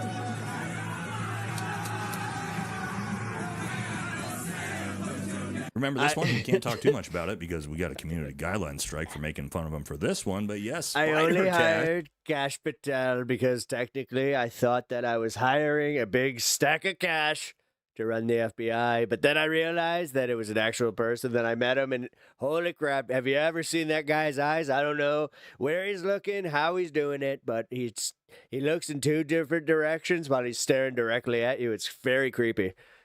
Having his personal emails hacked by Iran. Yeah. Dude, I forgot about that. I forgot about Kash's emails. Kash Patel's super secret password of my God. 1234 was found. Man, this guy's good.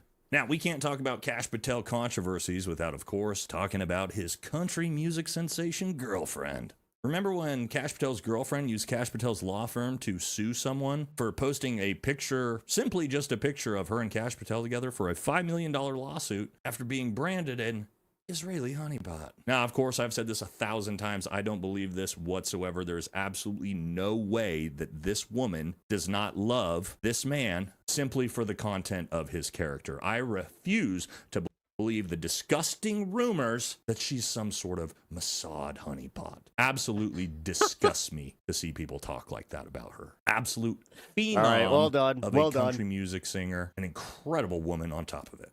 Oh, by the way, remember when he went on Katie Miller's podcast so him and his girlfriend could talk about how in love they are?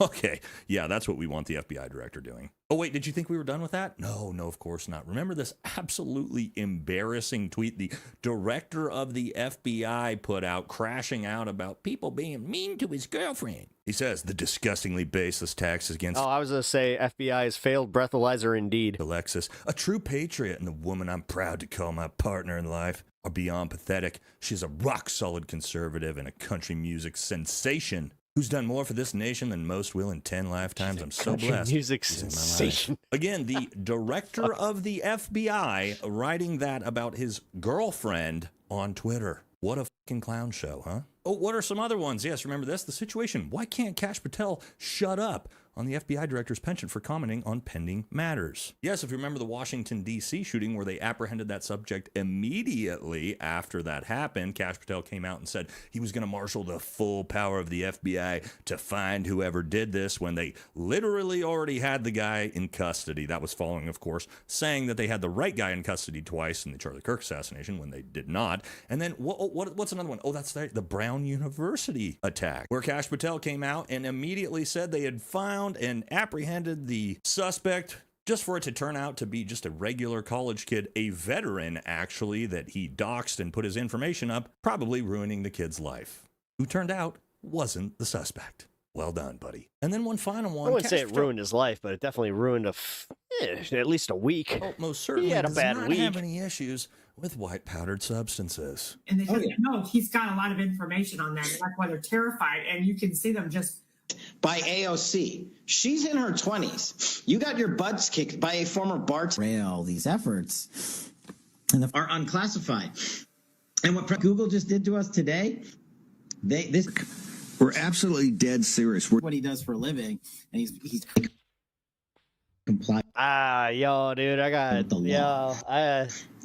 and I know some people that like them some booga sugar. Now, there's actually thousands of those, but the guy just has issues with allergies. I'm tired of people making these baseless accusations. All right, guys, when we actually look back on all this, it's actually shocking that this guy still has a job. If any of you, if me, if any of us were to fuck up that many times, that big, on that many... I mean, dude, the thing is, there are people in the administration that fucked up a lot less issues, especially if we were in charge. We would most certainly have Kristi been Noem fired kind of by now. fucked The up question less. is, why has Trump not fired Kash Patel? There's a few different theories. something There's there. the one that, well, he's potentially seen the entire Epstein Yeah, and that's what a lot of people are saying, is that it's because he's seen the Epstein files. Well, that could potentially become a problem for the president if he were to fire him and create a bad relationship there. Or it's just the fact that he's a 100% staunch loyalist and Donald Trump doesn't care about your performance as long as you're loyal. But I think at some point, this is getting so embarrassing for the Trump administration that they're going to have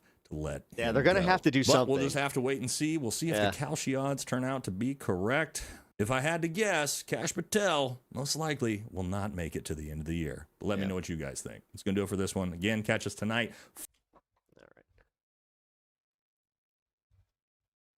We're getting close to the fun half here. Let's take a look at the protest real quick. Causing a nuisance, obstructing entrances, impeding access to the facility, or interfering with the performance of official duties by government employees. These activities are a violation of federal law, and continued violations after this notice will result in detention. I keep saying that the second that they see this shit, they really, like, you're not getting any footage that's going to be good for your cause at all.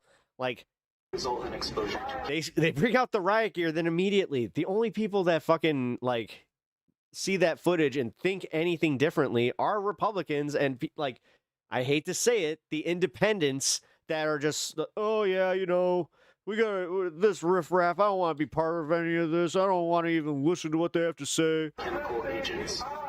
Journalists and legal observers are requested to move towards either the Alyssa or Temple Street intersections to avoid disrupting law enforcement operations. Uh-oh, they are mad. They look like they're ready. Shit's gonna go down, bruh. Yeah, but you're... Hopefully this they is don't the go for part me that... thinking now I'm the one throwing shit because the guy Number was one, right this next is to why me. I don't like holding For real, my, for real. like, That'd be doing some the whole rig bullshit. thing around the city is because, yeah.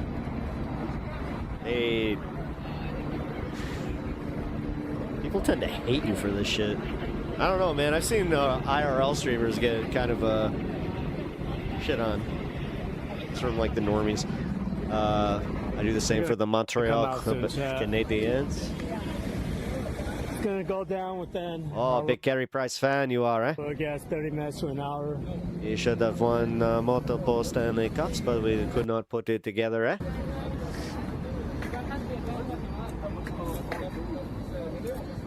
Actually, I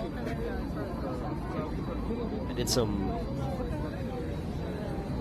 stuff for like a hockey team that Philippe Dinal used to play for. Hey man, you got me? Before he went to the show.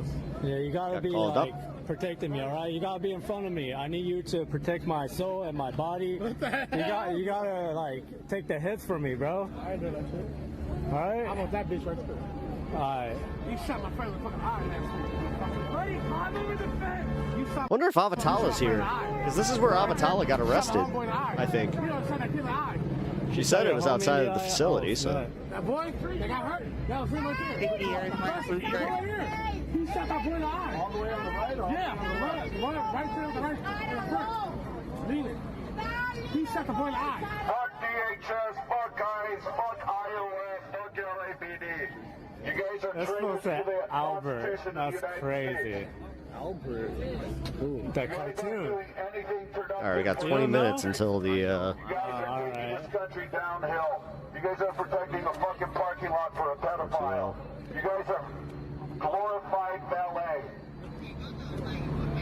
That's right. I just realized I actually have a better study cam. I didn't even pay that much for it. I only paid like $60. The fact that it has like the AI, like that how to stop a pedophile. tracks your face with it, it's pretty cool. But it tracks my face. LA doesn't want you here. Go back to the hole you crawled out from. Yeah, for Black Lives Matter. For us. We're not hoping for you. We're for you. You guys are worthless. You vote purple. Why is everybody down there? What is this? That used to be a luxury that we had, man, but now it's so polarized that it's almost impossible to do so. I can't tell you one single Republican that actually has, like, what I would call neutral views that, well, Thomas Massey, maybe. If it's Thomas Massey versus... The chapter media Nah, I can't think of a reason I would even vote for him. So who is he? Which sucks. I mean, I would love to be able to, like, I have not voted down ballot before, but it burned me, man. Like the first time that I ever paid attention to a Republican candidate that was not, like, he wasn't very popular or anything. So I was thinking, I'm like, oh yeah, this'll, you know what?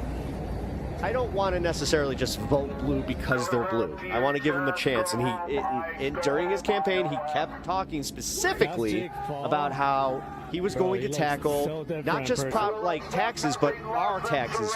He was going to advocate for getting our taxes down. The first bill he signed was to increase federal taxes for people that like were in my tax bracket at that point. I was like, you gotta be fucking kidding me. And yeah, that was the last time I voted for a shithead like that. I don't remember exactly who it was. It was Peter Roscoe. Pretty sure it was the Illinois 7th. They look angry. Stop your payment. I don't want to work for the bank. Stop your fucking. You have failed this country. They don't get paid. They don't get shit. You have failed to uphold our laws. We built this country for 250 years.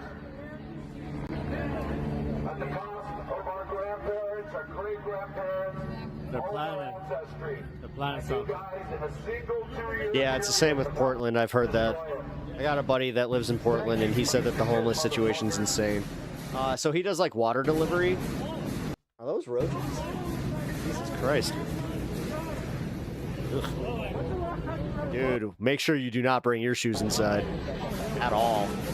Because they carry their eggs on their back. My mom told me about this. Like, this was hilarious. So when I moved out there, like, the first time that my mom, like, she was, she was kind of taking me, like, around the, you know, I was showing her around the neighborhood, and she wanted to take me out to dinner. So after dinner, we walk out of the restaurant, and this is when I still smoke cigarettes. So we go to light a cigarette, and I'm kind of like by the dumpster, and she looks down and she sees a bunch of roaches, and immediately she was just like, oh my God, number one, step away. But she's like, you cannot take your shoes inside. And that's when I kind of learned about that. That sucked. Yeah, dude, that sucked. Just gonna go down soon or what? You think? I got to learn a lesson I never wanted to learn.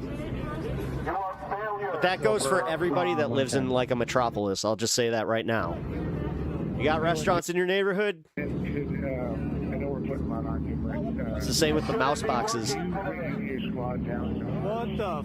And Alameda and just give a audible warning for them to move that flatbed out of the street. Everyone get on the sidewalk. Are those patrol, or is that like for an air show or some shit? You didn't know that about roaches? Yeah. Yeah, all it takes is one of those eggs to get on and hatch. Then you'll have a colony. Thank you, airship. Like, it's... Yeah. That's why that's why they will be here long after us. Also the fact that they survive radiation. Nah, I really need a cigarette. I'm sure there's one I could bum off. Bumming a cigarette in 2026? Guys. God damn it, I actually had to think about that for a second. I'm like, what year is it? Forgot. I'm Japanese, bro. But goddamn, You gotta say what's a pack of smokes now? Like just a name brand pack of smokes, like $12, $13? That's disrespectful, man. Man, I remember when they reached $5. That was too much. Really? Where's the Man, it's a lot of. Yeah, you know what? My wife used to smoke, and she was pretty generous. Yeah, cigarette. God damn. We both used to. I think they got That? No, all day. Anna, I'll share that all day. That, I don't care.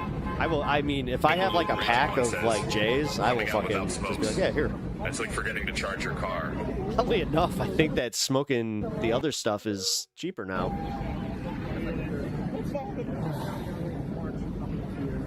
You roll your own spirits.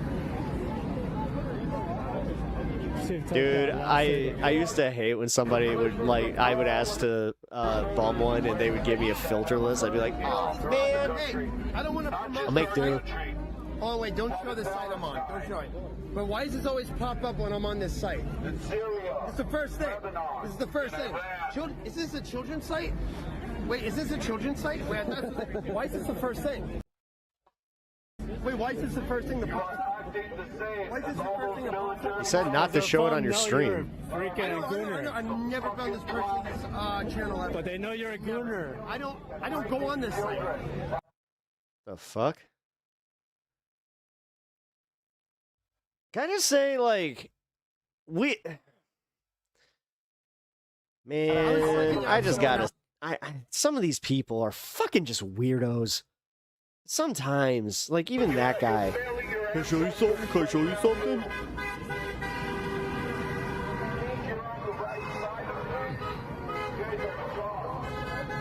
Interview the bearded dude? Fine. Where is this guy? You know you're not on the right side. That's known. Well, I'll say this. The one thing about bumming was that it was easy to make friends that way. Dude, real talk, I have met some of my lifelong friends from that situation. My chat's asking. I met him at the in the quad and in community college. Brian, thank you for the $5. As you know, my dad died from lung cancer. Screw cigarettes. Yeah, I have not smoked since I was 24 years old. So 15 years. I've been off of cigarettes for 15 years. Actually, holy shit! I just realized I have been off of them since the first time I tried one. I'm not a victim. None of I that tried one when I was bullshit 15. Time, right? Yeah, shit, I actually think I was like 13. Never mind. CNN, and then they asked Turning Point if I've ever sold much to Turning Point. I said, yeah.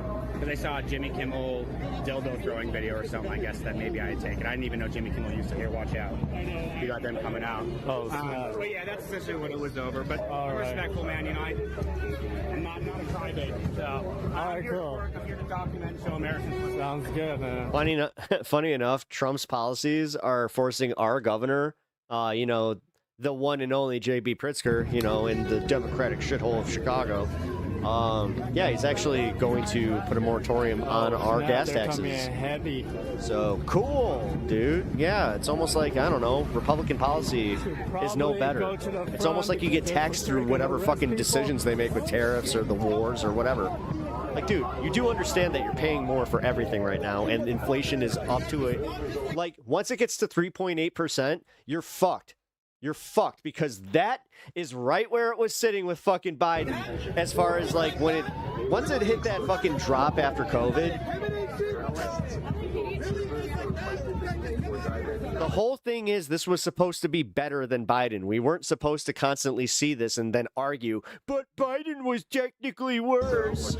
It was supposed to be so obvious, like it was in January when we got that little taste of like it was like right around 2 something in even Chicago, where I remember saying it on this stream. I was like, I think Trump, if he fucking continues this, we're fucked in the midterms. But then he started the war. You can literally pinpoint it to that one fucking decision.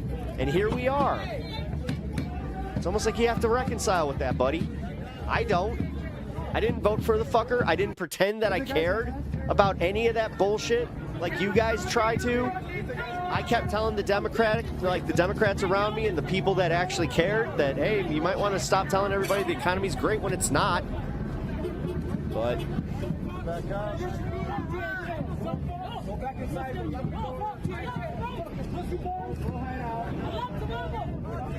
yes, and you've turned yourself into a fucking fascist laughingstock.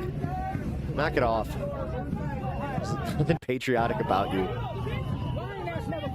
You admittedly hate half the country and you would gladly take our rights away. That's the difference. I would fight for your fucking stupid rights, even though you're too retarded to actually exercise them in the way that the Constitution says.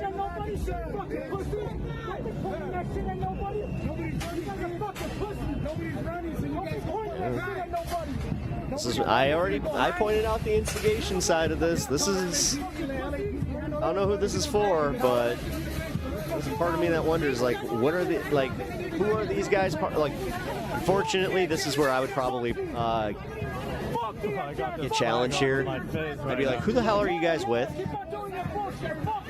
Like, what organization does this? If not even an organization, are these just a bunch of selfish assholes that this is what they think they need to do? Is this like that contingent?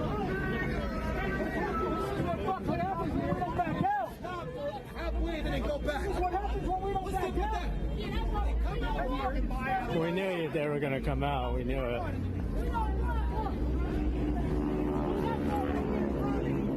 What the fuck is up with these warplanes, though? It's tripping me out.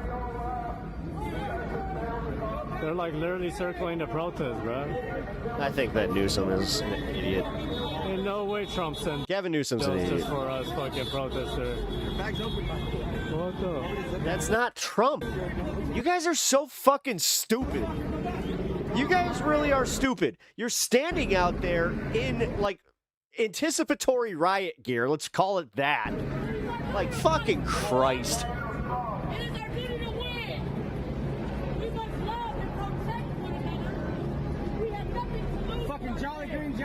Yeah, it's called peaceful protest, but even some of these people forget about that. So, we're getting close to the 420. So I left my stuff upstairs. I didn't even get it. Newsom's an asshole. Yeah, no, he's an asshole. Yeah, but this is not the way. Thank you. This isn't. No, this isn't. I genuinely get pissed at this. We're not intimidated, so y'all can try all you want. Yeah, you too, Grandma. You ain't catching nobody. Neither are you, Jolly Green Giant. Haha, you use that joke.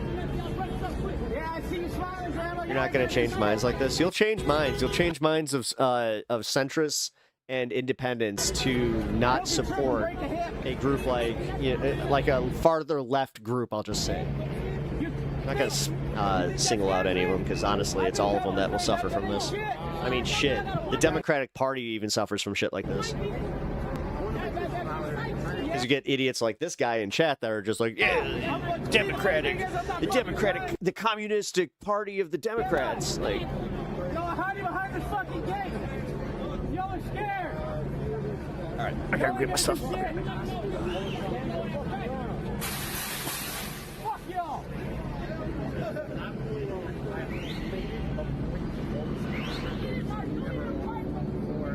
Banging on the fence, what are y'all gonna do? Y'all are all smiling, but y'all ain't shit.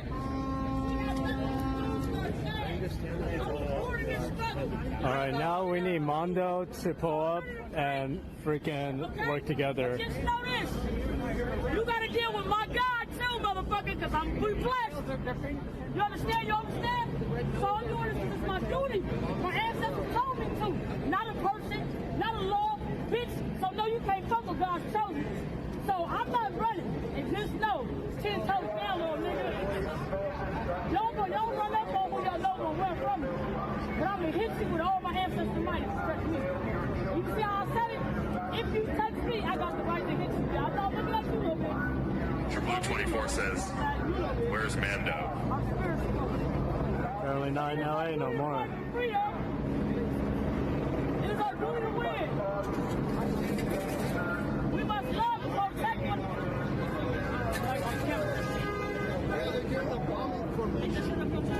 Oh, snap. Nah.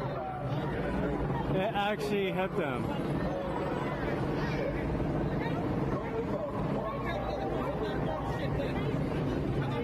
Oh, he's getting pressed for throwing shit. He's getting pressed for throwing shit. When they come, you better not run. Oh, you better stay here and finish what you started. You got to show us, don't tell us. Right now, this is our duty. And y'all know, look at these motherfuckers. He got pressed off the block. Oh shit, my face. He got pressed off the block, man. They got what? Pressed out the rock?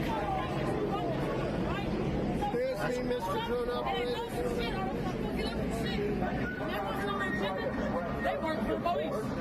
If they tell you to separate into small groups and don't stay together, they are the police. Okay? Now it's the difference between an agent provocateur, a snitch, and a motherfucking police officer, right? So they find people that look like us. But they ain't showing all their face. You notice? All these people are not showing their face. Right? You gotta at least show me once. COVID this it. So pay attention, y'all. All right. 4 minutes. 420. All right. You stay home and hope the best for I don't know what's going on anymore. Damn, they got California. the shields up and everything. What the? I'm not sure. I mean, fortunately, sometimes it does seem like that is the case. In Portland, it really does. So, my buddy, he lives right near where the ICE detention facility is in Portland. As I said, he does a job out there. It sucks because he has a job where he had to like park his truck. They came in and they stole his fucking lunchbox, dude. That I gave him, by the way. It was a special edition Blackhawks one that I got at a game. Yeah, I was mad when they did that. I was like, dude, that was a nice lunchbox. Yeah, they stole his fucking lunchbox out of his truck. They have shields up. And his keys. Something kind of fucking do anything. They stole his fucking keys. I think it's because people throwing shit at them. He said that that's a normal occurrence where he's just like, yeah, specifically in that like little like circle of downtown. Yeah, can you protect Just like me, it's bro? ridiculous, man. Can you protect me if they start shooting and shit? That he said that yes, when you go down there and they're like protesting, he's like, there's a good portion of those people. He's like, when you see those tents, that's where they live. I'm like, I don't know. We had the one, the rogue flasher lady.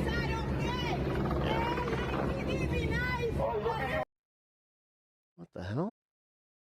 What the hell?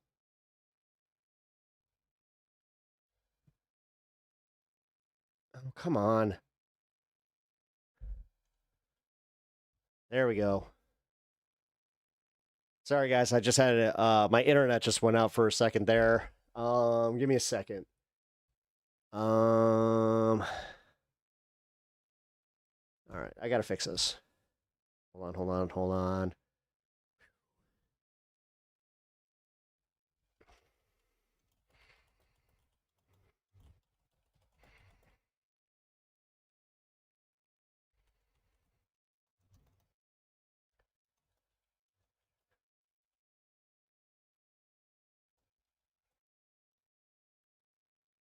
Okay, give me a second, guys. I need to fuck with this for a sec. Gotta do this live. I hate the fact that I have to do this live. But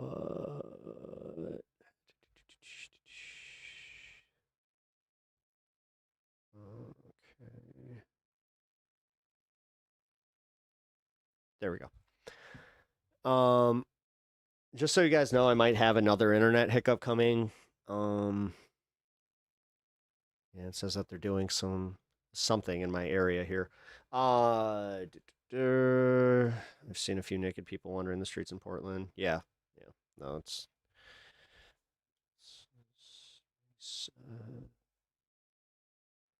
okay.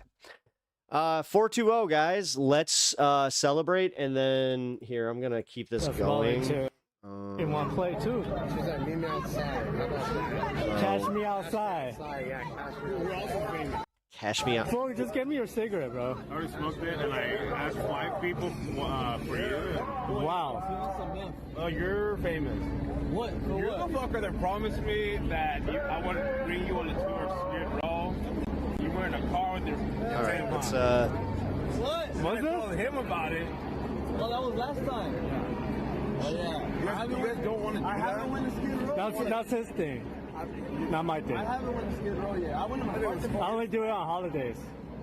Especially when? Yeah, for like Thanksgiving, I'll give out food and shit. You know. I've been there for the... I have to run upstairs and check my router out here. And, you know, there's a lot of content out there.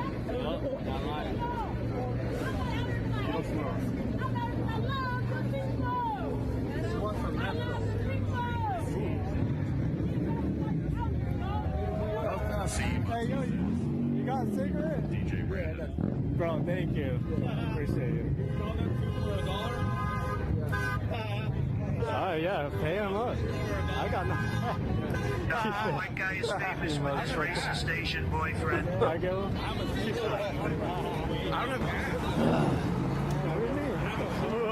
We're good.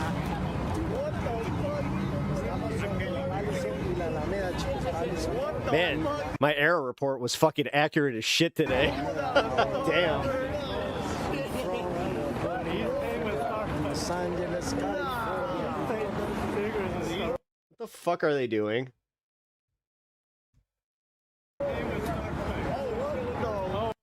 Yo, did they just do this? Was that what I think it was on fucking camera?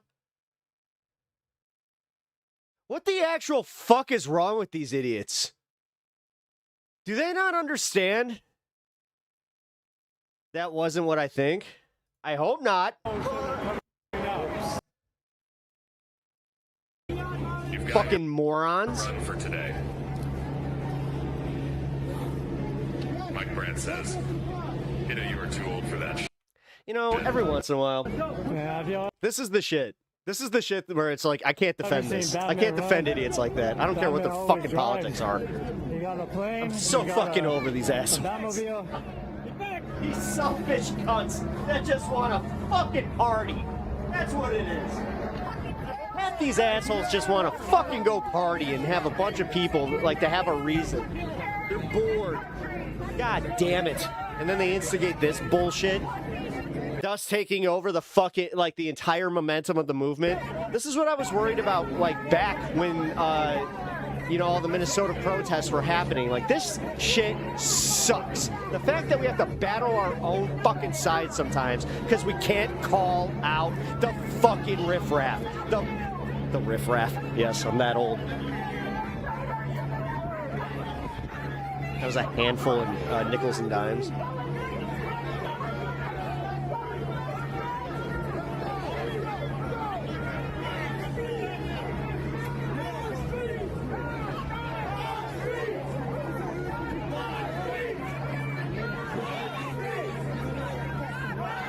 Love and best wishes from Minnesota. Man, you guys had a pretty successful protest today. Unlike this shit. Get your fucking gun. Take your fucking gun and get the fuck out Disciplined leftists versus ultras. Go back inside your fucking... Yeah, but the ultras are like, I hope you understand, Anna. This is part of the problem I have, is these are the assholes that are going to get us locked up for protesting peacefully. And I can't get behind that.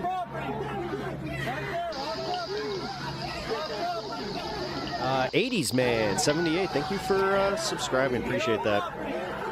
Really into the 80s.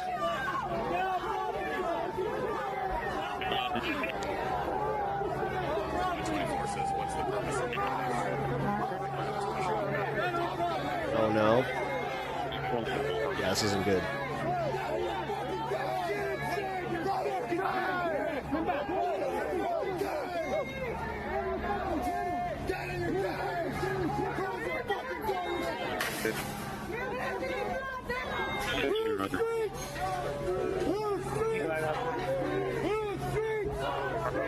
They're more dangerous than useful. Yeah.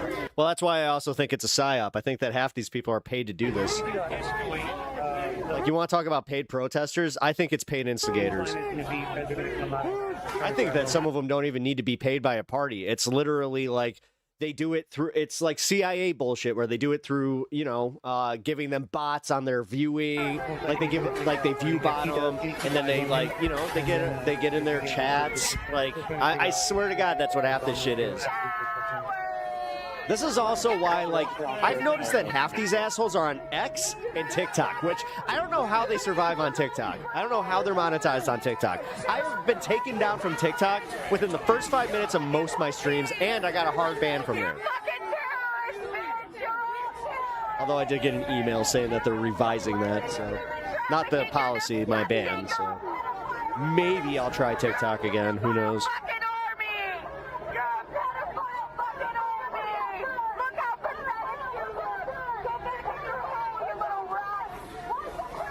I like how somebody came in their pajama pants. Boss. That's a boss-ass move right there. I had nothing else better to do. Okay. I didn't want change. Insane in the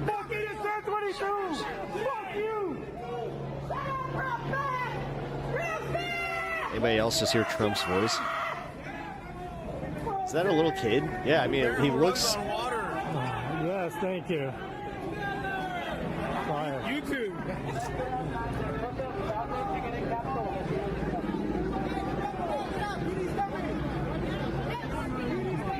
Sad America fighting America. He's coming.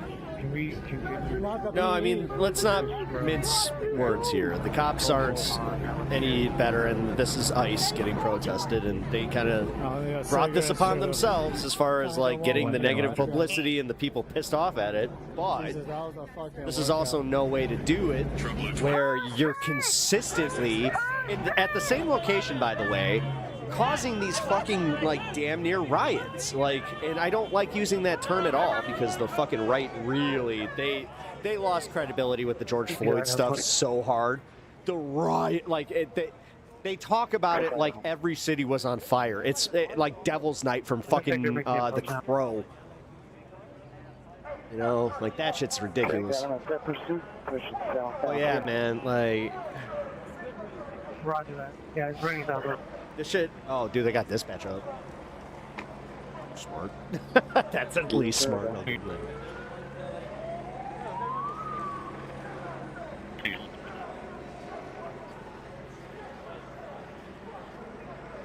CPD advised, that was weird that the dude's like, yeah, you're famous. It's like, nah. Westbound on... Nah, you're protest famous. There's a difference. Trust me, this is coming from somebody that has, like, I have, like, the smallest level of like, online celebrity. Let's be real. I do have a degree of it. You know, I got that weird thing where if I just happened to be in a place where you were shopping or some shit, you'd be like, is that Pep? So that's how that's my barometer. It'd be cool.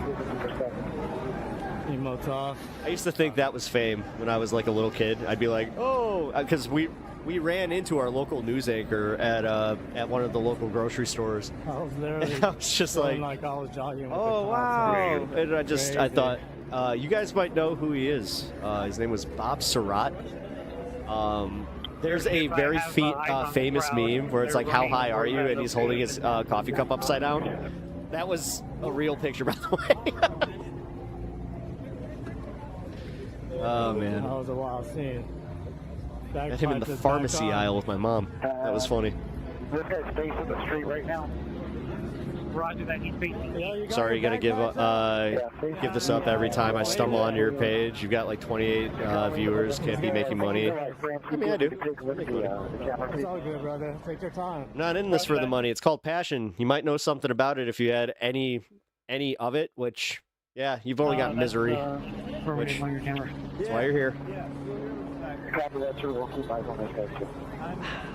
Roger, stand by for the plan. But yes, I'll quit just because you keep reminding me that I'm a fucking, 20-something viewer, Andy. Thank you for that.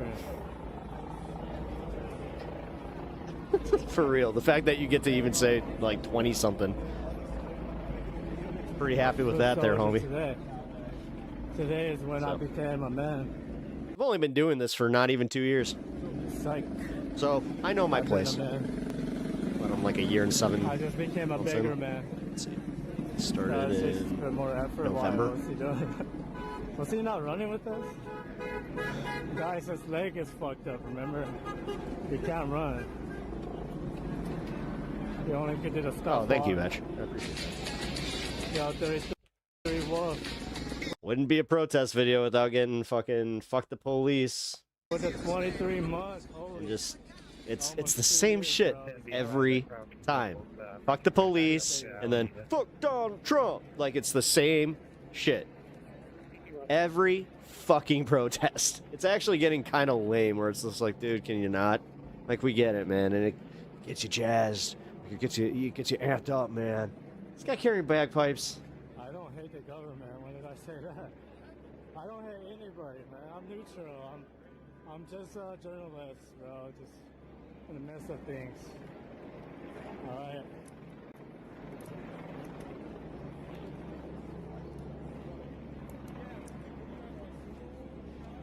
As if having a good time is worthless. Trying to get content. They wouldn't know. They wouldn't know. And share the world news about everything going on. God forbid I have to work more hours and then stream less. Then they'll just think, oh my god, we won, we got him. Yep, you got me. Hello. There's that little part of me that's just like, Is it because I'm like that close? Were you running with the cops? Yeah, before, I ran out. How do you run with the cop's leg? I got the cloud runners. Oh, alright. The clouds. Those shoes, that's the secret. It might be, I don't know. It doesn't feel like I'm wearing anything.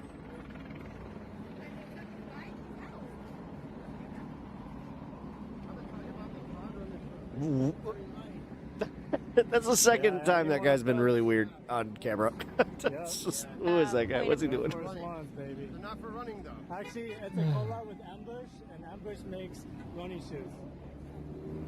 I mean, I used to think that too. I wore F1s for the longest time. And so you gotta get the collabs, bro. Collabs. I was gonna get Skechers. I went to Foot Locker. I'm like, yo, bro, I want Skechers. I heard they're comfy. I was gonna get Skechers. He's talking like he actually. It's like, yeah, I know the kick game. You ever heard of these Skechers? Blow your fucking mind. Someone that's trying to get a lot of clout first. No, it's not, I don't know, Swiss engineering. It's called clout runner for a reason. Like you're walking on clouds. Is it cloud or cloud? Cloud. CLOUD, cloud runner. These three idiots. They make me ashamed of what I do. These. This is why I don't do pep walks as much. This is why. This shit. It's literally this shit. Oh.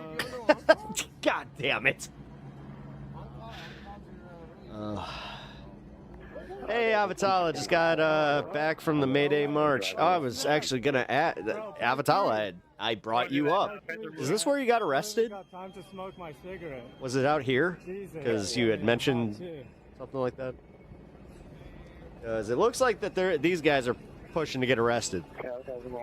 Oh, it's going well. Oh, it's the guy that was storing things. It was the guy that was storing things. He's been targeted? If he's throwing shit, then yeah, he's gonna be targeted. That's a... oh my god, I hate when you get me to sound like I'm fucking pro-cop just because I'm just saying, yeah, because he threw something at a cop. Duh. Like, you're gonna get arrested for that, my guy. The fuck? Jesus Christ, some of these people are so dumb! Yeah, just down the street, that's what I thought. Oh, fuck. Like I said, this was like...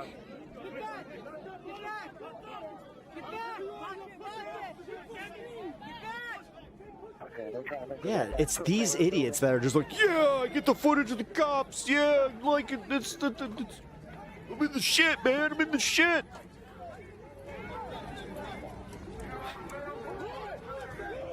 I don't know. Like, you noticing anything about those three shitheads that they're essentially the TMZ, like, equivalent of leftist reporting? If you can even call it leftist reporting, I don't know. They just seem to be here.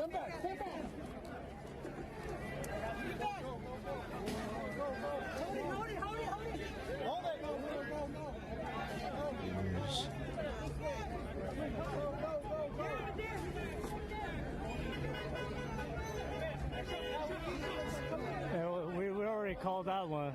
We already knew he was one of the targets. Good thing they know that it's him throwing shit, not me, because I was right next to that guy when he was throwing shit. That's when you go. Do that slow fade, like, well, why me?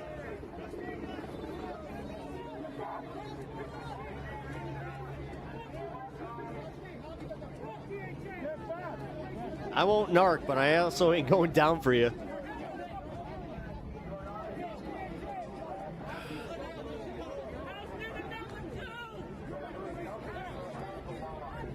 So what are those, brothers? Oh, shit.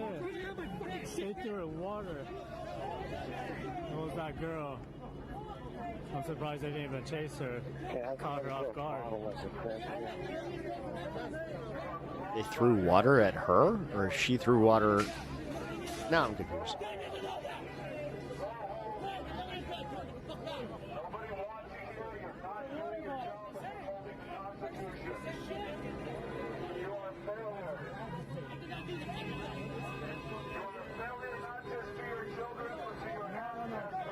What I don't like is that there's nobody there to marshal this on the other, like, to tell these guys, like, fucking stop. Like, this sucks. Because, like I said, it puts me in the position where I actually have to kind of, like, be like, nah, let's not do that. Yeah, I heard he's coming back. Oh, really? Yeah. So Playing in the regime's hands by giving the officers excuses to grab everybody. Yeah, that's why I'm saying. Half of these people, I think, are instigators that are, they're not even, it's not like the CIA's telling them what to do. They're just falling for it because they're morons. Like I said, half these guys are influenced just by getting footage. So right there's already a problem. The actual protesters aren't doing anything to say keep it peaceful. You get assholes like this that are probably, you know what, I'm going to just call it out. They probably are emotionally unstable. They shouldn't be doing this kind of thing because they don't know how to control themselves. They, like, I don't advocate for, like, medication for, like, that, always being like, they need to be medicated, but some fucking of these people do! I just wanted to hear what God damn it! Or they just need to be on, like, you know, not the street meds. That guy's messed up. Sometimes, again, it comes off like immediately. They're just there to fucking start shit. Got the bikers. Okay, these idiots show up, protest or not. We have these idiots in Chicago and they fucking drive me nuts. We're finally doing something about it, but yeah, I'll admit it. This is where, like, my age comes out. It's just like, fuck these whippersnappers on their e-bikes. You have to put the license plate on the e-bike. You have to get out to the roadway when you are on an e-bike. You assholes. You assholes. They're not dirt bikes. Those are e-bikes. No, trust me, dude. Those things are way worse. They're quieter. You don't, like...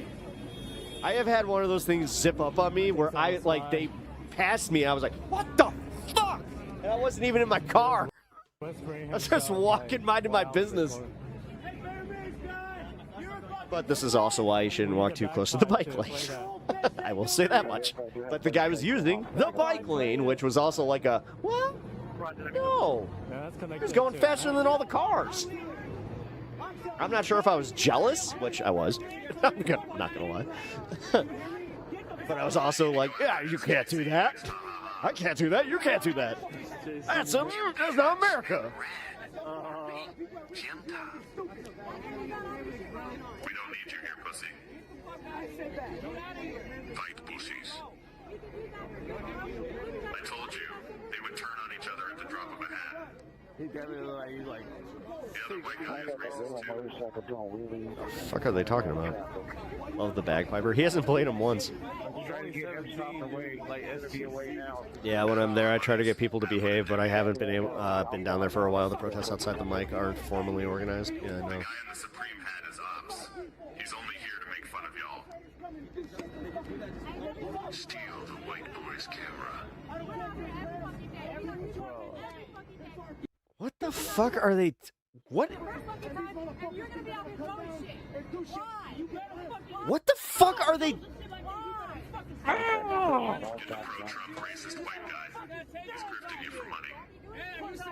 What is this AI fucking thing happening? Who's heckling? Like, what is this?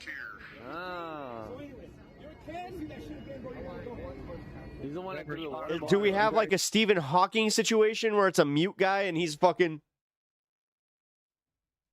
Could continue to scrub north and south on Alameda and keep the groups onto the sidewalk. W Restart Convention. Roger. We're out here every fucking day. We're not opportunists, bro. We're out here every fucking day. We don't come here. Show his face real quick. Supreme hat guy grifting you for money like the white kid. Is this TTS? This guy is TTS. Put the camera in his face, self. The wannabe cool guy with the bleached blonde hair is a racist piece of shit. Fellow one-eye baller. I'm very confused. I'm also a little concerned because I'm like, I hope he's going to say some fucking out-of-pocket shit. Because if he does, I'm fucking boom. Leftist infighting IRL. The problem is, right-wing infighting tends to be like news, like based shit. This is the stuff that will fucking kill movements. This is worse than anything that could happen on fucking Piers Morgan.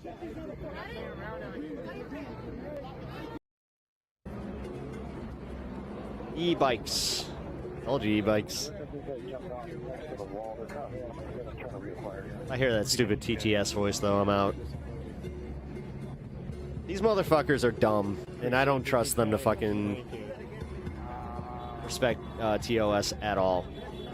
Like, this guy's a like, these clout chasing morons. Like I said, this is why I don't go down to the I didn't go down to Broadview with my fucking camera. This is why I refuse to take you around the fucking, well, number one, I'm not going to dox my neighborhood, but this is also why I don't like doing this. It's because I have seen how fucking IRL streamers are treated. It ain't great. Which I think that, I don't know, maybe we fucking deserve it at this point. Like, yeah, it's a little cringe when you think about it. Want the response team that Jason said he wants to eat some ramen, so I guess. I want you to work with You're not a cloud chaser. Yeah, well. You guys can coordinate hitting them. I've been told that if I was, that it might help my career. Yeah. Not necessarily saying clout chaser as a thing, but they were saying, yeah, you know, if you tried to start some drama with another channel or some shit, I was just like, what? Like, this was like, oh. I mean, if I my thing that I want to do is, like, when Jake gets back, I want to start a wrestling but I want to make it convincing though. I want this space to think that me and Jake hate each other. And then all of a sudden, it's just like, I show up and I'm on his live, and it's like, what up? Coming at you.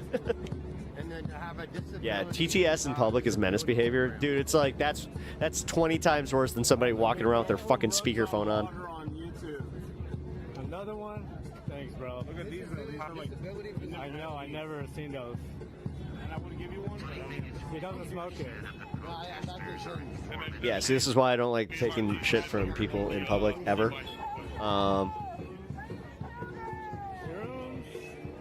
Unless I'm at, like, a very specific festival, then yes. Then okay. That's a different story.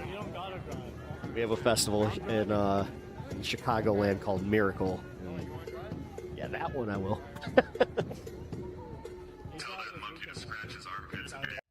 Alright, that's it. We're done.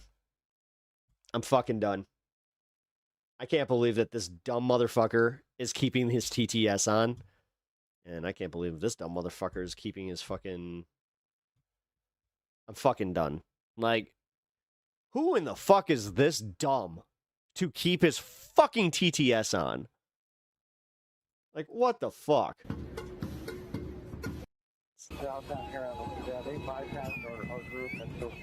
Your safe space cupcake? Hey, retard. I piss off pretty much everybody that watches this goddamn show, so shut the fuck up. Tell him that he... What? Tell him he was playing on his radio screen to clean it. Who is slightly homeless? That's some other guy. That's another white guy. Ask Brock. Because I'm not gonna... That's his friend, so I can't really say anything. I'm not gonna say anything. Why the shit are they... Can I just say... Like, you're putting your fucking... your phone in people's cars? What the fuck? What an idiot. Still Brazy, where you at? Why do I cuss and use profanity so much? What are you angry about? Every other word is like the F word. You okay, man? I don't know. Why are you language policing? It's your problem. Free every CX member. You need to pull the stick out your ass. No, you're gonna strip. Parking switch to 36. Yeah, they're in the valley going scenes. Sounds good, bro. This shit, though. Right here. This shit. This is the shit that gets a bunch of fucking, like, Stop defaming just him. normal people to look and be like, hey, can you get out of the fucking street? Stop defaming him. I don't know. Look, Grok said it. You sue Grok. That's what I said. That's what it says on Grok. Oh, really? Let me hear that. Is that crazy shit? Grok is fucking wild. What about Action Man? Why is he there? I feel like I'm losing IQ by listening to these dumbasses. Kind of like what these motherfuckers would say about me. Hilarious. That's why I want to show. Is that crazy? That's the left-wing grifter pissing off his left-wing audience by pointing out that they can be morons sometimes. Yes. Let's see what they say about you. Why I got banned on... Pep would be a millionaire with a swear jar. Someone could be a millionaire off me, I guess.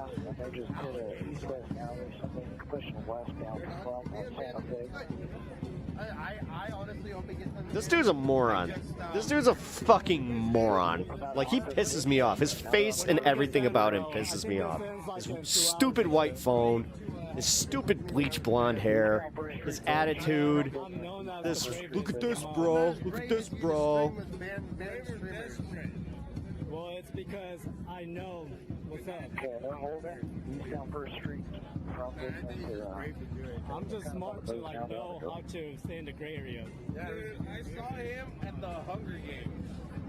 Oh, you saw me in the Hunger Games? I kept hearing Laredo, and then you did a scavenger hunt. Yeah. Started following you because you were the #1. See, I'm the best at events that I joined. I'm not joining it because I'm not really a reality TV. You said people already know enough about it. Yeah. It was like new upcoming streamers. Thanks, Olani. That's fine with you. Yeah, and then the resting one's like, Sorry, I'm trying to... I don't know why I'm trying to fucking listen to this dipshit's conversation, but I don't know. That did... Like, what? And then Sam Pepper chimed in. gave his 2 cents. So Mondo lives by the cyber cafe? Mondo? I'm an Indy? No, he's on his way to fucking Seattle or some shit. Oh, so he's just He's on a bus. drop by. Yeah. Cool. I don't really follow. Why is this guy? I get the vibe that this guy took a what do you call it, very small doses of something. He's got that look about him, like. But he's not doing like an event where he pops up. If you guys see me doing this, like. But I don't stop. Yeah.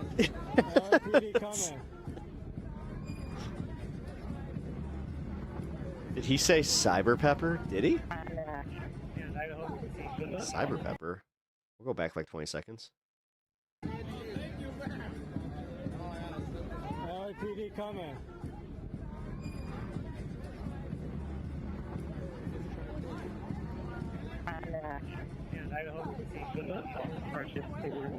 Idaho 20 situation awareness.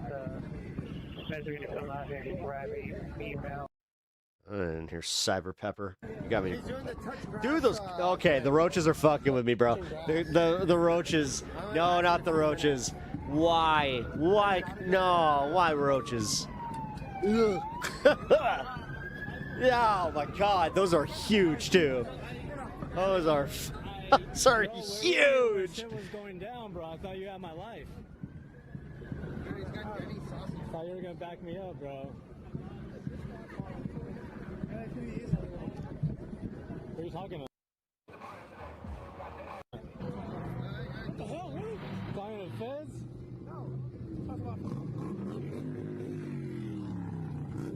Oh, sorry. I just realized that, Ryan, you made the goal. Although he might not wake up. Oh, never mind. Here. Wait, what happened? Oh, they're gonna come out again. Oh, shit. It's going down.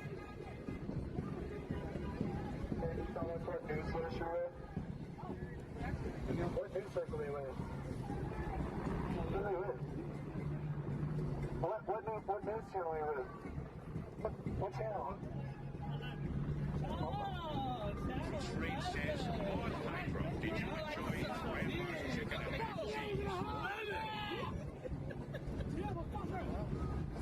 Idaho 20, that is the individual that you have on camera. A female wearing the red and yellow flag. Catzilla gets his treat.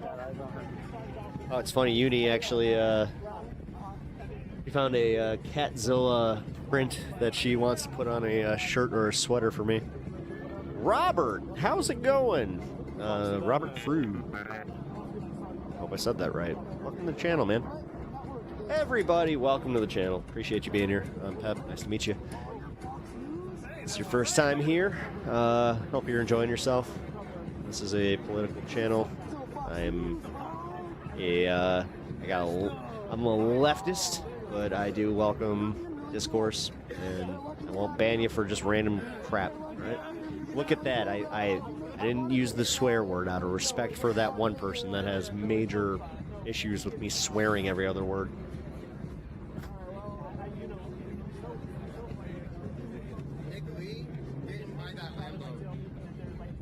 Do people care? Like, I would enjoy your stream otherwise. Where did that ball come from?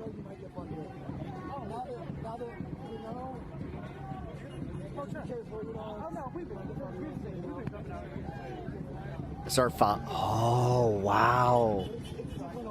Yeah, you're right. Imagine how wild slang must be to somebody who doesn't follow social media. Yeah, dude, after I saw you, I just really liked you, and then I followed you everywhere. Oh, yeah, that's, yeah. I can't believe you hecking catapult to a hecking language policing meanie. Erika catapult. Too big.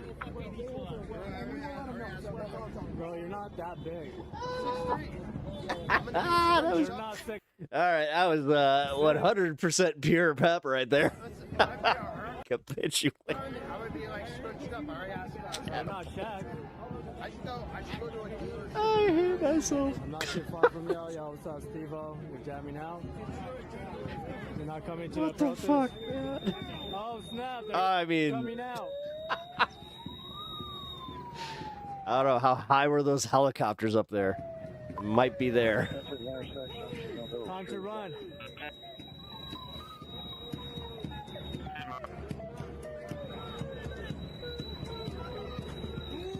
Why is there a depressed R2-D2?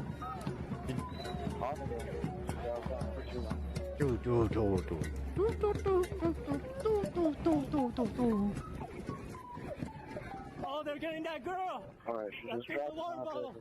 Yeah, they're getting the girl that threw the water bottle. Oh, they got her.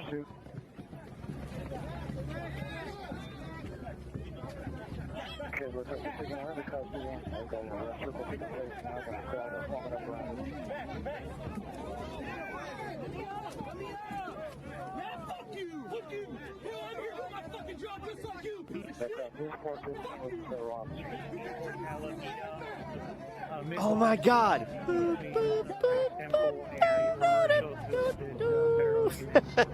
Yeah, that.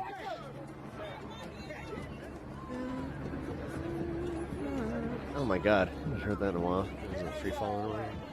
No. No. What is it? You know what I'm talking about. Man, I was supposed to go to the midnight, there's a midnight show tomorrow. I'm not gonna be able to go.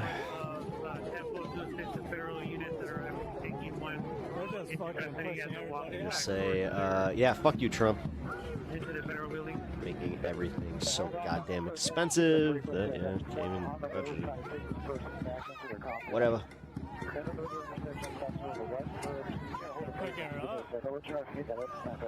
Looks like you got it for now.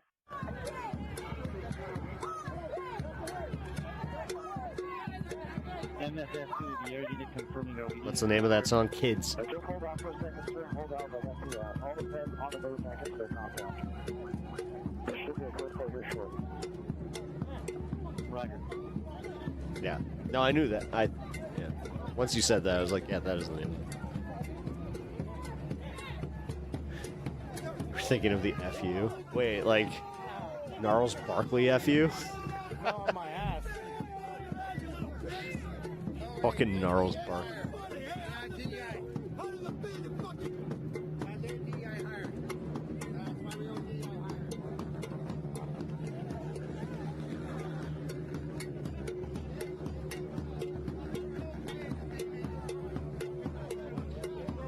If this continues, I'm gonna have to drop because I can't listen to something this repetitive. Like, this is one of those. Yeah, see, like those noise protests, I couldn't do those. That would end up getting me. Oh, is that the sound device right here? That's what that is. The MGMT device. That's what we'll call it. Guys, I think that we just got a new joke. It's gonna stay forever.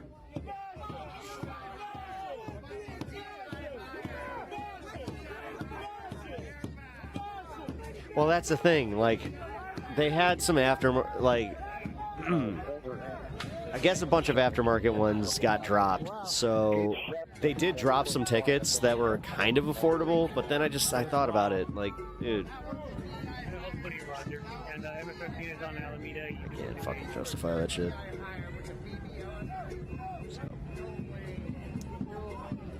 Well, bro, every person we point out gets arrested. We already knew. Yeah, it's almost like you're fucking narking on them, you dumbass. Like, the fact is, they're watching these streams, man. Like, yes, some of the viewership that pops in here are likely ICE agents in that very building, gathering those videos and marking them for evidence. So, yes, in turn, you are kind of a narc.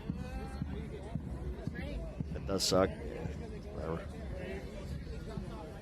It is what it is, man. I got more important stuff I gotta focus on. Stan, fuck. What child is gonna die by a water bottle? It's just too much. You know, they're just gonna arrest everybody that retaliates.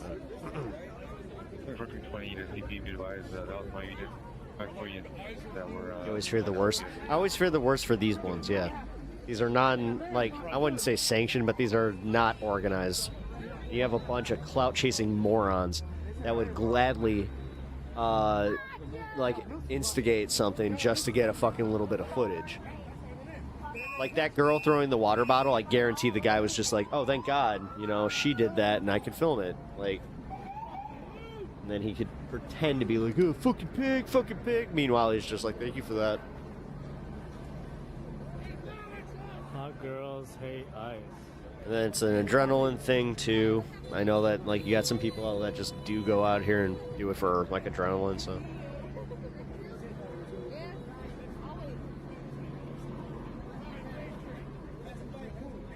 You remind me of a friend in New Orleans.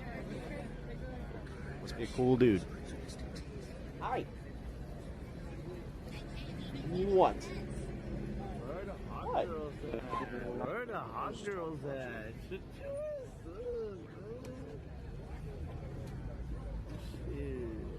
She hot. Shut up. Like, damn.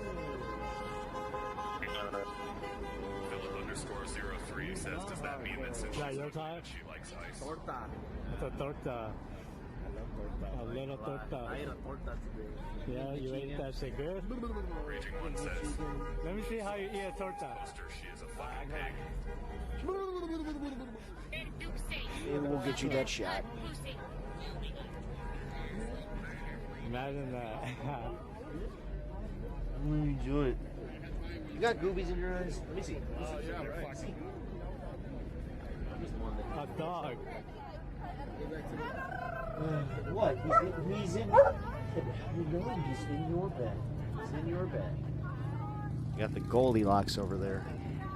And then we got this little asshole that's just like, I want attention. Only like 15 knows you. I'll do the wrong. But right now there's too much honky. So. Do that frequently.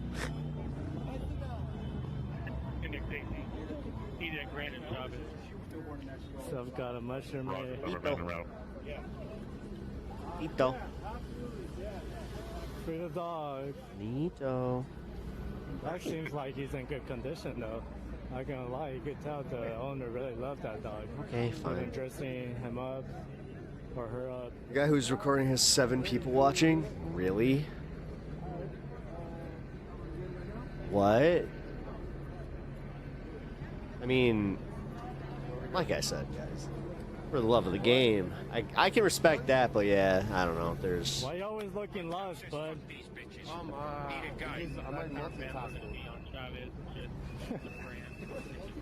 So riding a bike in the sidewalk. Yeah, it's not really that big of a deal. That's a weird. What is that? We got the police. Hear that whistle?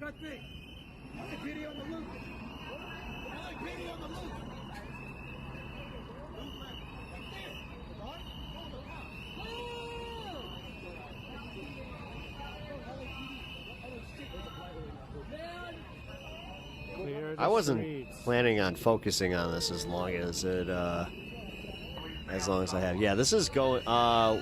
What's going on screen? So, yeah, Robert, this is live in LA right now. There was a Mayday march that turned into a bunch of people that I've, I guess, been outside the ICE facility for a few days. Well, not a few days. Shit. Almost a year at this point. I think in July it's going to be a year. When they started these protests. This shit in Chicago would not fly. Right here, this immediately. You will have the fucking CPD, the light blues.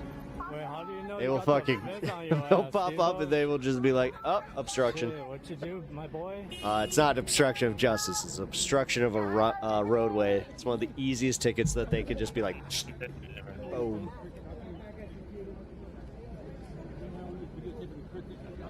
I have not gotten one myself, thank God. I need to smoke one real quick before shit goes down again. But I don't know. I don't think they're targeting anybody anymore. I think that lady. Yeah, it's considered a 24/7. Yeah, that's what I thought. Yeah, Avatala. So do they have that thing where it's like if one person's there, then it's considered still an ongoing protest? So they have somebody that's always there? Because I know that's how it works in Portland, and because it is on, I don't know what to call it, but it's the row where the homeless live. They've been able to keep that going. How come I didn't get the memo? I invited you that. Not saying that's exactly what it is, but I mean, it kind of makes sense. I think so. Yeah, that's fine. They were trying to say that about Broadview, but I know for a fact that's not the case.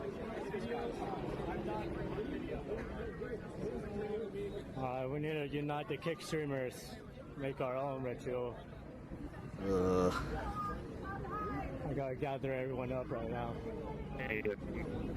These guys are all part of Kick? Oh, cringe. They make me feel superior, and that's, you know, I'll take that for what it's worth. Yo, you just tripped, bro. Fuck it, dude. You want to go see this? Yo, sue the government. I'm gonna sue the government, dude. You love suing shit. Sue the government, bro. Half and half. You literally could have broken your leg. Could have like broken my neck and died. That's why. You want to go see this or no? What the fuck is that, Igloo? Dude, that shit looks so dumb. He did an installment or something. You want to see a freaking Ice Cube? All right. Yeah, for his album. Yo, come follow me. Let's gather the kick news together. We're self-made. We're self-made. Who said they have 7 people following? We lost Oh, the Gooner Squad. I mean, dude, these guys are. Oh my God, they are douchebags.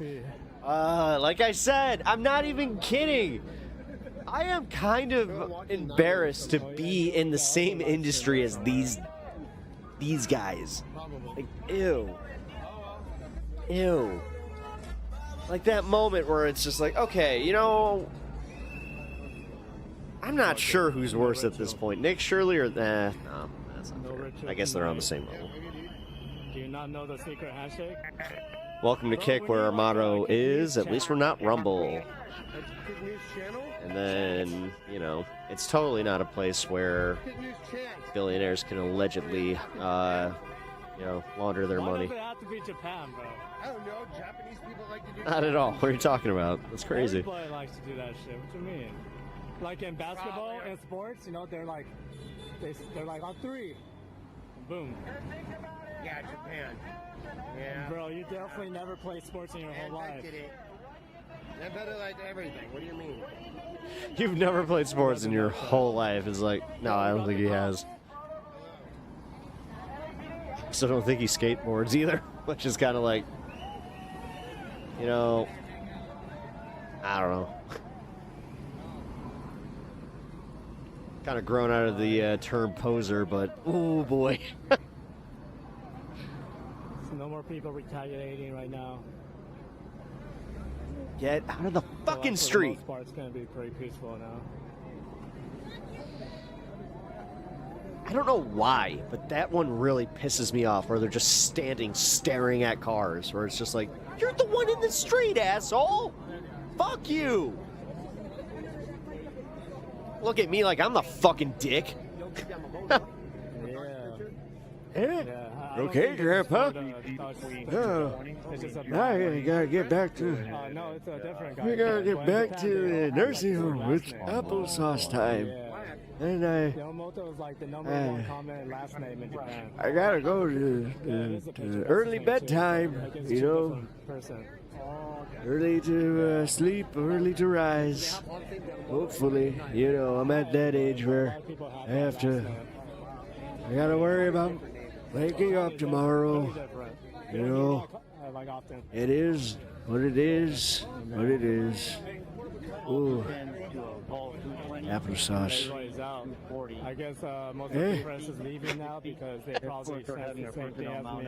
And a stage here on the Probably realize that nothing much is going to happen from here on out, but who knows? Anything could happen. Wizardese. That's pretty funny.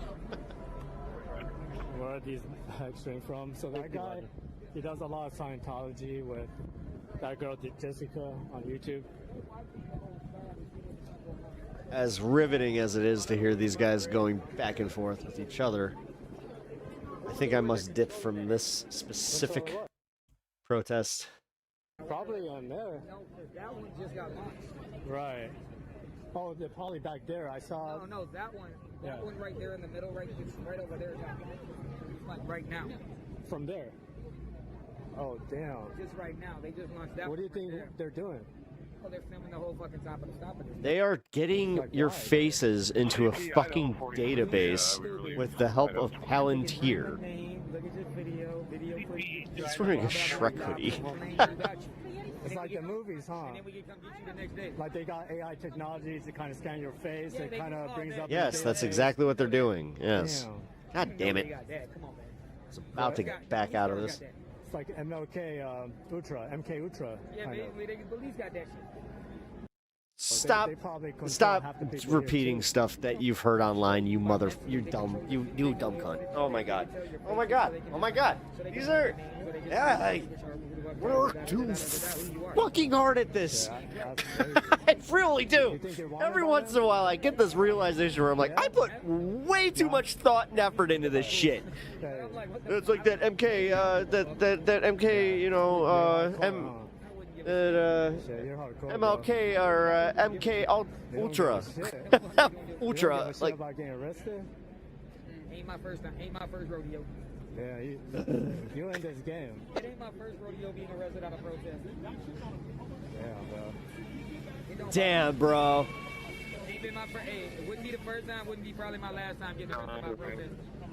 You got arrested before? Parroting without cooperation is so. I mean, there's. This is the thing, like, I just watched something about this where there was a study, like a psychological study on people who memorize things. And then people who, instead of giving, like, you know, by the book definitions of things, who can simplify those same exact arguments. Technically, the one who uses the simplistic method is the smarter person because they recognize the need to bring that knowledge into a more understandable or like a more palatable way. So yeah, hats on the back, I guess. The protest was real. Like bring it down to my level. That's what I like about you. And I met they actually, like, the people who got arrested actually met the director. Because the guy came down and asked us if we could use, like, if we could use the real footage. And if That's why anytime that, like, I watch, like, Andrew Wilson and a bunch of, like, those debate bros, and they start, like, just citing shit, I'm just like, okay. If he knew what he was talking about, he would have, he would talk about how DHS is looking to fund smart glasses for ICE agents so they can use facial recognition on the fly. Yeah, but he doesn't want to not use meta glasses because he might use them, whatever. What do you think about today's? Not only that, but they understand it enough to break it down like that. A regular ass protest for you? Just another day? I don't know. I mean, no, you're good. You're good. Wait till late time. When people start showing up more at nights or like different times, you need more people. No, I think that you do have that talent to see the need to kind of bring it, like to just be like, all right, I'm gonna bring it down for you now. And into your mind, you're like, I'm gonna bring it down for you now, okay? I'm gonna talk very slowly. I'm gonna use small words. You don't stand. Who's gonna stand? Right, so you're doing it for people. Sometimes it really is that. Just like, uh-huh. I never protest for myself because you're never going to see the change. Condescending? What's that? You're not going to see the change. The problem is you're not going to see the change. It's already What you 9. have to stand for is the kids that are below you. The kids and other things. Because if you don't stand, who can stand, who's standing for them? All right, I'm bored with this. Let's do this. I saved this for the fun half here. Actually, wait. Yeah, we'll do this first. Somehow, Donald Trump allowed Benjamin Netanyahu to con him into... Okay, so full disclosure, I watched Josiah's coverage on this, where the highlights are worth all, like, this entire episode, trust me. This war, which he has openly been spending my entire life trying to drag my surprisingly, country Dave Smith, into. These people who say Israel's calling the shots. I dare say, man, I mean, you gotta this be is careful. just Sometimes he sounds like a ridiculous, and leftist. they don't know anything. He was pressured by Israel and others around him on behalf of Israel. Why couldn't he say no to them? What's your theory? You can speculate about the kind of pressure he's been How about you under. speculate? You're the one who's proffering the theory. You tweeted Will Chamberlain, we're getting the enriched uranium, we're getting a stop to enrichment, all done in 6 weeks, geopolitical masterstroke. The only problem with that is, I don't think the Iranians have got the memo. The state visit of King Charles to the United States has been a diplomatic triumph on many levels this week. It's also proven to be an enormous distraction from the president's domestic woes, not least the fallout from the Iran war. The fragile but open-ended ceasefire is holding for now, and hostilities have duly paused in the so-called MAGA war too. It might not last for long. Oil prices... Quit spurging, bro. I hate when AW says this. Again to What's that?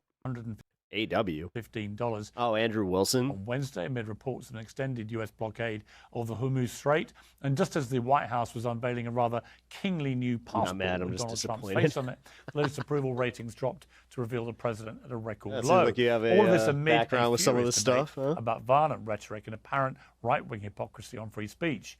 We've assembled a special panel to I'm make a sense of this. An OG 69-year-old Marine vet, and I'm not afraid of any of these of yahoos. the original MAGA movement. Yo, you want to feel old, motherfucker? You're the same age as my dad. Effective member of the 2024 New Wave MAGA coalition and a 2026 MAGA stalwart who's Thank you not for giving that. an inch. So joining me now are the senior counsel of the Article 3 Project, Will Chamberlain, host of Part of the Problem, My dad's pretty rad, though. Dave So, Smith, and the former Republican Svengali Sure, and right Trump there, just, my dad's pretty speechwriter rad. Buckley I'm sure it's already been Carson. done, Welcome but bring it to back. all three Let's of go. you. Let me start, Dave Smith, just by a completely random question, which is, every single person that I'm now bumping into in New York City wants to talk to me about the Russell Brand failure to find his passage in the Bible. What do you make of it? That was hilarious. Both your and Megyn Kelly's interviews with Russell Brand left me just shocked and disturbed and kind of interested, but I don't quite know what to make of all of it. Yeah, I kind of feel that way myself. Well, let's get into bigger stuff, which is Iran and the Iran war. Trump is, behaving like this war is pretty much over. Yeah, the 30-year-old. And if it needs to take a bit longer to strangle the Iranians with the Strait of Hormuz and keep the blockade going, he's got my dad infinite is patience. And then he suddenly, out of nowhere, overnight posted a picture of himself with a machine gun, saying if you don't do a deal, effectively he's going to go bonkers with guns again, presumably involving more military action. Good for you. Again, a lot of It's okay. Let him be proud. conflicting You got a 30-year-old messages son. coming out of the White House and the president. Damn, that's my dad out there saying that he's got a 40-year-old son, and he's saying it with a little bit of pride. I'm okay. What do you think, Dave Smith, is actually happening here with the Iran war? Well, I think it's not good, and I think that we're, at this point, Trump is in between a rock and a hard place. And if you remember, Pierce, about 3 weeks ago... Did he say, I rock in a hard place? And Donald Trump... Yeah, get it? He gets paid the big bucks. Trump gave his he gave a speech after the markets had closed. Waka This was waka. shortly before some of the more unhinged tweets and threats. Get and something he better, had been man. signaling then that Boring. Well, essentially, he was setting it up to say, "Hey, listen, we don't really need the strait. Other people's stuff flows through the strait, not ours." And then he said, "It'll just naturally open up. It'll be a matter of time, and other people, other countries can." He was basically signaling that we can walk away from this with Iran still having control over the strait and who passes, and other people can work that out. I think the major problem there, and this is something that Marco Rubio just said in his interview yesterday, or excuse me, on Monday, that, well, actually, we can't walk away if the status quo is Iran gets to decide who comes in and who doesn't, and Iran gets to decide what currency they're trading in, because, Pierce, if we do that, the reality is then this is a loss unlike any other loss in American foreign policy history. Even if you count Vietnam or Afghanistan or those as losses, I mean, we didn't transform them from a relegated, sanctioned, crippled country into a global power. And if you control 20% of the world's oil, then you are by definition a global power. And so now he's in this terrible situation where all he can do is blockade the blockade. The Pentagon has already told Congress it would take 6 months to open it up militarily, and that would be after the war is started, not with Iran attacking us. And so now we're at a point right now, Pierce, where we really don't know how catastrophic the damage that's already being done is. In these last 2 weeks, in this ceasefire... You know what else doesn't help? They keep hiding all the information. It's really great. Has been traveling through the Strait of Hormuz than at any other point. As you know, Pierce, it's 20% of the global energy oil supply. We don't know how bad the effect of this is going to be down the road and how much more of this we can put up with. So we do have to end our own blockade, but then we go back to the status quo of Iran controlling it unless they're willing to capitulate, which every single indication is that they are not. And so not only are we not achieving any of the war aims, but we've got this whole new problem, which is the major problem now, which wasn't even an issue before the war started. I mean, this whole thing is just an indefensible nightmare.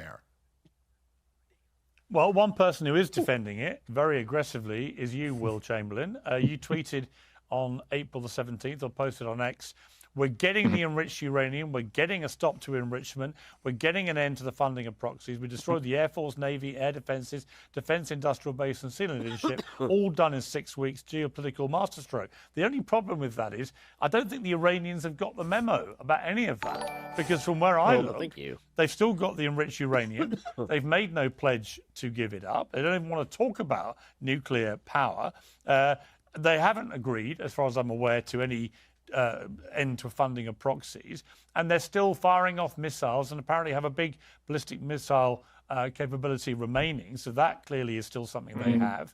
And the Strait of Hormuz remains closed with all the global economic mayhem that is causing.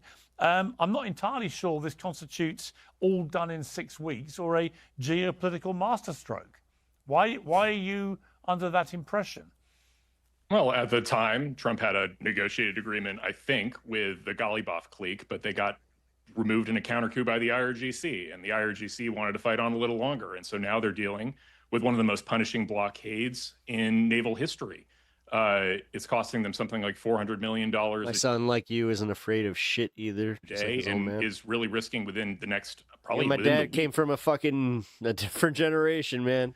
Almost irreversible. My dad's not damage exactly a tough guy, but he's a tough guy. He's beaten cancer twice, and he doesn't take shit from anybody. Their oil. And he will laugh in anybody's face that deserves it. It's because they simply don't have a place to store all their oil. So the idea that we have to remove this blockade because oil prices are high right now is absurd.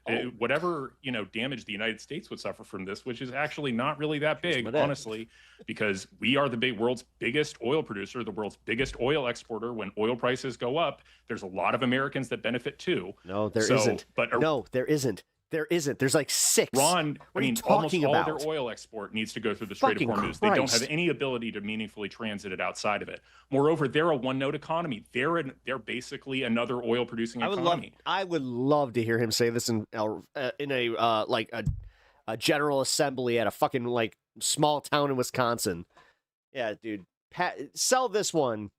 We have the ability to completely squeeze them, and the idea that they can survive this for, I'd be shocked if they could survive it for another month, let alone 6. We're never gonna see that. I think they're in really, really rough shape. The problem, Will, we have all the military capability. They have none. We're in great shape right now. No, I know. Yeah, the problem is we keep hearing it's all about to end. It was going to be 2 to 3 weeks, then it was going to be 6 weeks. Now it's YouTube trying to be it could be months. Maybe years. The enemy gets a say. It's the Black Knight in Monty Python. The enemy gets a say. Well, exactly. If they decide they don't want to surrender, they just get eventually they get squeezed out and regime changed by rising up of their own people. But you have, as long as they hold on to some power. Let me finish my point. Yeah. Okay. Sure. You've just made my point for me, which is that is exactly what's happening. The enemy is having its say. We saw the same pattern in Vietnam, the same pattern in Iraq. And this is the one thing Donald Trump always said he wouldn't do. He wouldn't drag America into pointless, expensive Middle Eastern wars again. He has, with the biggest possible opponent. This is far from pointless. And he wasn't going to have a never-ending. Well, it's pointless if you don't end up with the enriched uranium and you don't end up with any absolute pledge not to build a nuclear weapon. Yeah. And there's no sign of them doing either of those things. So let me bring in Buckley Carlson. Buckley, great to have you on Uncensored. I've interviewed your brother Buckley Tucker many times. Never had the pleasure my God, of you their parents on the show. suck. So it's great to have you. And I watched your interview together the other day where Tucker, of course, made a lot of news with his apology for supporting Trump, and specifically because of what's happened with Iran. What do you feel when you hear you've got Will Chamberlain there absolutely buying into all this narrative that this Iran war is going great, the Iranians are just about to capitulate. You guys are promulgating a narrative too. America and Israel. Like it's narratives going both ways. Like I hear an Iranian narrative coming from My narrative is only based on what I see with my own eyes, which is the Strait of Hormuz remains shut. Hold on, guys.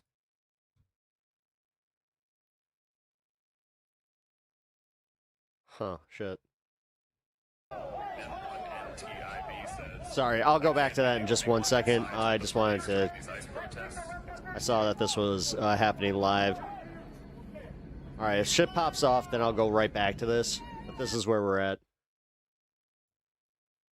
It remains shut.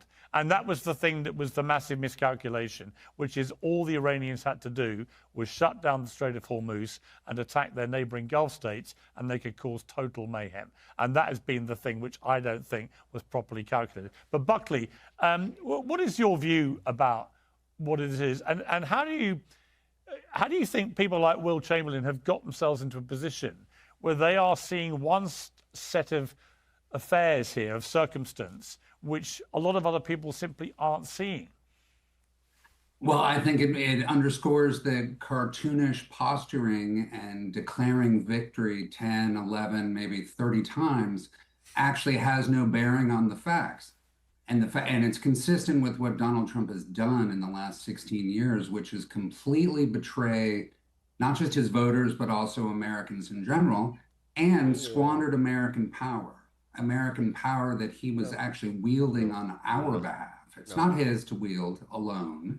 He does so with our consent, our vote, and Americans have been consistent over the last decade that this was going to be a bad idea. Now, how they couldn't have anticipated that the Strait of Hormuz, which has been geographically located where it has been since the beginning of time, and in Persian control and Iranian control for the last long time, why did they think that they could control it? And ignoring that as a basic fact is, to use Will Chamberlain's words himself, obscene and absurd.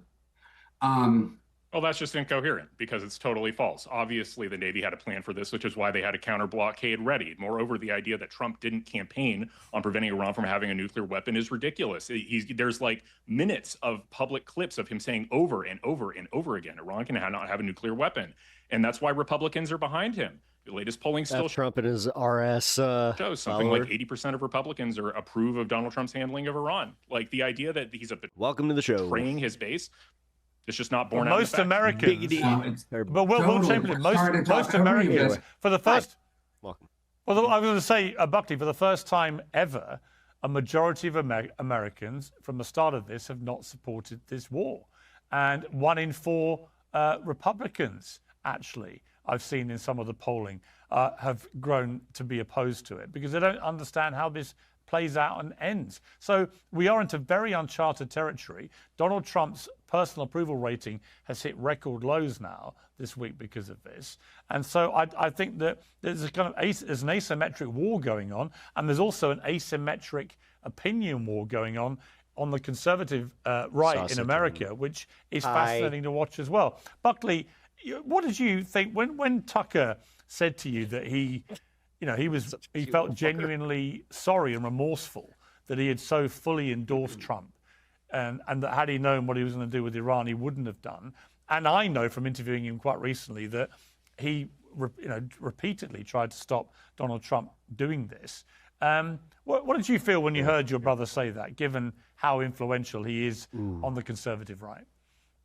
I thought it was an admirable expression of Christian principles to apologize when you've done something wrong. He had a huge impact. He worked hard on behalf of Donald Trump, as so many have.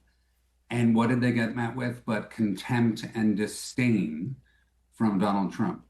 Does Tucker bear responsibility? Do all the other people who worked for Trump, worked on behalf of Trump, bear responsibility? I think so, in varying degrees. Obviously, it's binary, as every election is, and I think we probably would have ended up in exactly the same situation if we'd elected Kamala Harris and all of her absurdity. But people who've defended Trump for the last decade aggressively at great expense to their own personal safety, their comfort, their employment, their friendships. Sure, I don't see it enough. To answer your question more clearly, you don't see it in America at all. You don't see it among American leaders. You never hear someone say, gosh, I'm sorry for actually being a proponent of this person or this policy that didn't work out, when it's obvious it hasn't. So I wish more people would adopt that attitude, frankly.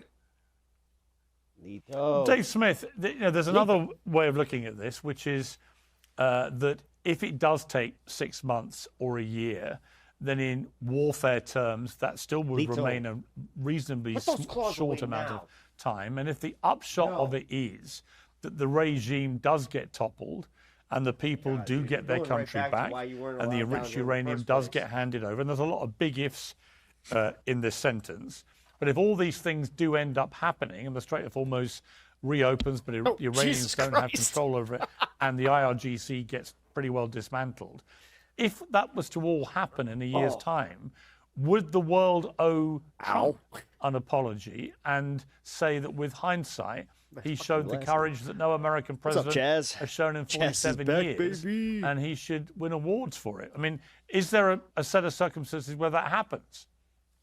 So are you asking me if there's a chance that Tucker Carlson will be apologizing for apologizing, and then he'll have to support? Yeah, I mean, listen, for the record, let me say, I apologized for supporting Donald Trump and said I regretted it back last summer, and it did not make nearly as much news. So I would like to point that out. I mean, you support him for like quick a month, to this game, so it's really not that big of a reversal. It was a good 6 Yes, I just hit my face. months. He had me going there. Yeah, that was about it. But yeah, by the way, I'm embarrassed for the 6 months. I'm quite proud of the time before then, if anything. But no, I will say this. Eye protection, it's important. Look, Pierce, I mean, if these 7 things that all seem crazy unlikely right now all were to happen, so you got a lot there. We extracted the enriched uranium. We got this strait back open. Some of you guys on the vertical stream, you can't see it. I got some comic boxes like right back here. Regime has fallen, and something not catastrophically worse than it has replaced it, as has been the case in every other regime change in the last 25 years in this region. Is he going to go? And then you'll just hear him go click, because like he likes to go for the opening. Probably at this point, a year from now, we'd go, wait, how much did the whole thing cost? How many innocent people got killed in the whole thing? And what did we really get out of this? You're saying we took the nuclear threat, which you claimed had been obliterated 6 months before you launched this war, off the table. And honestly, I mean, if at the very minimum at this point right now, Pierce, if you got this thing going for another year, you're going to be looking at what? Few $100 billion of a cost. If you added up the cost right now, we might be at a few $100 billion. Our bases destroyed in the region. How many more retaliations from Iran? I mean, look, there's so many questions there, but the bottom line is that where we're at right now, it seems the only way to achieve any of these war goals are this wild like bet on intimidating the Iranians into capitulating. But Will already kind of gave and you jumped on it rightfully, Pierce. Will gave the whole game away when he said the enemy gets a say too. That's right. So he can predict all this stuff. Like a couple weeks ago, he's saying we're going to have the enriched uranium. Nope, that turns out that deal isn't real because the enemy. Well, okay, but it didn't turn out now. Yeah. Now you're saying maybe they have. Okay, you just said Iran, you'd be surprised if they have a month left. In a month, when this government is still standing, you will move the goalpost to something else. This is what you guys do through all of these wars. They did it for 20 years in Afghanistan. The government that we're building up is doing great. This is why this whole I know, that's why I'm saying you can keep it going. I didn't say Cat's it's a done for the quagmire. night. My point is that your bet. Listen, I made this point over and over Sorry about to the any 12-day Alito fans, but he is in war, and I got ridiculed for it. When I said, look, the reason why that was such a risky thing that we shouldn't have done is because the enemy gets a say too. Exactly your point. Now, in that war, Iran chose to make sure they didn't kill any Americans, make sure that it wasn't something that was going to escalate the war. And I said, why are there always Zionists? Because that's technically what he has, is like a debate with a Zionist and a non-Zionist. Wow. We put a lot of faith in this crazy government to do that. Strangely enough, I'm not really bothered. Yeah, you said they had calculations over us, which I don't is mind insane. a They debate. don't. They Will, killed 7 the of our Strait of soldiers Hormuz total. the Strait of Hormuz is closed. Our bases that are in the original destroyed. We're military in a objectives? gridlock We right don't now. get our oil from the Strait of Hormuz. They lost their entire Yes, senior but- leadership okay, class let me that had just- their What about whole our military friends who degraded. do? What about the friends in the region and by that the we way, completely left this is- behind? This The is friends are such on an our side arrogant now. and- UAE let me just just left say, OPEC. They're going to be aligned well, with one us. sec- You guys are just let's because just your go- guys are talking. Dave needs to get a lot better at like collecting his thought and then like going back to Will, points let's are 10 go. years old. Let's go. No, they're not. because he has my problem where, and I think I get it. It's because I think he also Well, let's he go enjoys one at a time himself so we a don't just little talk over each bit. other. Like, Okay. and I'll Sure. listen to you too. I mean- But so just no. Listen, I think it's a very arrogant and ever heard simplistic him on view to go, Legion? hey, if the Strait of Hormuz has had the lowest level of ships going through it in the last week, to just go, whatever, that's bad for the global economy. That 20% of the oil is like held up. You're like, dude, you do not know how bad this is going to be. Have people go, everyone at home who has a 401k, go look through all those companies that you own. You know how many of them are in foreign countries? Countries in Asia, in Europe are panicking right now over this oil situation. The Gulf states are panicking right now. And Pierce, this won't show up in the markets. If you remember, during COVID, during lockdowns, the stock market went to record highs after we were pouring trillions of dollars into the economy. It wasn't for a full another year when the price inflation started destroying Americans left and right. And we have no idea what's coming down the road. We do not know how long we can keep that's this the up question. before it'll be a cataclysm for the global economy. And you're way too cocky Yeah, I mean, about Will this, Cha- dude. You don't know this you're will be just good for us. Yeah. You're way too conservative. Will, I mean, Will, like, Will if Chamberlain. oil matters that Will, much, Will I am way Chamberlain. too Hang on. conservative, way Will, too Will, conservative Will, for hang on. Will. That's Hang kinda on. funny. Let me ask Will a question. And we've got a slight delay between me and you guys, so you have to bear with me because I'm about half a second behind you. Will, the reality is this, isn't it? If I presented a set of circumstances to you where Donald Trump comes in for his second term, in office, hits the ground spectacularly well, You all shuts heard down that, the right? southern border, pretty much stops all illegal immigration coming over that border, off to a flying start. Then a few things start to happen. Then a lot of stuff starts to happen. And now here we are, a year and a bit afterwards, so nearly 18 months now into his second term. His approval rating is at a record low. He's trapped in a Middle Eastern war of the kind he said he wouldn't get involved with. Cost of living is now increasing again in the United States. And in fact, inflation has not been eradicated, so it was going up anyway, but is now going to be eradicated at a greater rate because of this, enhanced, I should say, inflation because of this. That we're going to see the consequence of, for example, the lack of fertilizer coming through is going to have an obvious effect on the global food market, including in the United States. So yes, it's true the United States is pretty well oil self-sufficient, but there are so many other parts of the world which are absolutely reliant on the Strait of Hormuz being open for gas, for oil, for fertilizer, and so on. The longer this goes on, and the Iranian regime's only objective is to survive. The longest this goes on, the worse it gets for the United States and the global economy. And to anyone who pretends otherwise, and for Donald Trump's approval ratings, and for the Republicans' chances of hanging on to either half of Congress in November. And I think that the longer this goes on now, we're nearly into May, then June, July, August. I mean, you're into the midterms before you know it. This becomes politically and economically unbelievably damaging to Donald Trump. No, I won't. You must see that. Broadcast, just quit. Sorry, Will, I can't hear you. Can you?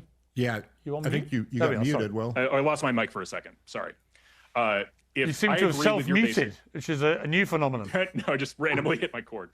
I agree with your basic statement. The idea that if this war is still going and nothing has changed in 6 months, and this is the status quo in November, you're right. It will not be good dumb and for gullible the they'll believe anything. It will not be good for the president. I just think the odds of that are incredibly small. Stick around for some conversations that are bound to pop up in this chat, or conversations. Sometimes they have conversations with themselves. Going on for 2 months. Make very declarative statements. It's been in place for less than 2 weeks. Stick around. Roughly 2 weeks. Hit that like and subscribe. Which is roughly around the time, analysts that I were seeing, around 2 weeks is when the oil storage wells start to fill up. Smaller. And, again, we're seeing these interesting mixed signals from the Iranian regime. Remember, it was only like a week and a half ago when you brought up that post I made, when Syed Aragchi went on Twitter and said the Straits of Hormuz are open, and then immediately that got swept aside because there's an IRGC counter coup. Like there's a lot has happened in the last 2 months, and it's happened very rapidly, and there's a lot of uncertainty about, especially inside Iran. And so whatever you guys talk about, this is sort of what I meant when I was saying conservatism. It's whatever you guys talk about, we don't know the broader impacts on the whole global economy of 20% bump in oil prices. Like, how can you not see that the effects on Iran of the Strait of Hormuz are much more dramatic when they lose because their economy already sucked, so they were kind of poised to deal with this kind of like shock. Their ability to export oil and it's their entire economy. Wait, but Will, I think people they tend to get a little bit more, because I think this kind of gets at the heart of it, because it's not a question of, well, if we're damaging ourselves, but we're damaging them more, therefore that's good. Like we have the military capability to blow up the entire world many times over. But if we were to do that, we wouldn't say, hey, that was a military victory because we blew a bunch of stuff up. The point is that we're no closer to any of the war aims than we were at the beginning. And now we have a whole new problem that we didn't even have back then. And by the way, those problems weren't nearly enough to launch a war of aggression over. The whole thing is madness. And you can sit here and try to spin it however you want to, but the bottom line is that the commander-in-chief who you're supporting here has declared victory, as Buckley put it, multiple times already, declared the thing over, made all types of threats that he's not even following through on. President Trump just said that we will be taking control of Cuba almost immediately. Threatening war crimes and terrorism, and then just backing off of that, the whole time lying through his teeth to the American people. The regime has not fallen. It is a war. The strait is not going to open by itself. And meanwhile, we're no closer to getting their enriched uranium. We're no closer to getting them to stop supporting Hezbollah. In fact, Donald Trump, look, well, yes, it is, dude. In fact, Donald Trump had to even start warning the Israelis to stop because he was so concerned that that was going to blow up this ceasefire and he needed to take a break from the military action. The bottom line here, Pierce, as you've covered very well on this show, is that somehow Donald Trump allowed Benjamin Netanyahu to con him into this war, which he has he literally been we've known this, my entire life trying to drag my country into, lying through his teeth about how they're weeks away from a nuclear weapon for 40 years. And somehow him and the Mossad chief were able to convince Donald. Hold on, guys. Hold on. This is live in LA right now. Making an arrest. Here.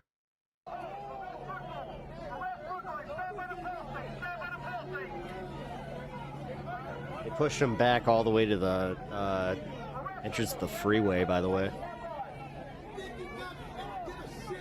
This is probably at least 5 blocks, 6 blocks away from the facility. Okay. Like I said, we'll come back. I'm going to keep an eye on this. Donald Trump of this ridiculous notion that it was a definite, it was a slam dunk that you could get a regime change through the sky, and that the regime he would wasn't be convinced of that. So You didn't even read the New York Times article. That's just flat out false. Back in. Like you're just no. You didn't read it. Yes, I did read the article. Yeah, apparently not, because it made very clear that the Americans did not credit Netanyahu and Mossad's statements about regime change. Yeah, because he thought it was on his own. He wasn't manipulated to this by Netanyahu. He called for the people to rise up. Listen, I mean, literally, the State Department themselves just admitted we fought this war for There's a protest happening in LA right now that got dispersed. I can't believe you deny this. I think what is obvious is like it's a bunch of online content creators. Marco Rubio's mouth that was with like 4 other people. Have been clearer until he we literally had a whole debate about this is insane. There's like 80 content creators on there. We watched the video that I quoted. Let me bring. I want to bring Buckley back in, but I want to just first of all, Buckley, before I come to you, I just want to ask Dave Smith about something that Mark Levin has said, because the reason I got you three guys on was because you all have a sort of different perspective about about Trump, the MAGA, conservative right, and so on. Yeah, if you guys haven't already subbed to the channel, Mark Levin's been leading the charge do me the solid. for Trump and Iran and so on. Really appreciate that. And he's just hit the called like you button. out, Come on, Dave, guys. personally, along with Tucker. So I'm calling out Tucker Carlson, Dave Smith, Nick Fuentes, and the other podcast reprobates, and drawing a clear line between strong political commentary and what I see as reckless rhetoric. You can be aggressive, you can be passionate, but when commentary fuels distortion, extremism, or You're confusion, not liking it has or real subscribing. consequences. Whoa. This is about responsibility in freeloader media, accountability in messaging, and protecting the integrity Damn, of real can't even debate do the basics. in America. Man, even I have a few right-wing channels that I had. Like, you know what? Just before I go to Buckley, what is your response to Mark I have Levin? like two. I got Speakeasy Pierce, and who else? He literally goes off on this whole thing about how, like, hey, you can be pointed, but you got to be responsible about what you say. Oh, the modern video day debate, opens with him technically. calling us the woke Reich. The video opens with him calling us Nazis, as he in the same episode, Pierce, advocates for tech censorship because we're all a bunch of Nazis. Thanks for the hearts. He's Appreciate calling that. us woke and saying that our rhetoric is too far. I Oh, don't know. Valhalla. Yeah, Valhalla VFT. Yeah. Honestly, Hey, there we go. As somebody who's read a lot of I got some. neoconservatives and war hawks over the years, and as someone who clearly is like opposes them politically, and there's been some pretty dumb arguments Candace advanced Owens by today. neocons before. None of them have ever gone full Mark Levin. He has become a complete clown, like a caricature of himself. If he wants to call out. He starts by going, "I'm calling out Dave Smith and Tucker Carlson." My dad asked me about Fuentes. He said, "Why is a Mexican the face of white supremacy?" I told him that Fuentes identifies as a boomer, so I wouldn't have to answer. How about come have a conversation with one of us. Good. Let's discuss these issues. Feel The bad for you, bottom though. line is that Mark Levin is getting destroyed in the Glad my dad marketplace of has ideas. no idea who and so he now is. he refuses to debate anyone. Tucker has God. made the invite to him. He admitted this. Tucker texted him, reached out. Hey, it'd be good to lower the temperature. Why don't we have a real conversation here? To We can be talk one of about those our people that found out who Charlie Kirk was, like, through the news. disagreements. I've offered many times, but I'm sure Fuentes would too.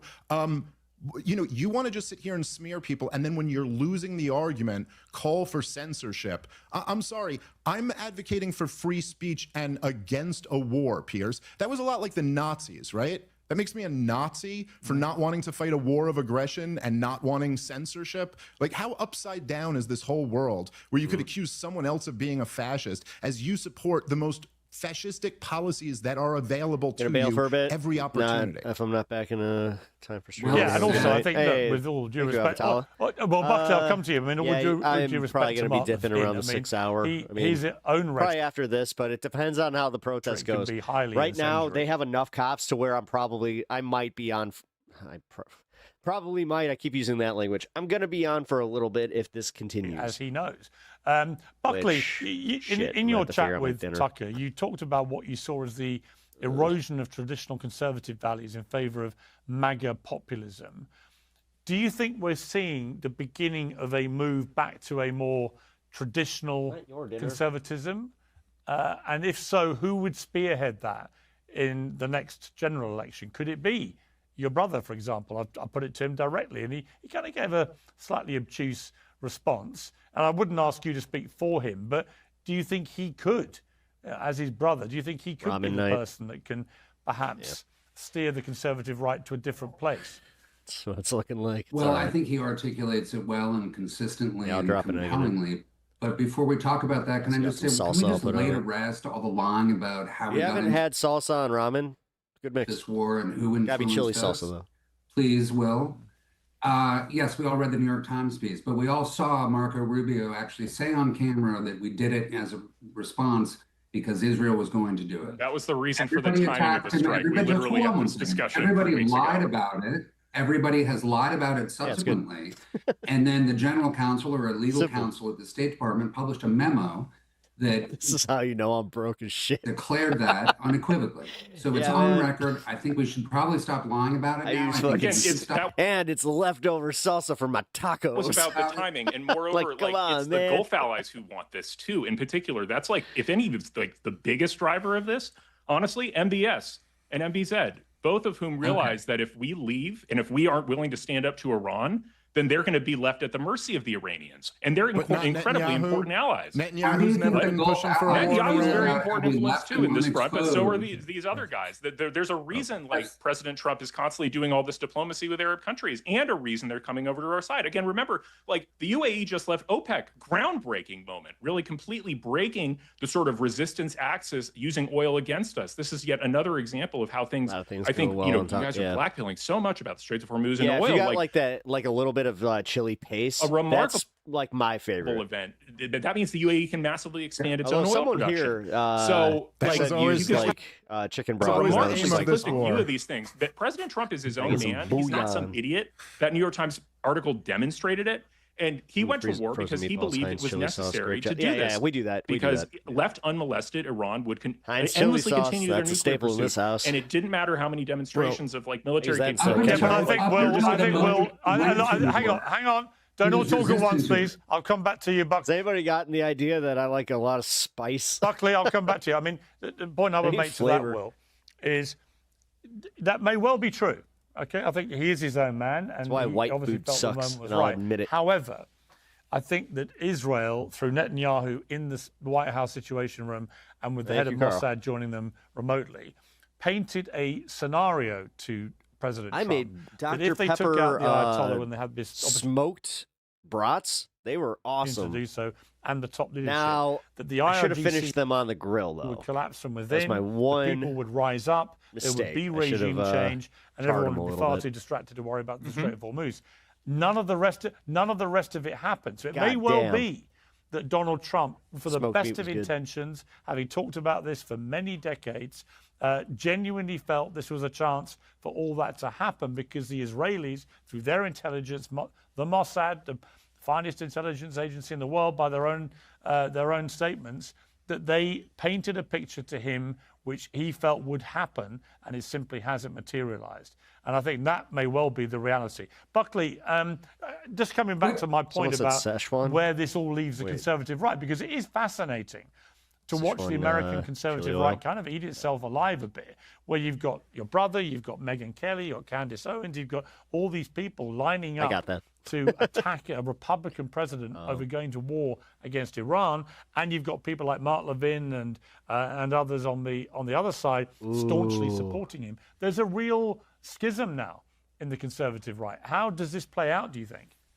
Well, I know think what you I'm going to do, though. it well when those are the damn it borders. And on the one side, you've got people who are stalwart, everything right now. not fans of Donald Trump, but fans of his program that he articulated so well and strongly, and in the face of just overwhelming and murderous after a stolen valor over the past decade. And then you've got people, sham frauds like Mark Levin and others, Ben Shapiro, who didn't support Trump, didn't support the populist agenda, didn't support the program, were disdainful of him and the America First ideals.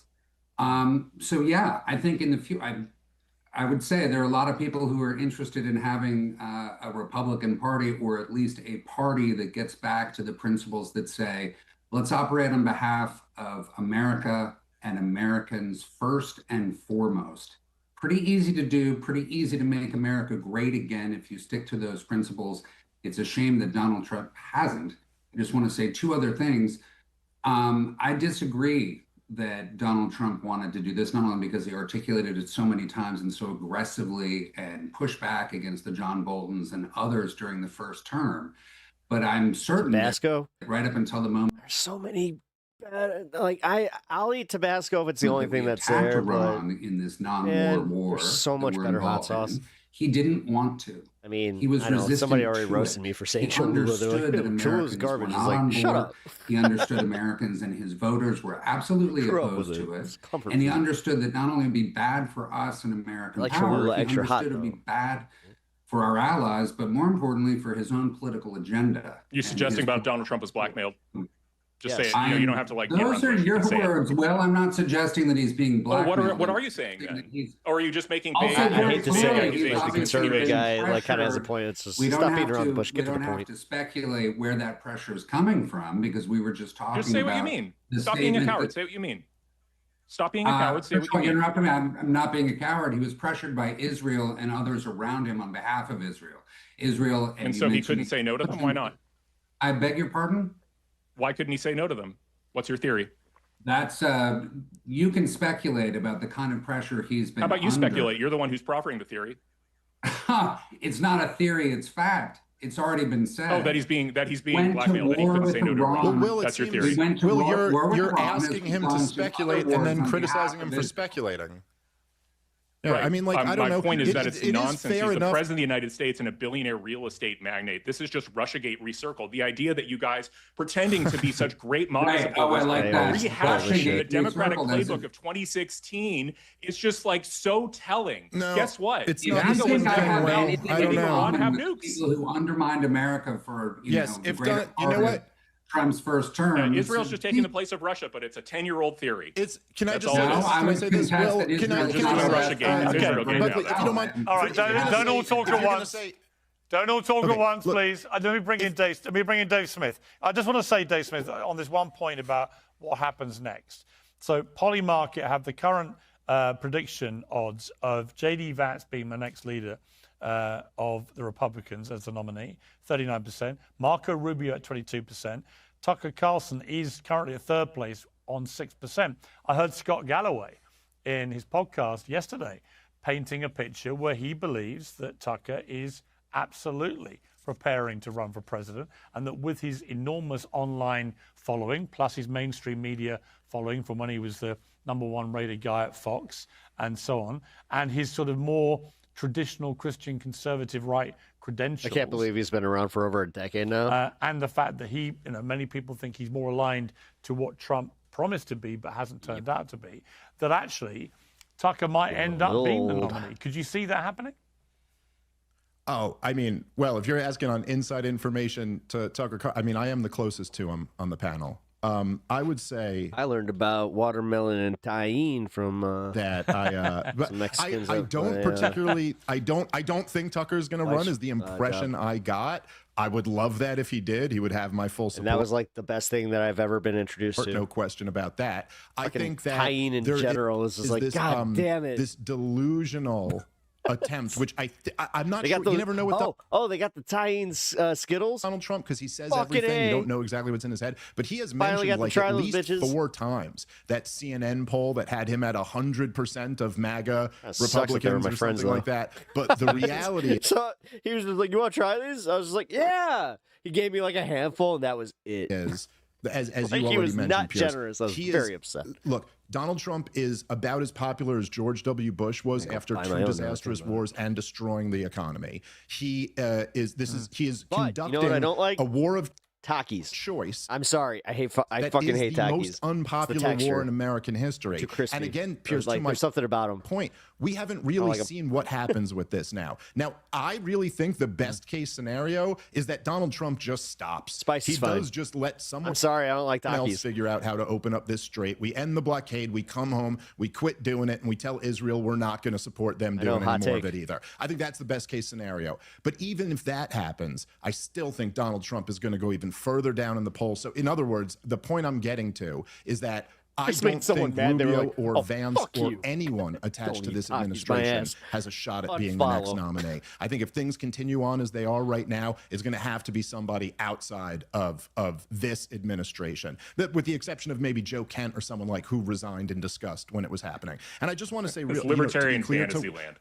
Libertarian fantasy land. Sure. We'll see. Well, he's already we can make a bet around. Ooh, perfect for see now. Takis and sour cream might actually. George W. Bush. I could see how that works. Sure. Absolutely. He's about as popular as George W. Bush was. Okay. Anyway, so by the way, to Will's comment that this is just like Russiagate, like if you say Israel has influence over Donald Trump, that's the exact same thing as saying that he was in a conspiracy with the Russians to overturn the election. I'm pretty sure my wife has that exact same Stanley. 2016. Something, by the way, that I have a great track record on. Russia blackmailed Trump. Do you not remember the P-tape allegations? Yes, but But again, instead of interrupting what I say, I know, but if you just let me finish my point, that wouldn't really work here. See the difference, and this is someone who every single day called out Russiagate for the hoax that it was, the deep state attempted coup of a democratically elected president. Every day on my show, I called that out through all of Russiagate. And yeah, you know what, Will? If Donald Trump had said, hey, these Russians who care about Russia more than anything else have given me hundreds of millions of dollars, and every day they come to the White House and they lobby me to... Was he actually reposting his tweets, or is that just like a thing you would say to stuff him? On behalf of Russia? And I always say yes, I always do it. Yeah, Russiagate would have had some more legs to it. If there was an entire Russia lobby in this country who had been pushing for a war of aggression for 30 years and then Donald Trump launched it, yeah, Russiagate would have some more legs on it. I'm sorry, man. Just saying that there is foreign influence somewhere doesn't mean dominated the national conversation for 3 years. You must have amnesia. Yes, no, but what you guys are doing is extraordinarily similar. This is all right. This is so dishonest. I think the difference. Trump is being blackmailed time out. Again. Yeah. Time out. I think the difference is in Russiagate we didn't have. And it seems like there's some shit going down in LA. Wait a minute. In Russiagate, we didn't have the Republican Secretary of State. Dude, I think that they might have used a signal jammer on the streamers here because all of them just went dead. We had Marco Rubio. Let me end by asking. I've got to wrap it up. Let me end by asking Buckley the question I want to that's exactly what happened. In a slightly different way. Are you 100% certain that Tucker won't run for president in 2028? I'm not 100% certain of anything. I don't have control over this or much else. So he's saying there's a chance. Would you like him? Would you like him to, Buckley? Pardon? Would you like him to run for president? Not especially. I'd certainly like to help. I'd like him to help articulate exactly what the next president should be focused on. I think he's capable of doing that probably better than really a few other people in public at the moment. But speaking of articulating things well, Dave Smith's point was excellent. And yes, I think Donald Trump should do the right thing and get the hell out of Iran and declare victory for the 37th time, and this time actually mean it. But maybe he could also apologize to America and his voters while he's doing it. Maybe he could actually come to Jesus. I know we're not supposed to say that in public anymore, but maybe he should. He could repent for the mistakes that he's made, and he could apologize. Well, I think Russell Brand would certainly endorse that final point. This is crazy. Yeah, Will Chamberlain, just finally, are you prepared in 6 All months' the feeds time just went dead. The Iran war is one dragged guy on walking and it around, and costs he's on like the far Republicans end. both halves of Congress? Are you prepared to make a public apology on Uncensored for being so resolute in your conviction it was all going to end brilliantly? He's walking back though. He might end up. He might end up losing service. Because I actually have to wrong someone to make an apology. I think apologies need to be private. But I will come on and concede error. How about that? Is that sufficient? Holy fuck! I'll take it. I'll take that. That would be intellectually honest of you. I've got to leave it there. Fascinating conversation. Thank you all very much. All right, who's here? Thank you. Thank you. Pierce. This isn't done yet, so. Well, I'm now joined by the host of. Fuck Bill O'Reilly. Don't care. Here we got the protests. All right, so let's go back to where the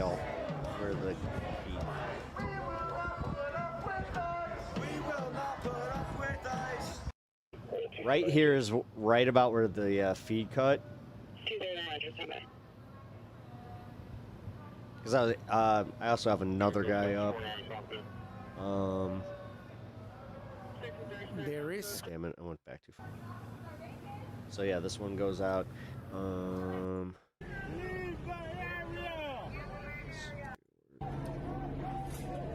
This is where they're pushing guys out of the parking lot. Kind of looked like they were fighting for a minute. Yeah, and you had this. Hey, can we put a skirmish line around those officers making the arrest? So this is downtown Portland. Holy fuck.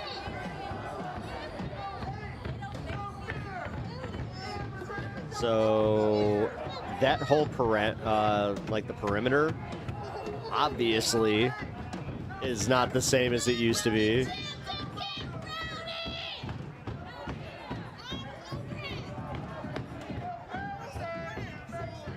Well, I was curious what was happening in Portland. So. Have you noticed people copying our signs now? Which signs? Are you talking about my signs? Like, my signs, I don't know. If people are copying my signs, then okay. I mean, I'm pretty happy with, pro wrestling's real, politics is fake. Tiny Hands, Taco Man, that was a good one. Donald Trump doesn't, and we just lost the last LA one. This isn't LA anymore. This is Portland. This is the same protest. Yeah, dude. All the LA fucking protests got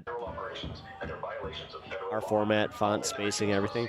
And this is why people think that like PSL and all that like are technically like an op in some way, which I don't believe that. I'm just saying like I have been seeing more and more of this fucking language coming out. They're saying the same thing about DSA, to be completely fair. I'd actually argue it's because PSL puts themselves out there more. You guys show up and speak at more protests, and I mean, fuck. The last like 4 protests I've been watching, PSL was like one of the organizers, which again, nothing bad about it. I'm actually kind of mad that TSA doesn't do shit.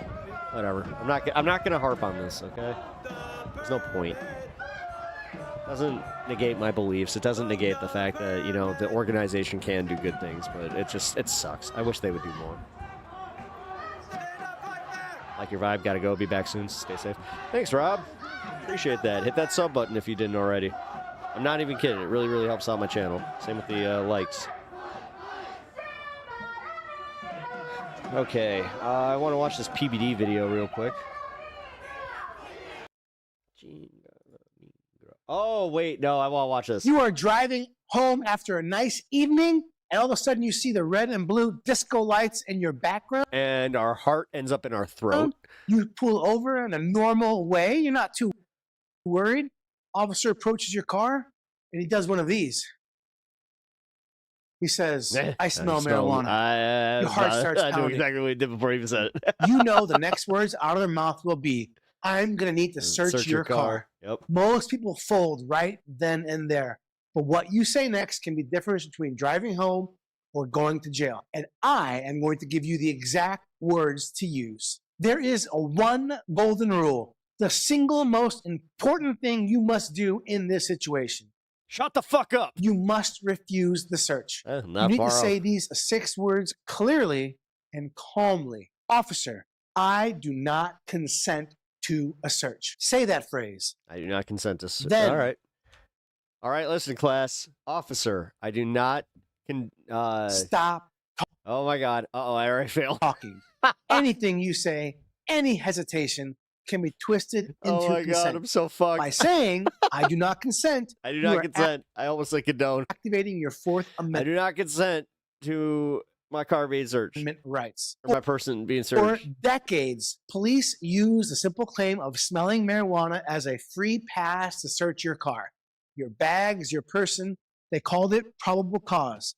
But the ground is shifting under their feet. As states across the country legalize or decriminalize cannabis, courts are starting to agree that the mere smell of something that might be legal is no longer enough to justify a search.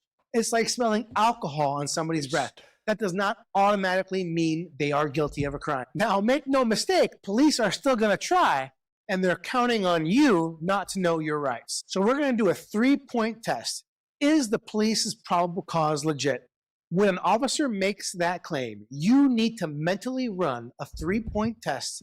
This is what your lawyer will analyze later. Number 1, what is the law in your state? If cannabis is legal for recreational or medical use, the smell of it is far less likely to be considered probable cause for a search. In states like Indiana, where it is 100% illegal, they're likely going to have probable cause to search you, your passengers, or even the trunk of your vehicle. That sounds insane, right? That's the most recent Indiana Supreme Court case. Trunk is fair game if they can smell marijuana coming from the passenger compartment. You have to know the laws of your state. Number 2, did the police claim to smell burnt or fresh marijuana? This is critical. The smell of burnt marijuana lingers. It doesn't prove a crime is actively happening in your car. The smell of fresh, unburnt marijuana gives them a stronger case the substance is physically present right now. Again, in states where it's 100% illegal, it's not going to matter too much. That's like Indiana. But still go through this framework, even where it is illegal. And number 3, who are the police searching? Even if officer thinks they have probable cause to search the driver, that does not automatically extend to every passenger in the car. Police need individual probable cause for each person they want to search. Again, that is going to be state specific. And unfortunately, in states like Indiana, where it is 100% illegal, are likely going to be able to search the passengers as well as the driver. But if you are the passenger, you have your own rights. You can and you should say, officer, I do not consent to searches. Now, let's drill the most common ways police try to get around your refusal to search. They'll say, fine, if you have nothing to hide, then you won't mind waiting around for our canine unit. This is a bluff designed to waste your time and intimidate you into consenting. A traffic stop cannot be delayed to wait for a drug dog without a separate reason. You need to say this. Officer, am I being detained or am I free to go? Repeat this question. If they can't answer, they may be illegally detaining you. Number 2, furtive movements. Yeah, see, this is the problem with some of the sovereign citizen videos that I've been watching is I do think that they're trying to get people, even like me, to just be like, oh, yeah, these sovereign citizens are idiots, but they'll mix in some of these types of cases and they'll be like, see, this is a sovereign citizen. It's like, yeah, but they weren't. They didn't mention fucking maritime law or any of that bullshit. Like, they'll claim that you're making furtive movements, reaching for something. This is an old police officer. They know the rules. Trick. The moment they say that, you put your hands on the steering wheel or dashboard in plain sight and say, officer, my hands are in plain sight. I do not consent to searches. Number 3, I do not consent to search. Pretext stop. They pulled you over for a broken taillight or speeding, but now they're asking you a million questions. This is a pretext stop.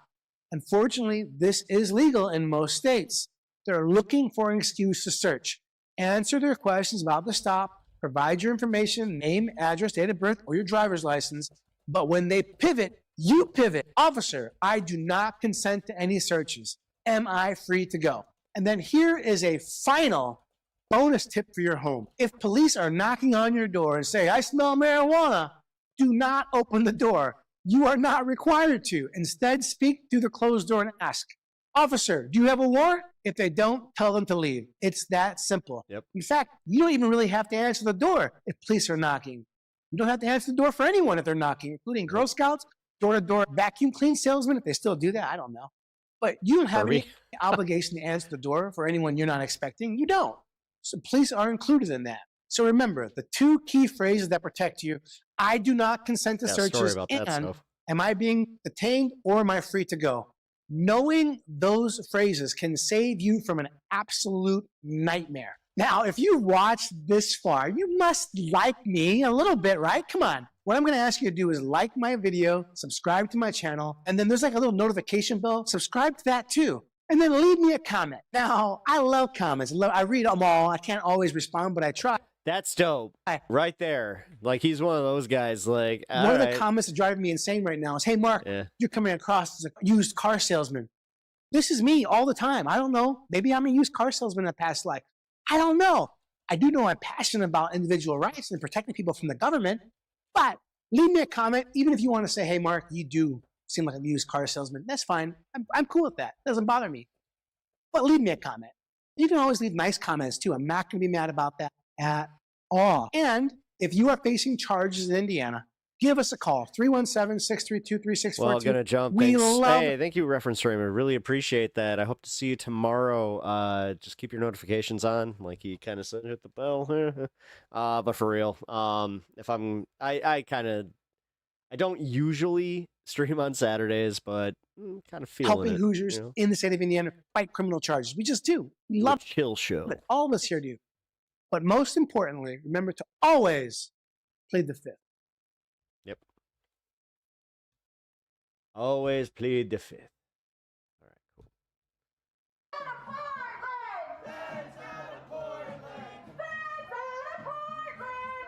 Nanner, nanner, boo boo. Nanner, nanner, boo boo. Nanner, nanner, boo boo.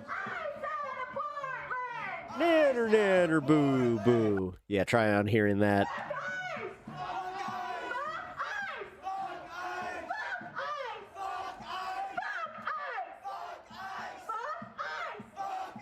What's with the inflection? Fuck eyes.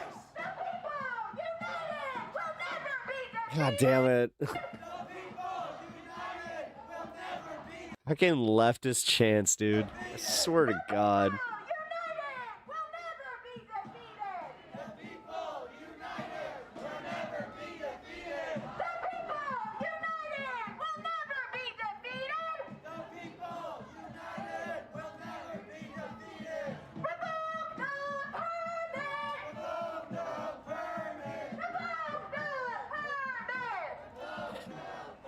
That one actually sounds all right. That one, yeah, revoke the permit. There you go. All right.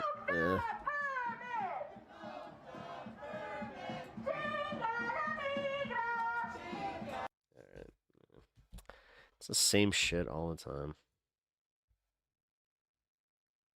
All right, here's the Mayday March.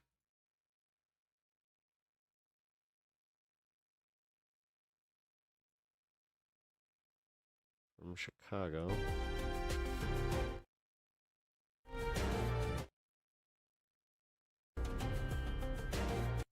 They really played music throughout the whole thing. That's not a bad march. Let's see. Oh.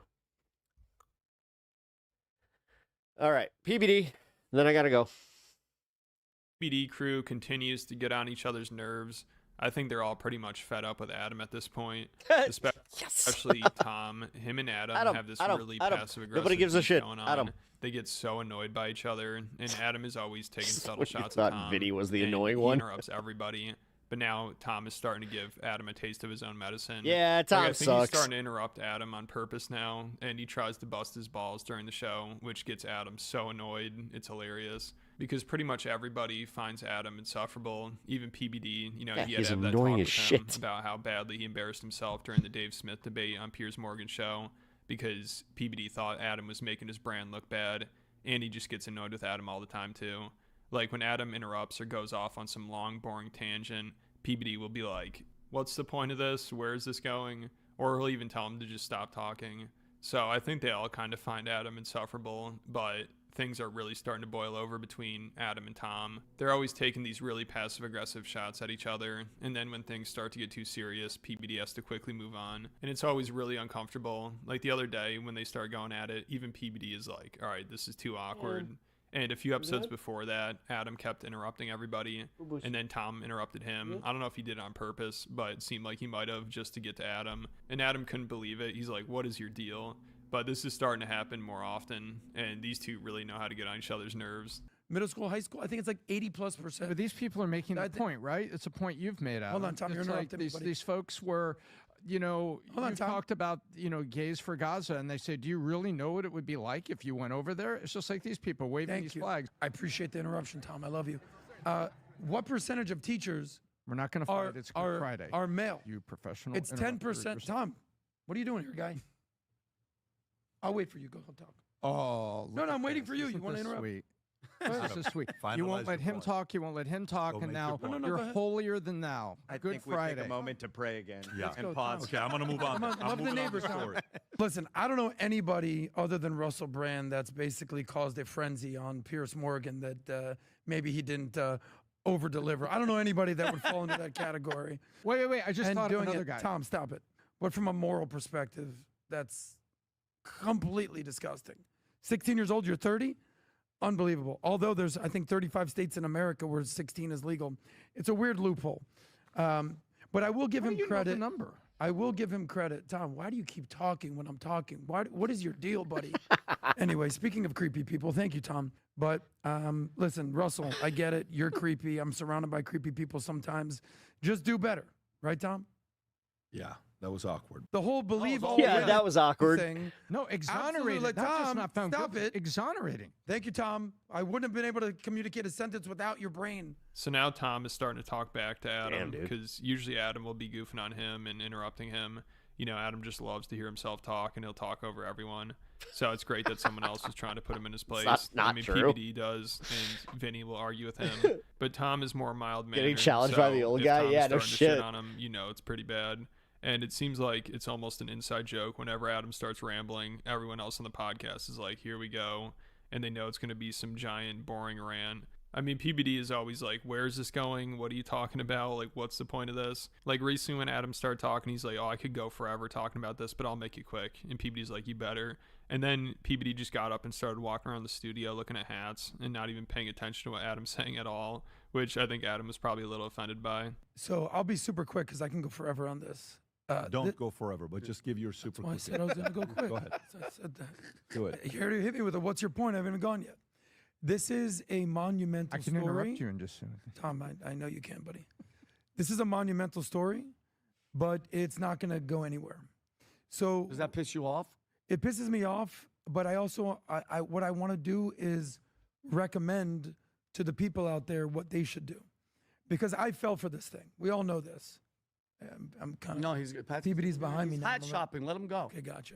And PBD especially hates when Adam talks about relationships and gender dynamics because Adam has no wife or kids and still kind of lives a bachelor lifestyle and goes clubbing. And he'll complain about how it's really hard to find women that are respectable enough to start a family with. And he also advises men to wait to get married and have kids. But whenever he starts talking about this topic, PBD always disagrees with him. So a few months ago when they were covering how people don't really want to have kids as much anymore, as soon as Adam started talking about it, he's like, all right, this is going to take a second. And you get to hear PBD just be like, oh my God, here we go. And then he brought up how Tom was in his 40s when he had his first kid. And PBD's like, you're always making fun of Tom. And he calls him out, which PBD seems to be really defensive of Tom, even though he sometimes makes fun of him. But he feels like Adam's too mean to him, I guess. And Adam also brings up some story about how he told some lady that she was too old to have kids. And then she started crying. And PBD is like, what is the point of this? Like, what are you saying? This may take a second, Pat, so just bear with me. Oh but, my God.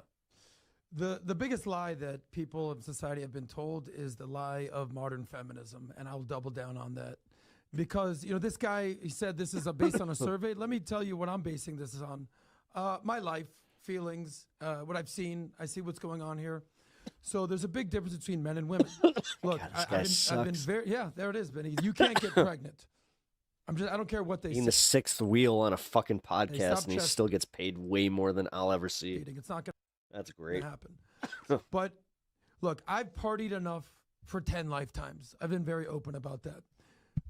I've been all the parties. I've been all the yachts. I've been all the mansions. I've been all the trips. I've done it all. The only thing I haven't done is genuinely have a family with kids. So that's what I'm solving for now. And you might say, Adam, you're 45. Is it too late? Not even close, bro.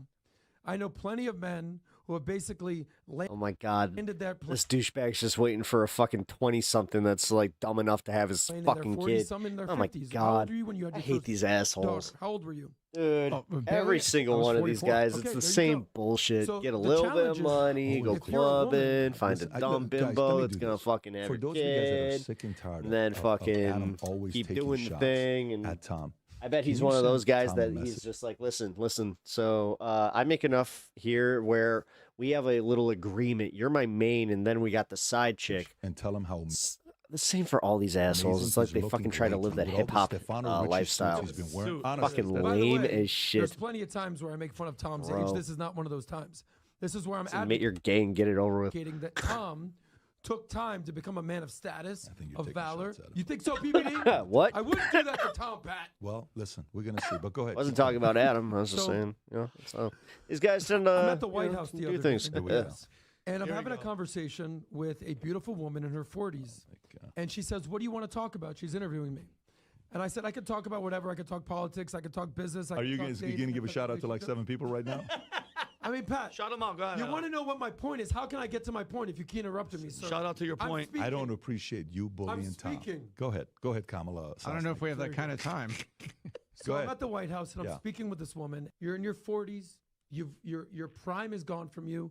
You better hit a Kobe Bryant last second shot clock if you're gonna have a kid. You told her that? Yeah. And she goes, "You're right." You're like, "You're right." She starts crying. I mean, she was. Is that 7. like a pickup line? No, it was Like, not a we pickup got- line, Pat. PBD. I'm trying to tell a story here, sir. I'm So there's really more women- trying to follow where you're going with this. Well, But if go you ahead. Stopped interrupting me, sir. I'd be done with the story. Hey, keep going, Adam. Okay, I'm sorry. Can't get over the top. But there's more women than ever freezing their eggs. There's more women than ever considering having a baby alone. Imagine that. How do you do that? They have an egg. Yeah. They have an embryo. They put the sperm in, and they have a baby. Let me tell you. And there's no man around. And this, unfortunately, is the future for women. And then I'll land the plane here. Land it. I've interviewed all types of people. What is glass of wine and a turkey when we baster. interviewed, Tom, I just was trying to be nice to you. Don't make me do this to you now. Hey, what up, Pop? We're going off the rails here.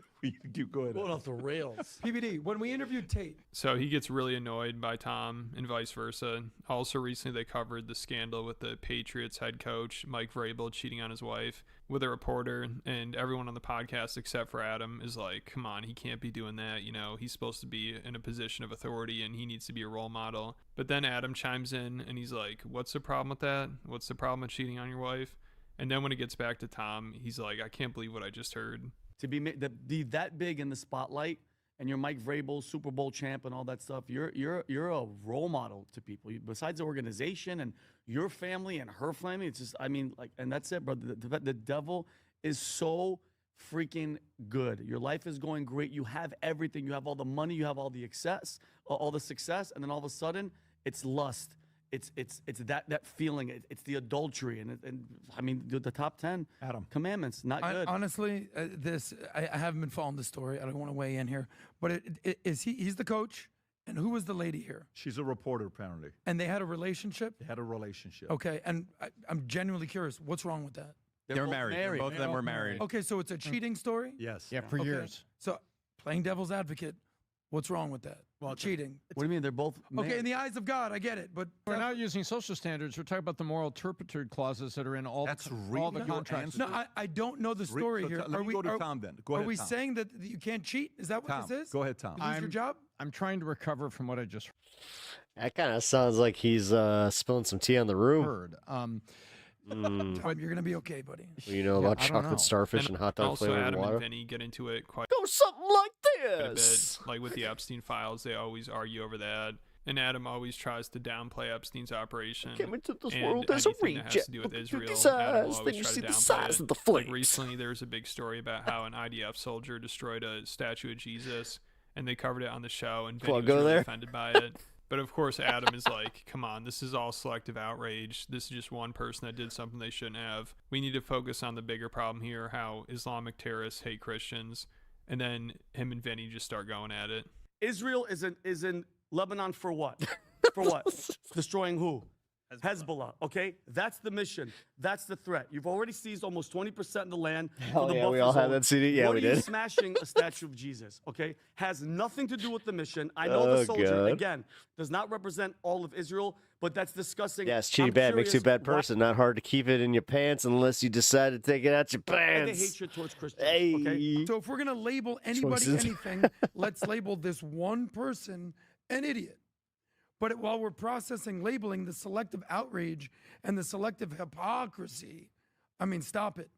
Okay, so you've seen a video of like a religious Orthodox guy spitting on someone, or someone, what this guy did, smashing a symbol of Jesus. Okay, the Christian people are the most persecuted people on earth. They're killed, they're kidnapped, their churches are bombed. By who? Say the name. Islamic terrorists. Nice. Let's Wow. focus on that. So let's chill with the selective outrage. How dare you smash a photo? Horrible. But can I say one thing though? Saw him with I corn twice and completely then- disagree with selective I see outrage. him the It's third time. something that we were seeing. People were denying it. We're seeing think I it. saw him It's not an after a isolated significant incident. other was What released. bothers you more? No, but Nothing I but will- this Oh, twice. or thousands of Christians being killed in Nigeria? No, but Vinny, Well, no, can wait. I just say one Adam, thing? Can I each just has say its shut- own thing. yes. That But what bothers me. bothers you I more? agree with you. No, let me. I want to. Obviously, Adam, seen you're not corn going to get me a to few goddamn. times. Of course, it's thousands of people getting Okay. killed. So- This They all isn't kind a of blend gotcha. together You except for can't the first address one. this story This is a messed up story. So and somebody else is reporting of it. I hate to say it's the same with Ozfest. I couldn't tell you who was playing what year. I'd have to like literally look at it and be like, oh yeah. Selective outrage. You're telling me how I then like, are you I telling me hit how that I dude. feel? A statue. Are you telling me how I feel? Here's what I'm telling you how you Jesus feel. Christ. One of these days I'll do that. I'll just go through all like the So it seems like there's a common concerts and denominator here. You know, everyone's sick of Adam.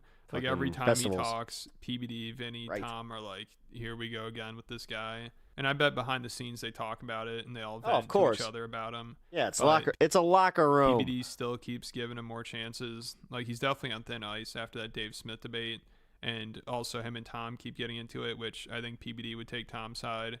And the audience is always complaining about Adam, and they usually praise Tom. So we'll see how much longer PBD can put up with him. But let me know what you guys think about it, and check out the Patreon. I just posted a new video on there about how Candace Owens is in big trouble, and she finally might have met her match. And also I covered how Dave Chappelle is totally out of touch now. Well, those will be interesting when those drop. All right. Yeah. You know what? This seems like a good time to start wrapping the show. It's almost 10:30 here. I do still need to eat, so yeah, fun times. Yeah, let's go check in with the protest real quick. God, I swear to God, if there's something popping off, I'm gonna be pissed. Oh God damn it! Get fucked! Get fucked! Motherfucker! Fuck you, thugs! I gotta pee. Be right back. Not leaving.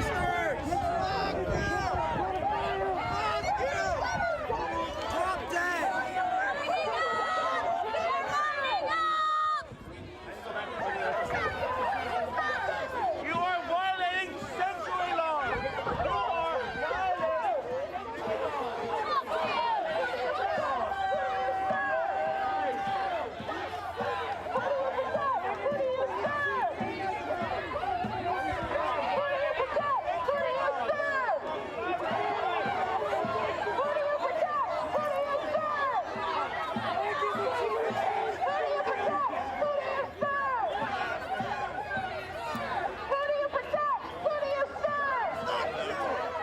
You guys need better chants. Your chants are so lame, really. White people can't chant worth shit. Facts. I hate your chants, really. They're lame as fucking boring as hell, really. White people can't chant worth shit. Really, you have no rhythm, no flavor, and no seasoning in your words. You're not well accomplished. Your allies will not accomplished. Simplest of things, that you as police officers verify the identity of people that are zip tying our citizens. And for some reason, that bill is just too much. It's important at all to tell people that they're being citizens and make them feel proud. Seriously. But at the very least, the smallest, tiniest burden, which is completely constitutional, is not a proactive recipe, which is really asking you. A man that is in combo, that has got my landscaper, my neighbor, living the best life. Virtually, when she's zip-tied by some strange man who abandoned you as a police officer, and away and say, fuck you, evidently, from what I'm hearing, the pushback, it's just too much, because that might make one of those ICE officers uncomfortable. Or is it because the spirit of well-being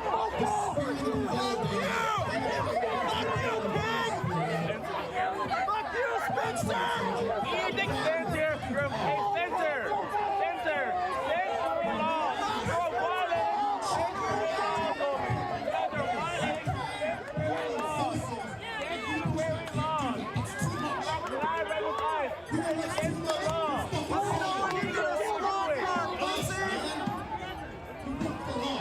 You guys, hey homie, you are listen homie. No.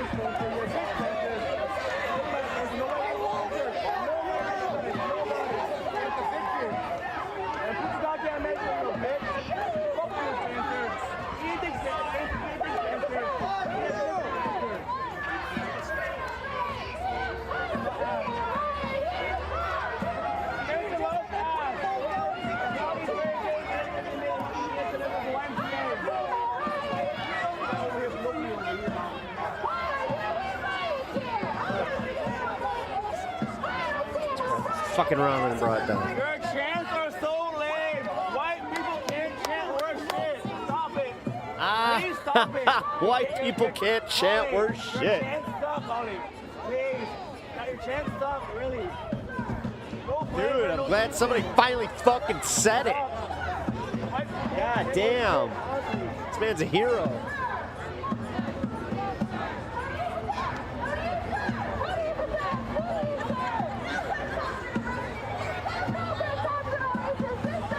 Why do they all sound the same, too? They're all, like, they all have the same fucking cadence of voice. Just all of them. Is this what it is? Is it, like, do they do auditions for, like, the same fucking sounding people? Oh, wait, I just realized it's a fucking same person, isn't it? Never mind.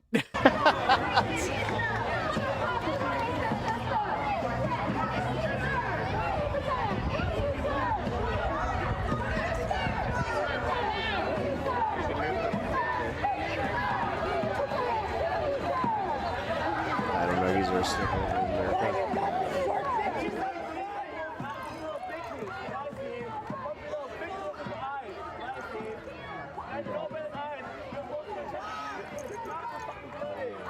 A bulldog.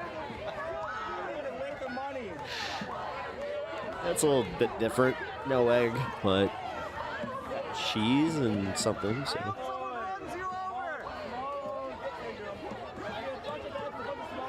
Wait, fuck, that guy's trying to encourage them not to chant. I don't care if it's a little annoying, maybe it's a little cringe, but it's forced to encourage them not to chant. I think I agree with you, yeah. He's a bunch of bitches. All I see is bitches over there. And black and yellow. Bitches.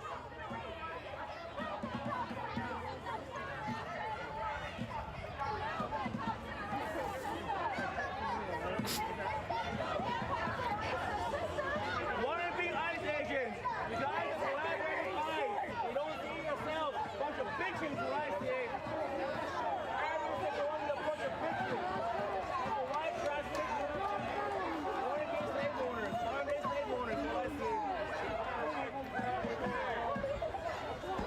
Oh, shit.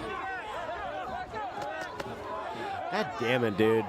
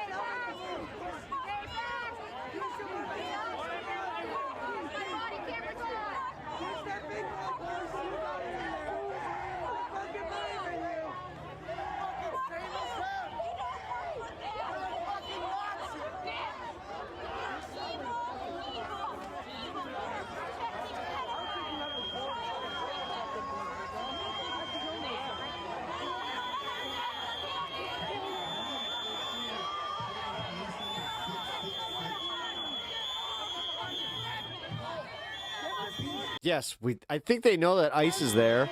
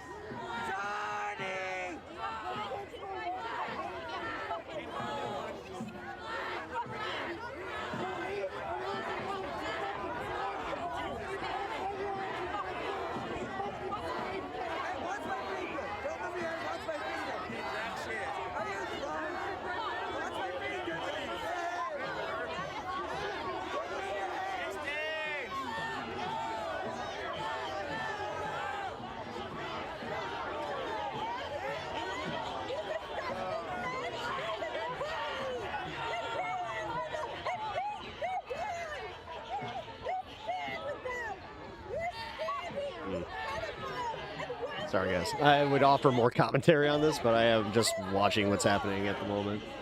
This is...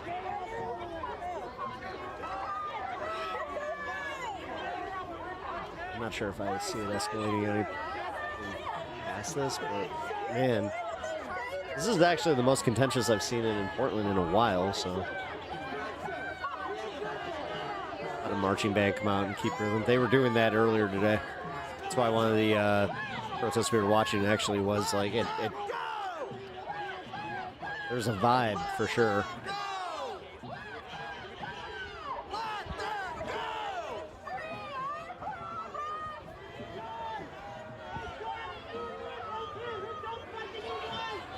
You don't see any inflatables? Yeah, something happened with that one, man. All of a sudden, I think that they even, they started saying, yeah, because you got the axolotl. You have a few people that come out. Because, honestly, that was one of the most effective ways to protest and just make, it ruined all their, here's my theory, is that the Trump administration left with all the photo ops. So, most people don't see this shit. We're definitely an outlier here. So I think they kind of figured that out where they were just okay, we're not even, we got the initial wave of press. It worked. Now we don't have to be as absurdist. The problem I have with Portland that I've been seeing is so many more dudes coming, around 9 o'clock, right when it starts getting dark, and they're decked out what I would call the full Antifa, just making, just doing the thing where it's okay, man. Jesus Christ. Are you trying to make a fucking, are you trying to be the meme, or are you a paid instigator? That's how I think about it. I feel like neither. Neither. Jesus Christ. I feel like he is, or those types of people are there to instigate, whatever, or an ICE agent. You think? Well, either way.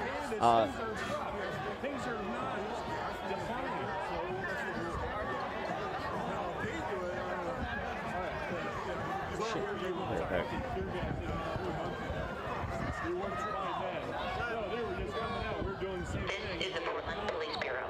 Police have observed criminal activity and will be making targeted arrests. Do not interfere with police action.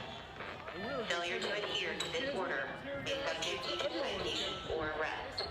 If necessary, crowd control measures, including impact munitions or other physical force, may also be used if justified by law.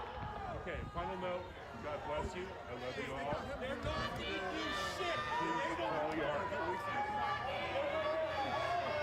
This is the Portland Police Bureau. Police have observed criminal activity and will be making targeted arrests. Do not interfere with police action.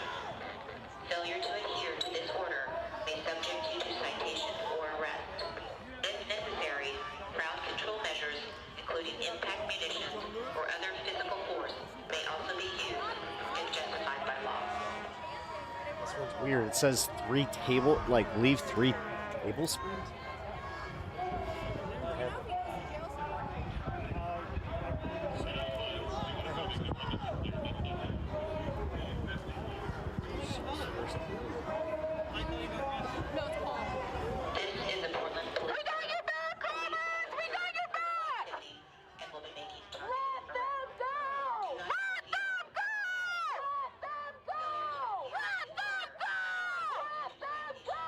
I'm sure they will.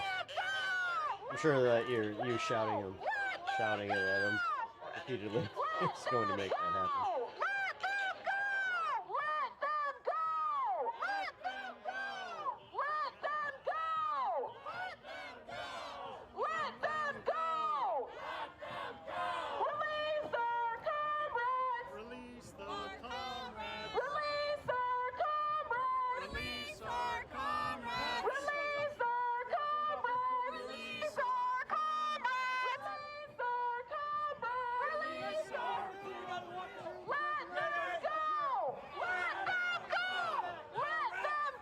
There's something annoying about this, I'm not gonna lie. It's just, come the fuck on. Is this performative? Is this what it is? Because what is this?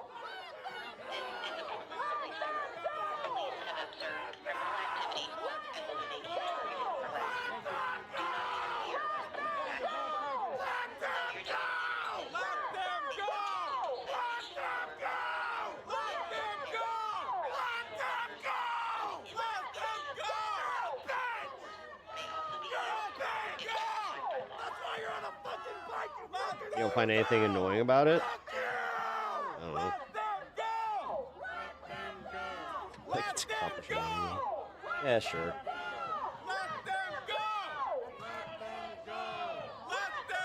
I feel bad for the fucking apartment complex that's across the street. You have to hear this shit every fucking night. Not the landlords, though. Fuck them.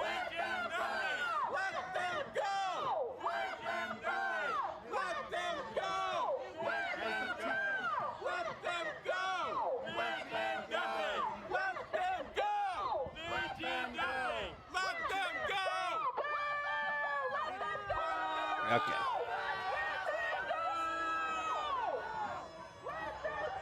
Have people been released? No.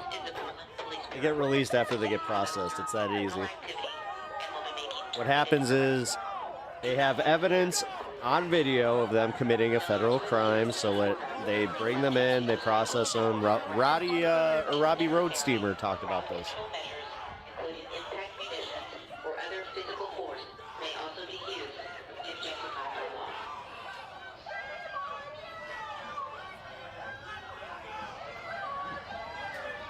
Oh, this is good.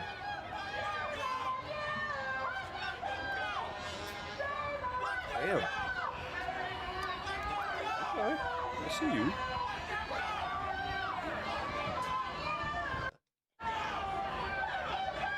It's very good.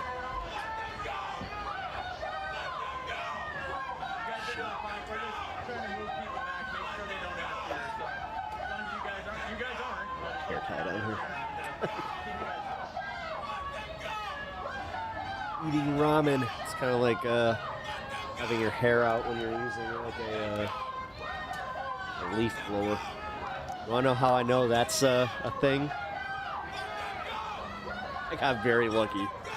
I noticed it right before it actually happened, and I was like, no, no, no, no, no.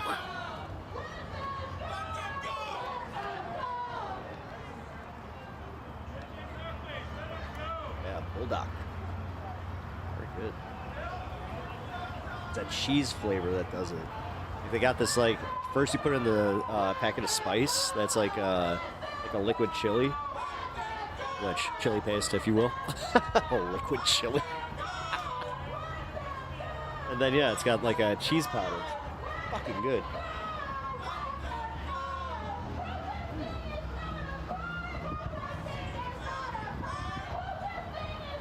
I just realized it's the same stuff that they put on the fucking K-pop Demon Hunter fries. Which those were fire, by the way.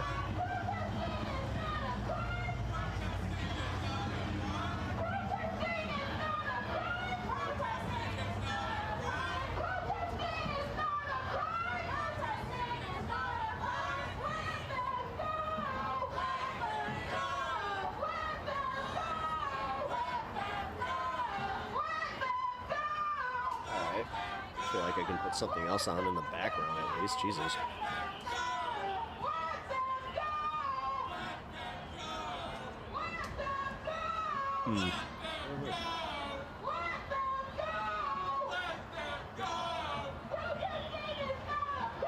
I mean, I could do that.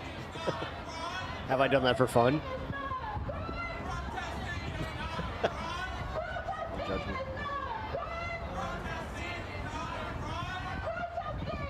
I gotta find something else to watch here.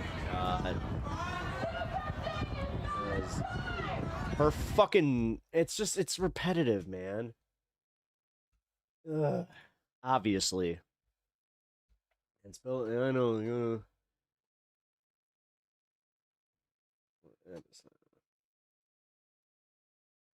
but I want to see what's going on because of this, you know.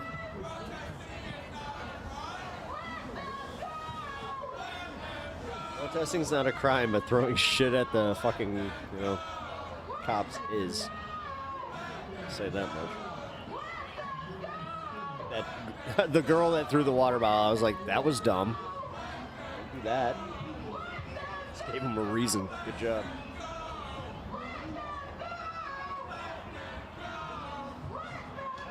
So if you keep repeating it, will they? This is the Portland Police Bureau. Police have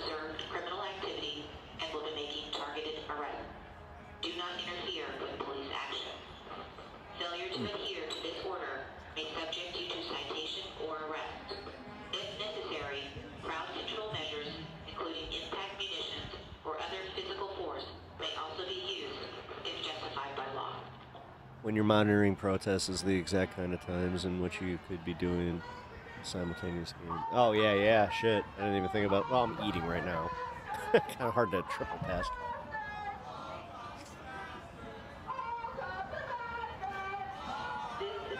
I mean, I did find a sovereign citizen video that we could check out. But, I mean, I haven't covered one of these protests in a while, so, and like, I'm already going overtime. I might, like I said, might as well just eat my ramen with you guys. This is what I was gonna be doing anyway. I'm already caught up on The Boys, so I don't need to watch my show tonight.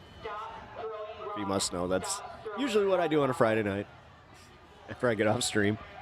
Go upstairs, make myself a little snack or dinner, turn on The Boys, watch that, and go to bed. Now that Invincible's done.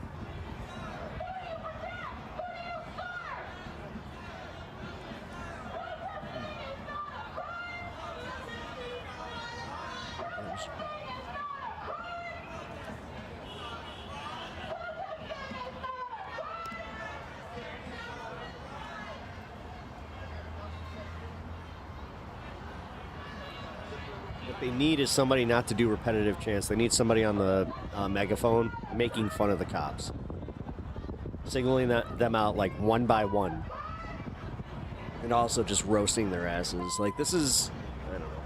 And again, you get the opposite reaction from, or like people like that think that, never mind.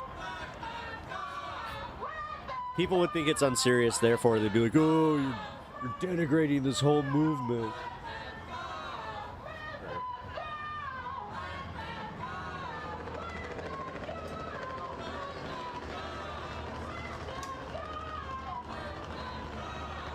Repeatedly say, let them go.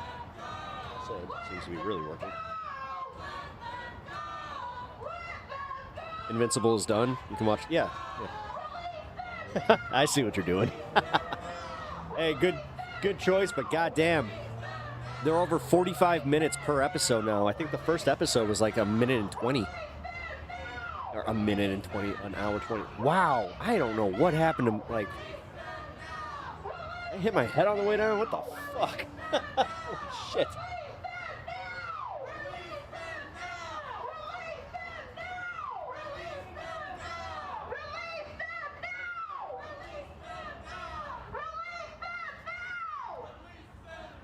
I can't. You're annoying the shit out of me.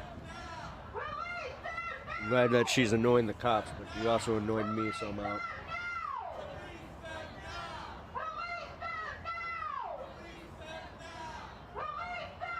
Wait, Dark Matter 2525 is debating the Amazing Atheist? Oh, he already did? Oh, shit.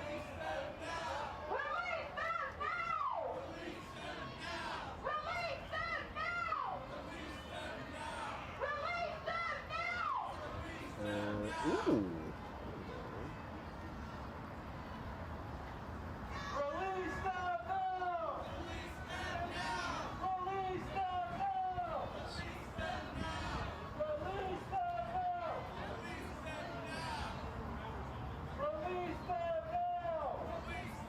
Honestly, this would be a lot easier to watch.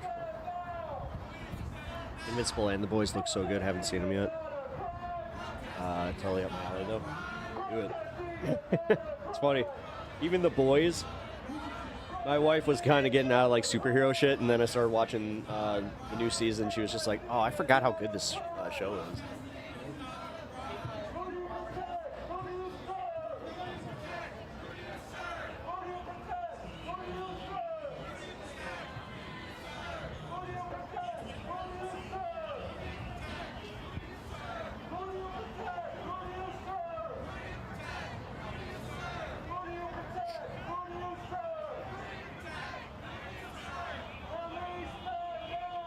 Yeah, you guys should kiss. Yeah, that stuff. Like, yeah, that works.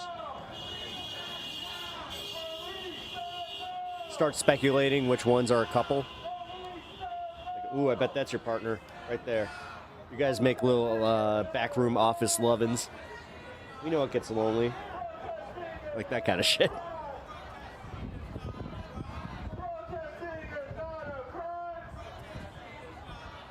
He was a lonely ICE officer. She was also a lonely ICE officer. They had 15 minutes. Backroom tryst, ICE edition.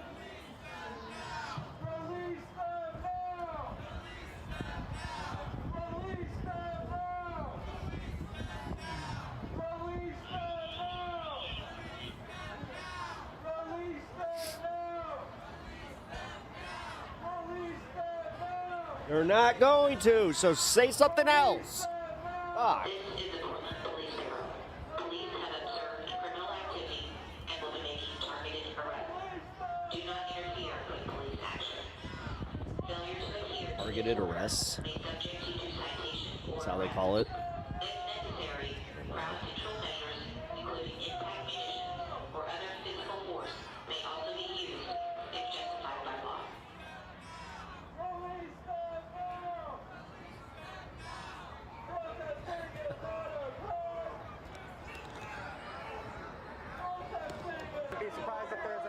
Can we demand? I was about to say, can we demand something else? Stop raising Netflix prices.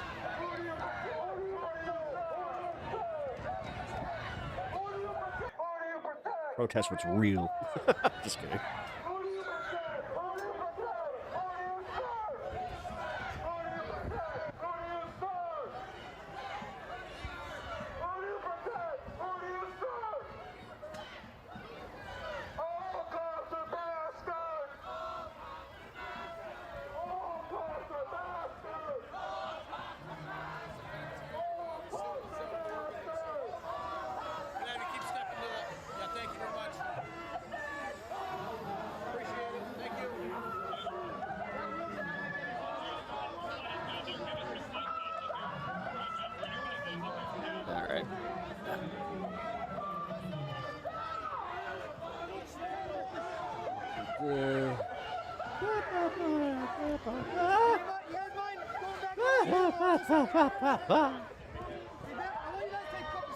Nanner, nanner, boo boo. Nanner, nanner, boo boo.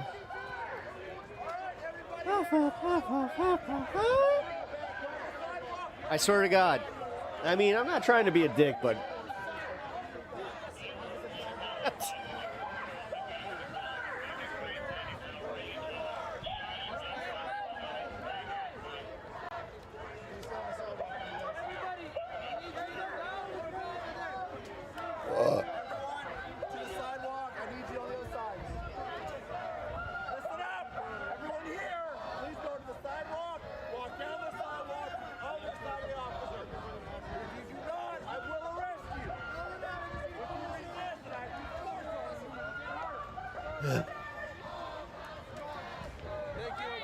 I mean, you do understand that this is all literally like the same. Yeah, it's the same cadence as just teasing on the playground.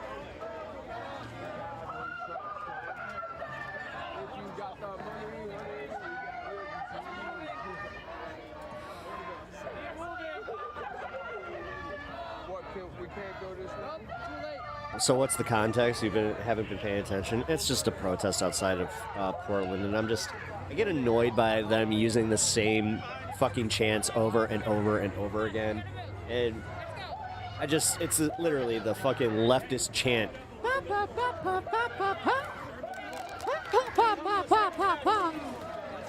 And then they do again, nanner nanner boo boo. Oh, here we go. Here's the music.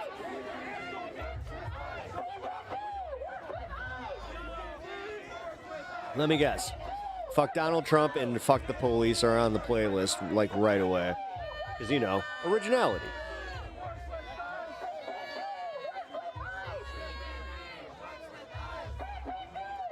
Yo, if they didn't want me using my fucking comic chops against them, stop fucking being easy targets at this point. As far as just, like, I don't know, man. I'm all for the protests. I'm all for, like, getting the I mean, I don't know, guys. Like, there's parts of this that I'm just getting a little kind of like, okay, how effective is this if they're still fucking there a year out? It's just, I don't know. Like I also said, sometimes there's other little bits of this where I just get annoyed.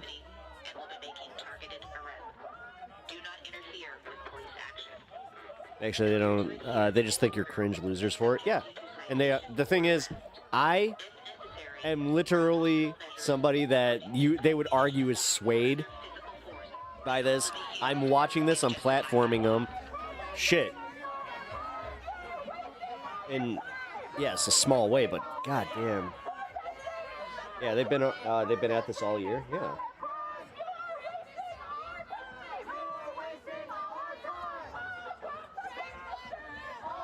God, it's cringe as fuck. I'm sorry, man.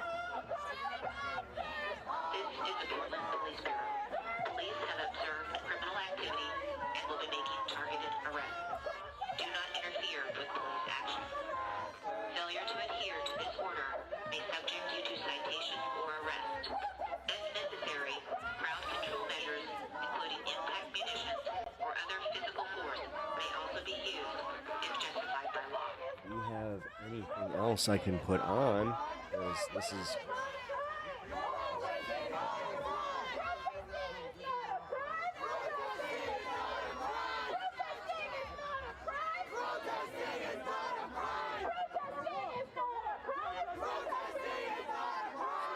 This chant's annoying by design.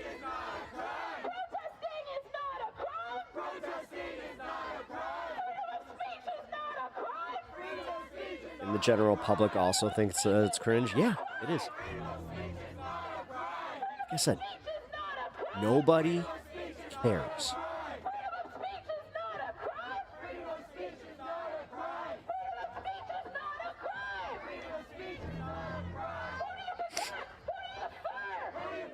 And then, like in LA, it just invites this whole, you know.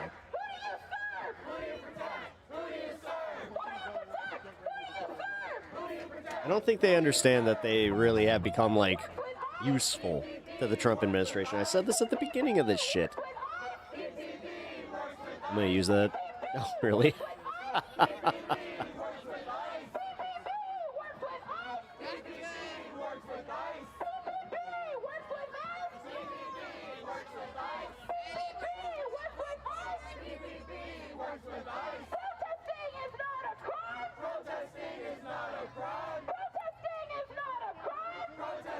Say something else. Anything fucking else.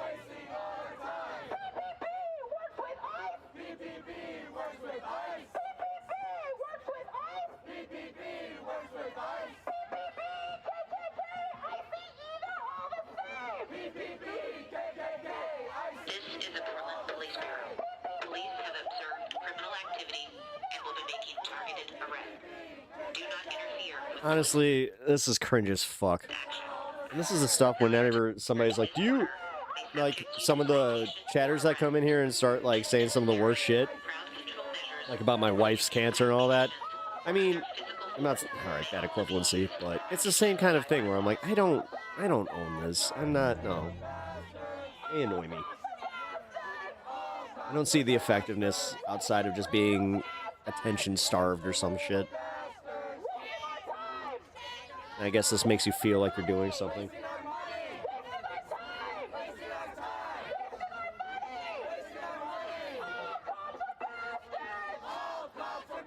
Specifically in this case. I'm not talking all protests in general. But at this Portland facility, like I said, it's been a year.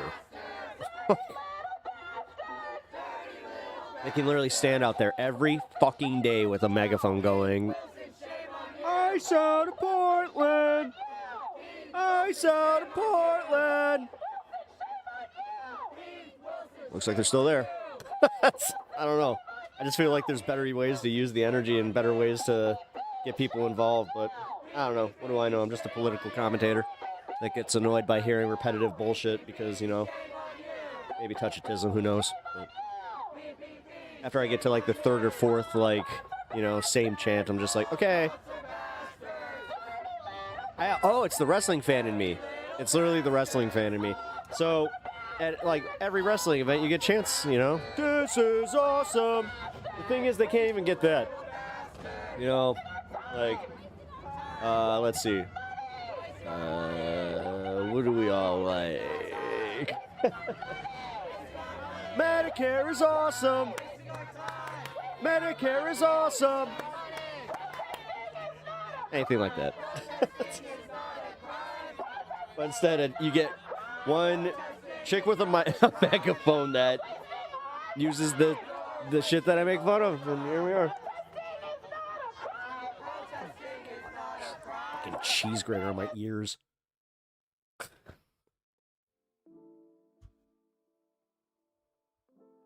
Ay. Sorry, I gotta take a break from hearing that fucking bullshit.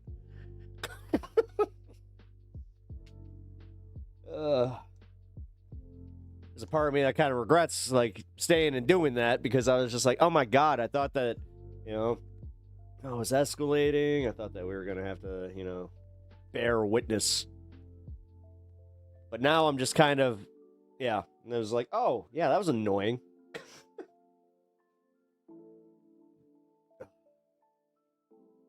Tonti Richie just came to mind.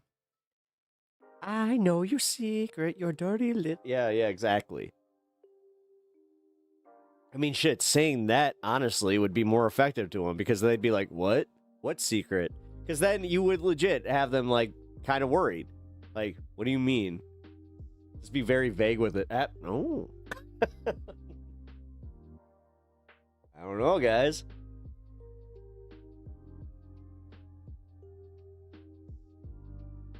I think we're onto something there.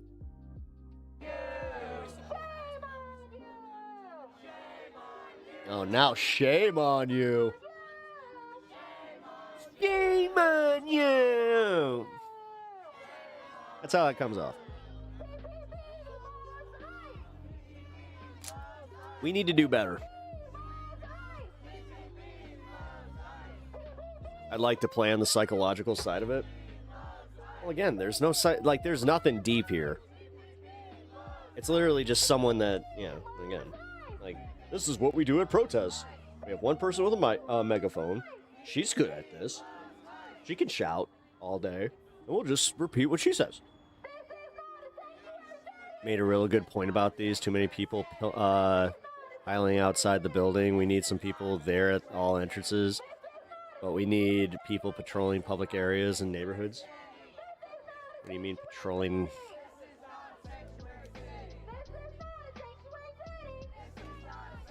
Oh, you mean like ice search stuff? Yeah.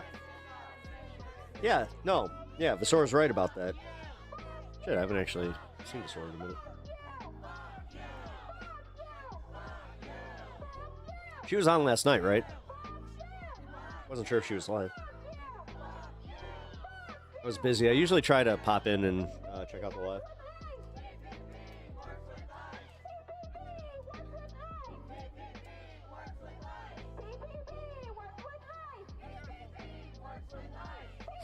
To prevent our neighborhood, our neighbors, and our fellow people from getting taken in the first place? Yeah. Yeah, exactly. Oh, she wasn't live last night? Okay.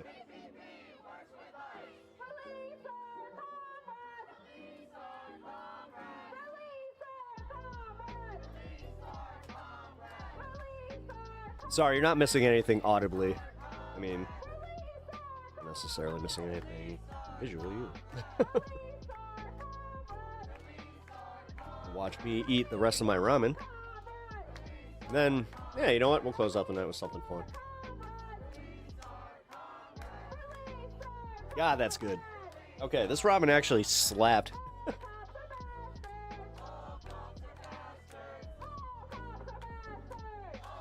It's like 50 cents more than your regular one, but god damn.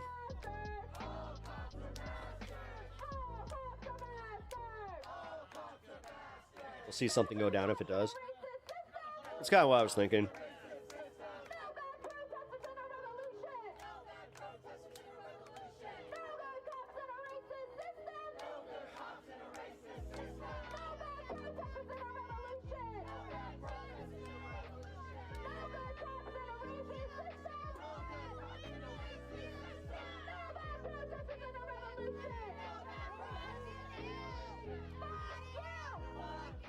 Hey, Pinkerbell.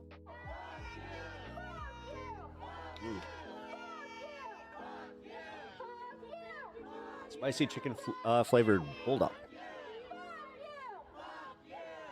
It's Korean style ramen. It's really good. Whew. It's got a bite. Like I'm sweating a little bit. It's really good though. Damn.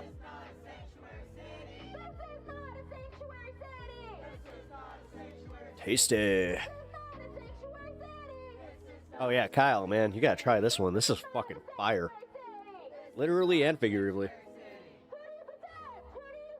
It's it's this cheese powder that they that you add to it. It made it. God damn. Like this is good shit. I didn't add anything to it either. Nothing. So I think I just found my new favorite ramen. God damn, it was good.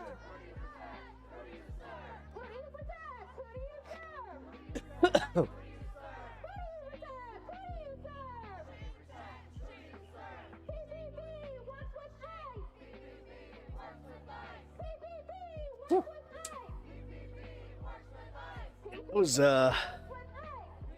spicy. Damn. Proper amount of spice though.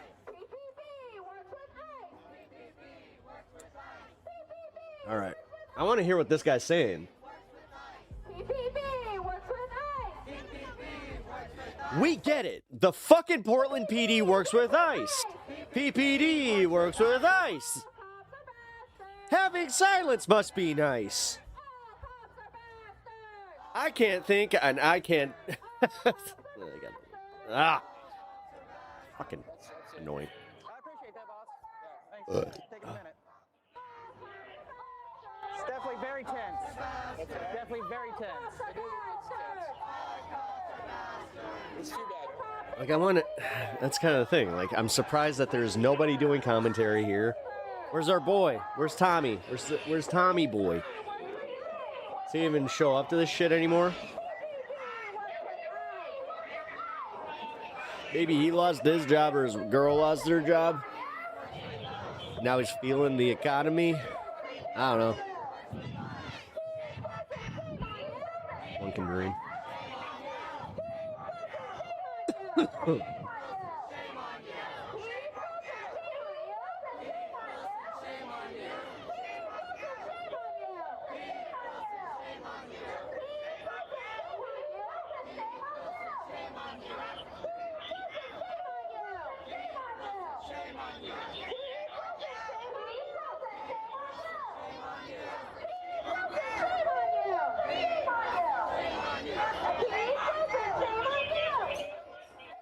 What the fuck is she?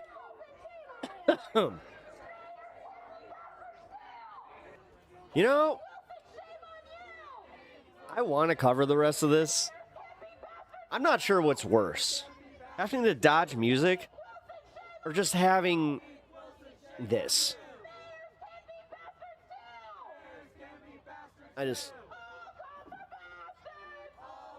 I'm actually getting kind of torn by this, guys. Like, god damn it. This is kind of doing that thing where I'm just like, fuck.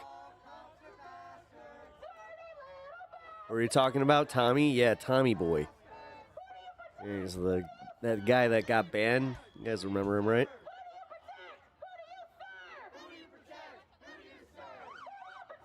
Wait. One thing I'll say about the repetitive chants is that it's not for the people who are constantly watching. It's for the people that are passing. Nobody's passing by. They got the street locked down. No, Sylvie, this is my point. They're so far in this fucking protest that everybody's gone home. Everybody that this would actually get to is not listening. Like, nah,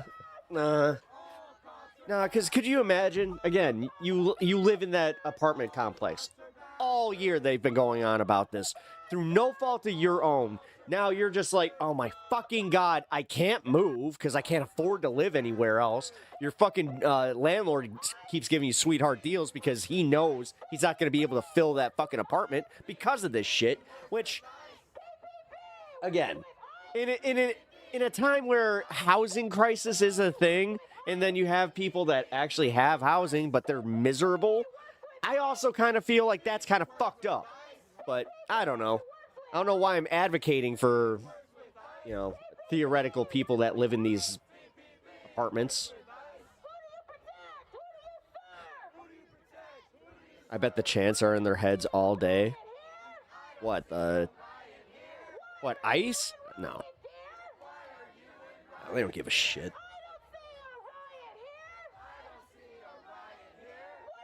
They don't give a shit. But the thing is, like I said, it's just, I hear that, like, we've watched how many protests, and it's the same thing. I made the same joke about the like, seriously. Like,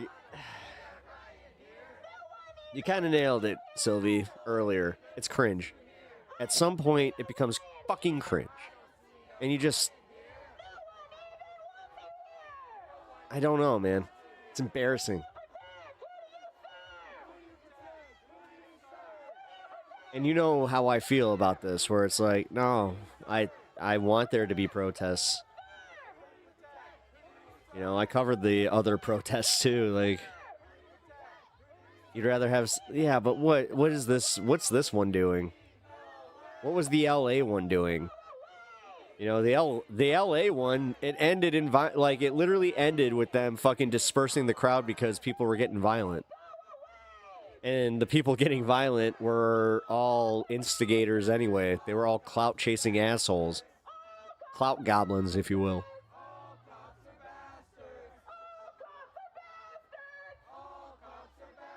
This is Tommy? No, it's not. Oh, you mean clout chasing goblin? Yeah. Well, that's a different thing. But yeah, that's what these guys are. I don't know. Yeah, so that's the thing. Like, I'm trying not to do that, but there has to be a reality here. We need a reality check. Because you do understand at some point, this becomes the optics are, oh, this is all you're doing? You know, I think that there's more, like you kind of said, there's more to be done as far as, like, patrolling, making sure that they don't go, like, yeah, that kind of thing. Because realistically, you know, it at some point, you have to admit that it's just a fucking vibes thing. Like, great. All right, if this reignited the vibes and the party atmosphere, I guess something was accomplished.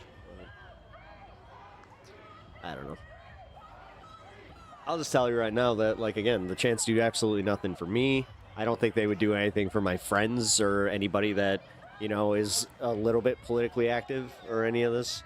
Like I said, another problem with some of these protests is that everybody has their own agenda that they need to get pushed through. At any given protest, whether it be No Kings, Mayday, any of it. It's all the same shit. You know, that's where you get, like, the fucking, oh, it's all paid, it's the same people, blah, blah, blah, blah, blah, blah, blah, which I don't give a shit. Realistically, I do not give a shit about the right-wing framing of this, but it's more so if that right-wing framing does start breaking through to the fucking normies. I don't want to have them have even an inkling that it's like, oh, they got a point.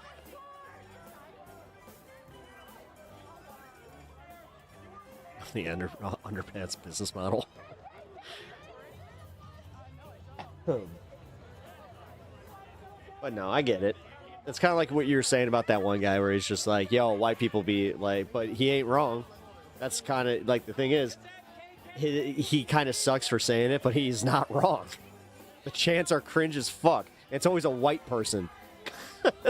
You know, I remember when we were watching one of the protests from Chicago, and it just happened to be, you know, like, had some drums, and, you know, I'm pretty sure every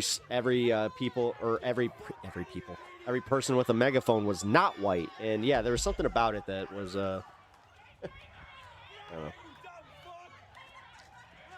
Yo, what the fuck?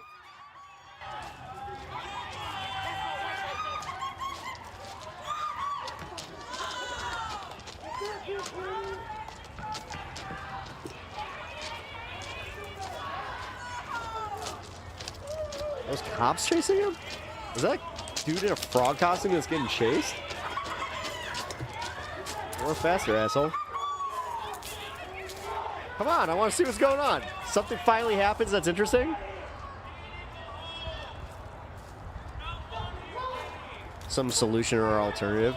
That's my problem with some of this shit, is that it stops just short of action. People think that they're like doing something symbolic or what, like it's, you do a, I'm gonna use a term, it's a lot of delusion.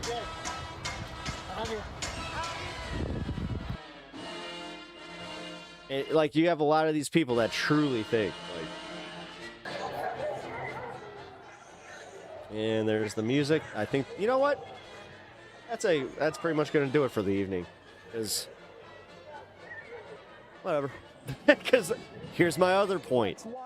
The way that they ruin their own coverage, the way that they will like constantly kneecap themselves from giving like any of this attention. You know, like, and it's usually them.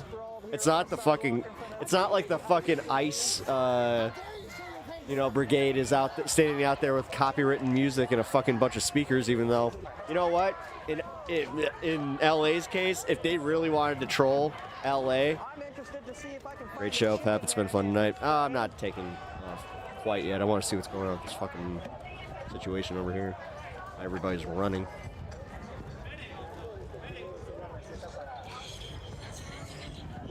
Now all of a sudden it gets interesting.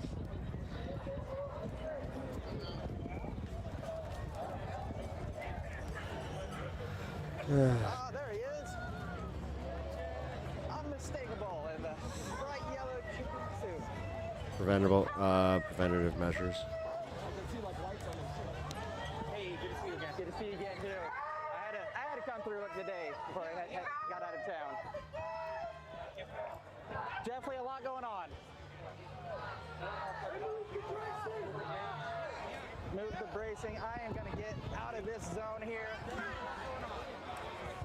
I mean, this is the most action that Portland has had in months, it feels like. Because all the attention kind of went to Minneapolis. Hell, most of the streamers even went out there.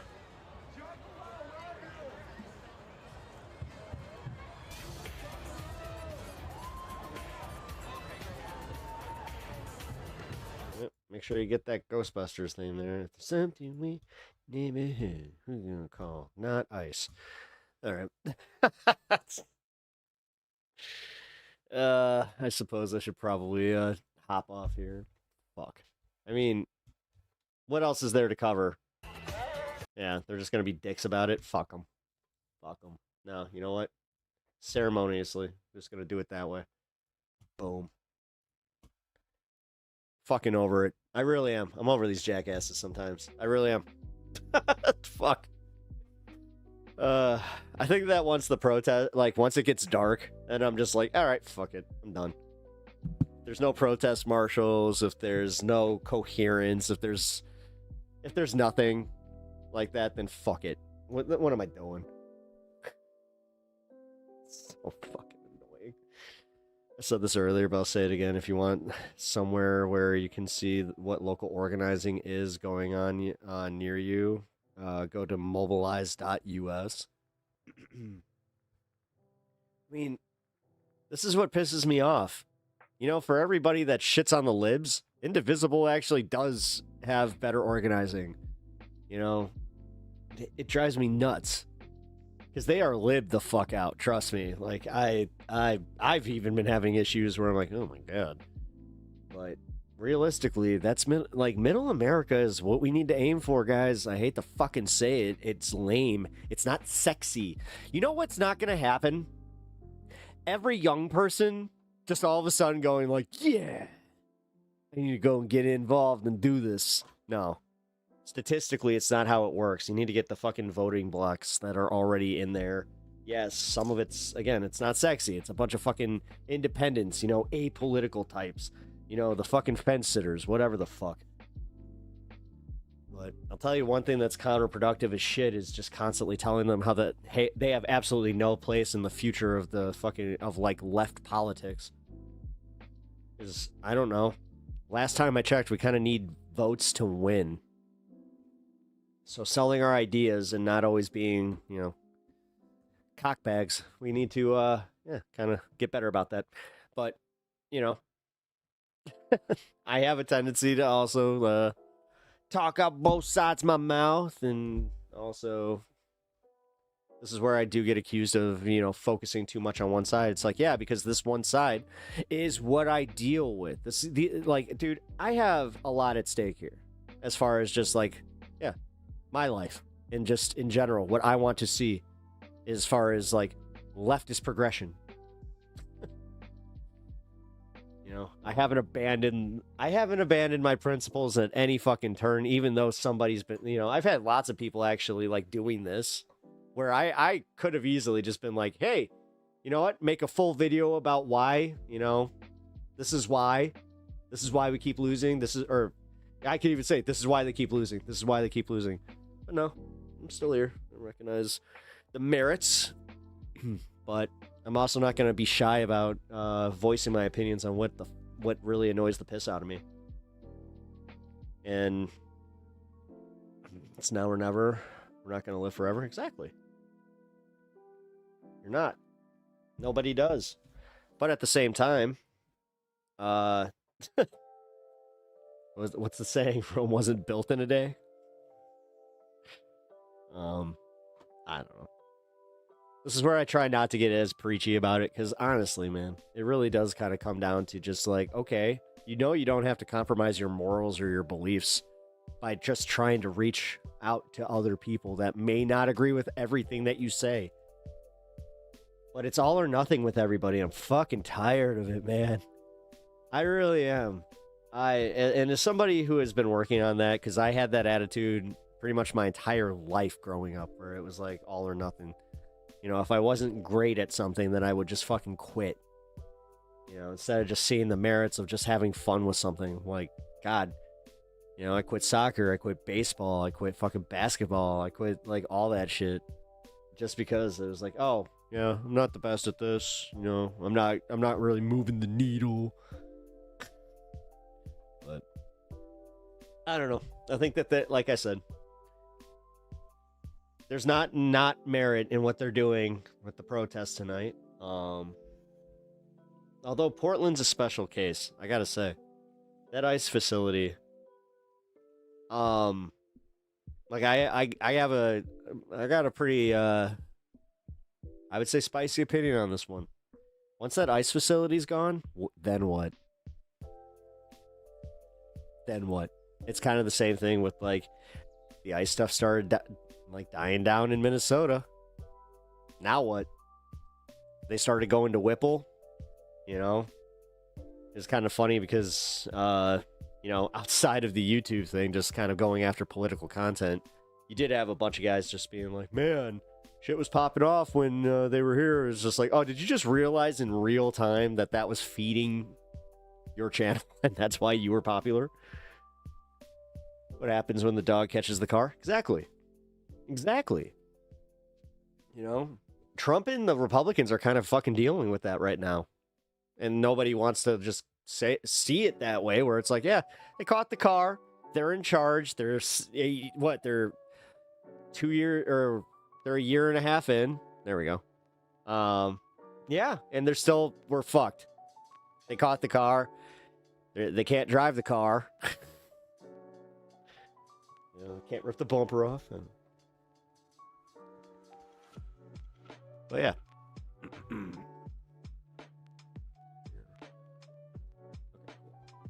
Sorry, I had to make sure that I had something set up for this. So yeah, tomorrow, I'm not sure if I'm going to be live at any point tomorrow. We'll see. I'm gonna just kind of playing this one by ear. Also, I'm gonna see if there's a protest. I read that there was. So yeah, if there's a protest, let's see. Within at least, I'd say like McHenry, maybe. Yeah.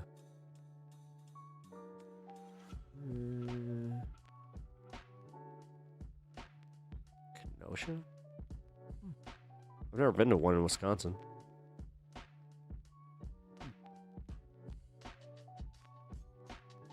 Well, that's a thought. But yeah. If there is a protest tomorrow, then I will try to go to that as well. Because I don't mind covering the protests. Like, I'm not... No, those LA douchebags really... Every time that I use, like, my my rig, I do kind of feel douchey already. And, oh my god, thinking of these guys. These kick assholes. But,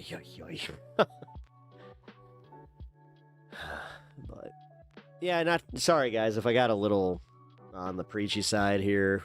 Trying not to do that, and like I also said, I'm trying not to be like super pessimistic about it. Okay, so what's the worst thing that I really said? They're fucking annoying. Okay, if they can't fucking get over that, then fine. I'm not saying that it takes away from the, like, I think that I said this almost verbatim, that it doesn't take away from the message that they are trying to get out there. So alrighty, I'm still knocking now. I appreciate you guys hanging out tonight. If you haven't already, please hit the like on your way out. I really appreciate it. Also, if you haven't subbed to the channel, consider doing so. Holy shit, 104 votes. Damn, stream kind of popped off tonight. That's cool. Oh man, I just saw the view count. Oh fuck. Well, yeah. Did a little bit better tonight there, guys. Let's see. We're about to hit 27 hundo. Not bad. Not bad. Cool. I wonder if that shadows up. I do still have a theory that I was shadow banned. Yeah, not bad, no? What was that one guy in here ripping on my, my view? Oh, God. I'm supposed to quit. Like, I only got a few of you guys in my chat now. I guess that I'm supposed to go cry myself to sleep. Because, yeah, not enough viewers. What's up with that, man? I'm gonna, you know what, before I go, candid moment here with me. I'm getting back into not giving a shit. And you know what? Kind of feels good. There's a little bit of it, like, in the back of my mind still, like, but realistically, like, yeah, I mean it, guys. I'd be doing this no matter what my count is. Now, would I be doing as much time? No. I'll be honest about that as well. These marathon streams, you guys definitely are a big, contributing factor. And I hope you guys enjoy them. Now, another thing I want to address real quick. I figure, you know what? It's the end of a Friday show. I'm likely to start making my shows 5 hours and then, like, trying to have a hard out at the 5 hour mark. I don't know. I've been toying with doing that. These are so much fun. Well, see that. Oh, damn.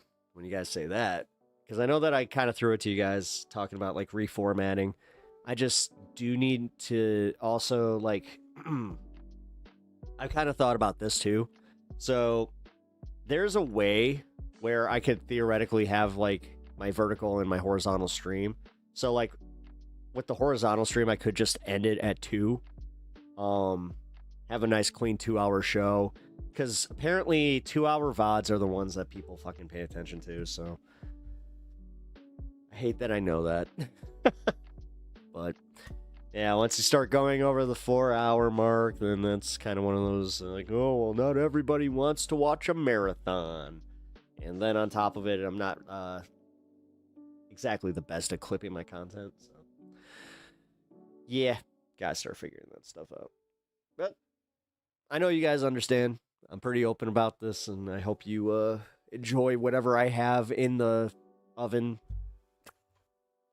Is that how it is? Fires in the oven? Yeah, that's a thing. Okay. Good night, every pony. Oh, it has been said. Good night, every pony. Thanks for the stream. All right, guys. You guys are already checking out. I appreciate it. Here, do I have I got nothing to close out the show with. Okay, cool. Well, with that being said, I will possibly see you guys tomorrow. If I do not see you tomorrow, then I will catch you guys on Monday. Like I said, I do appreciate you guys being here tonight. Thank you for holding it down. I will catch you on the next one. Who the heck is PepTalks? I'm not gay, but I fantasize about Marco Rubio. PepTalks. PepTalks. PepTalks. Let's eradicate the Kung Flu. I'm literally coming. PepTalks. PepTalks. Who the heck is PepTalk? They want our women. They want our children. PepTalks. Sometimes no means yes. Grab them by the PepTalk. Grab them by the Marco Rubio. Obama is a racist. PepTalks. I'm literally coming. I'm literally coming. PepTalks. We found weapons of mass destruction. My fellow Americans, it has been confirmed today from PepTalks that we are indeed all high on politics.